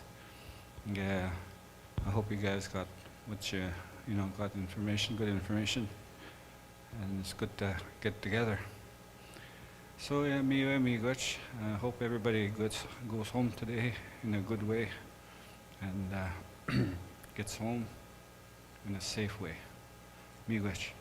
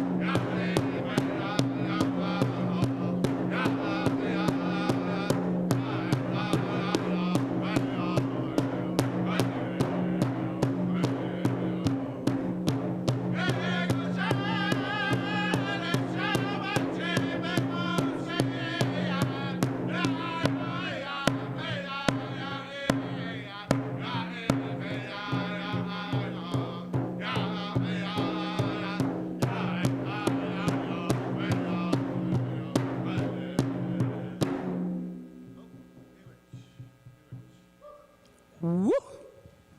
Miigwetch Whitefish Bay Singers, Miigwetch. Oh yeah, oh yeah. I'm Kelly D. I am out. Miigwetch.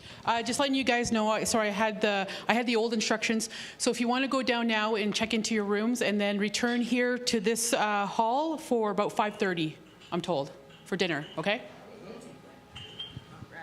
Miigwetch.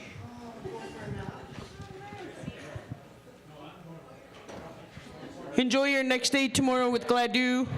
Law students, Miigwetch for coming down. You're welcome. And for participating in our game.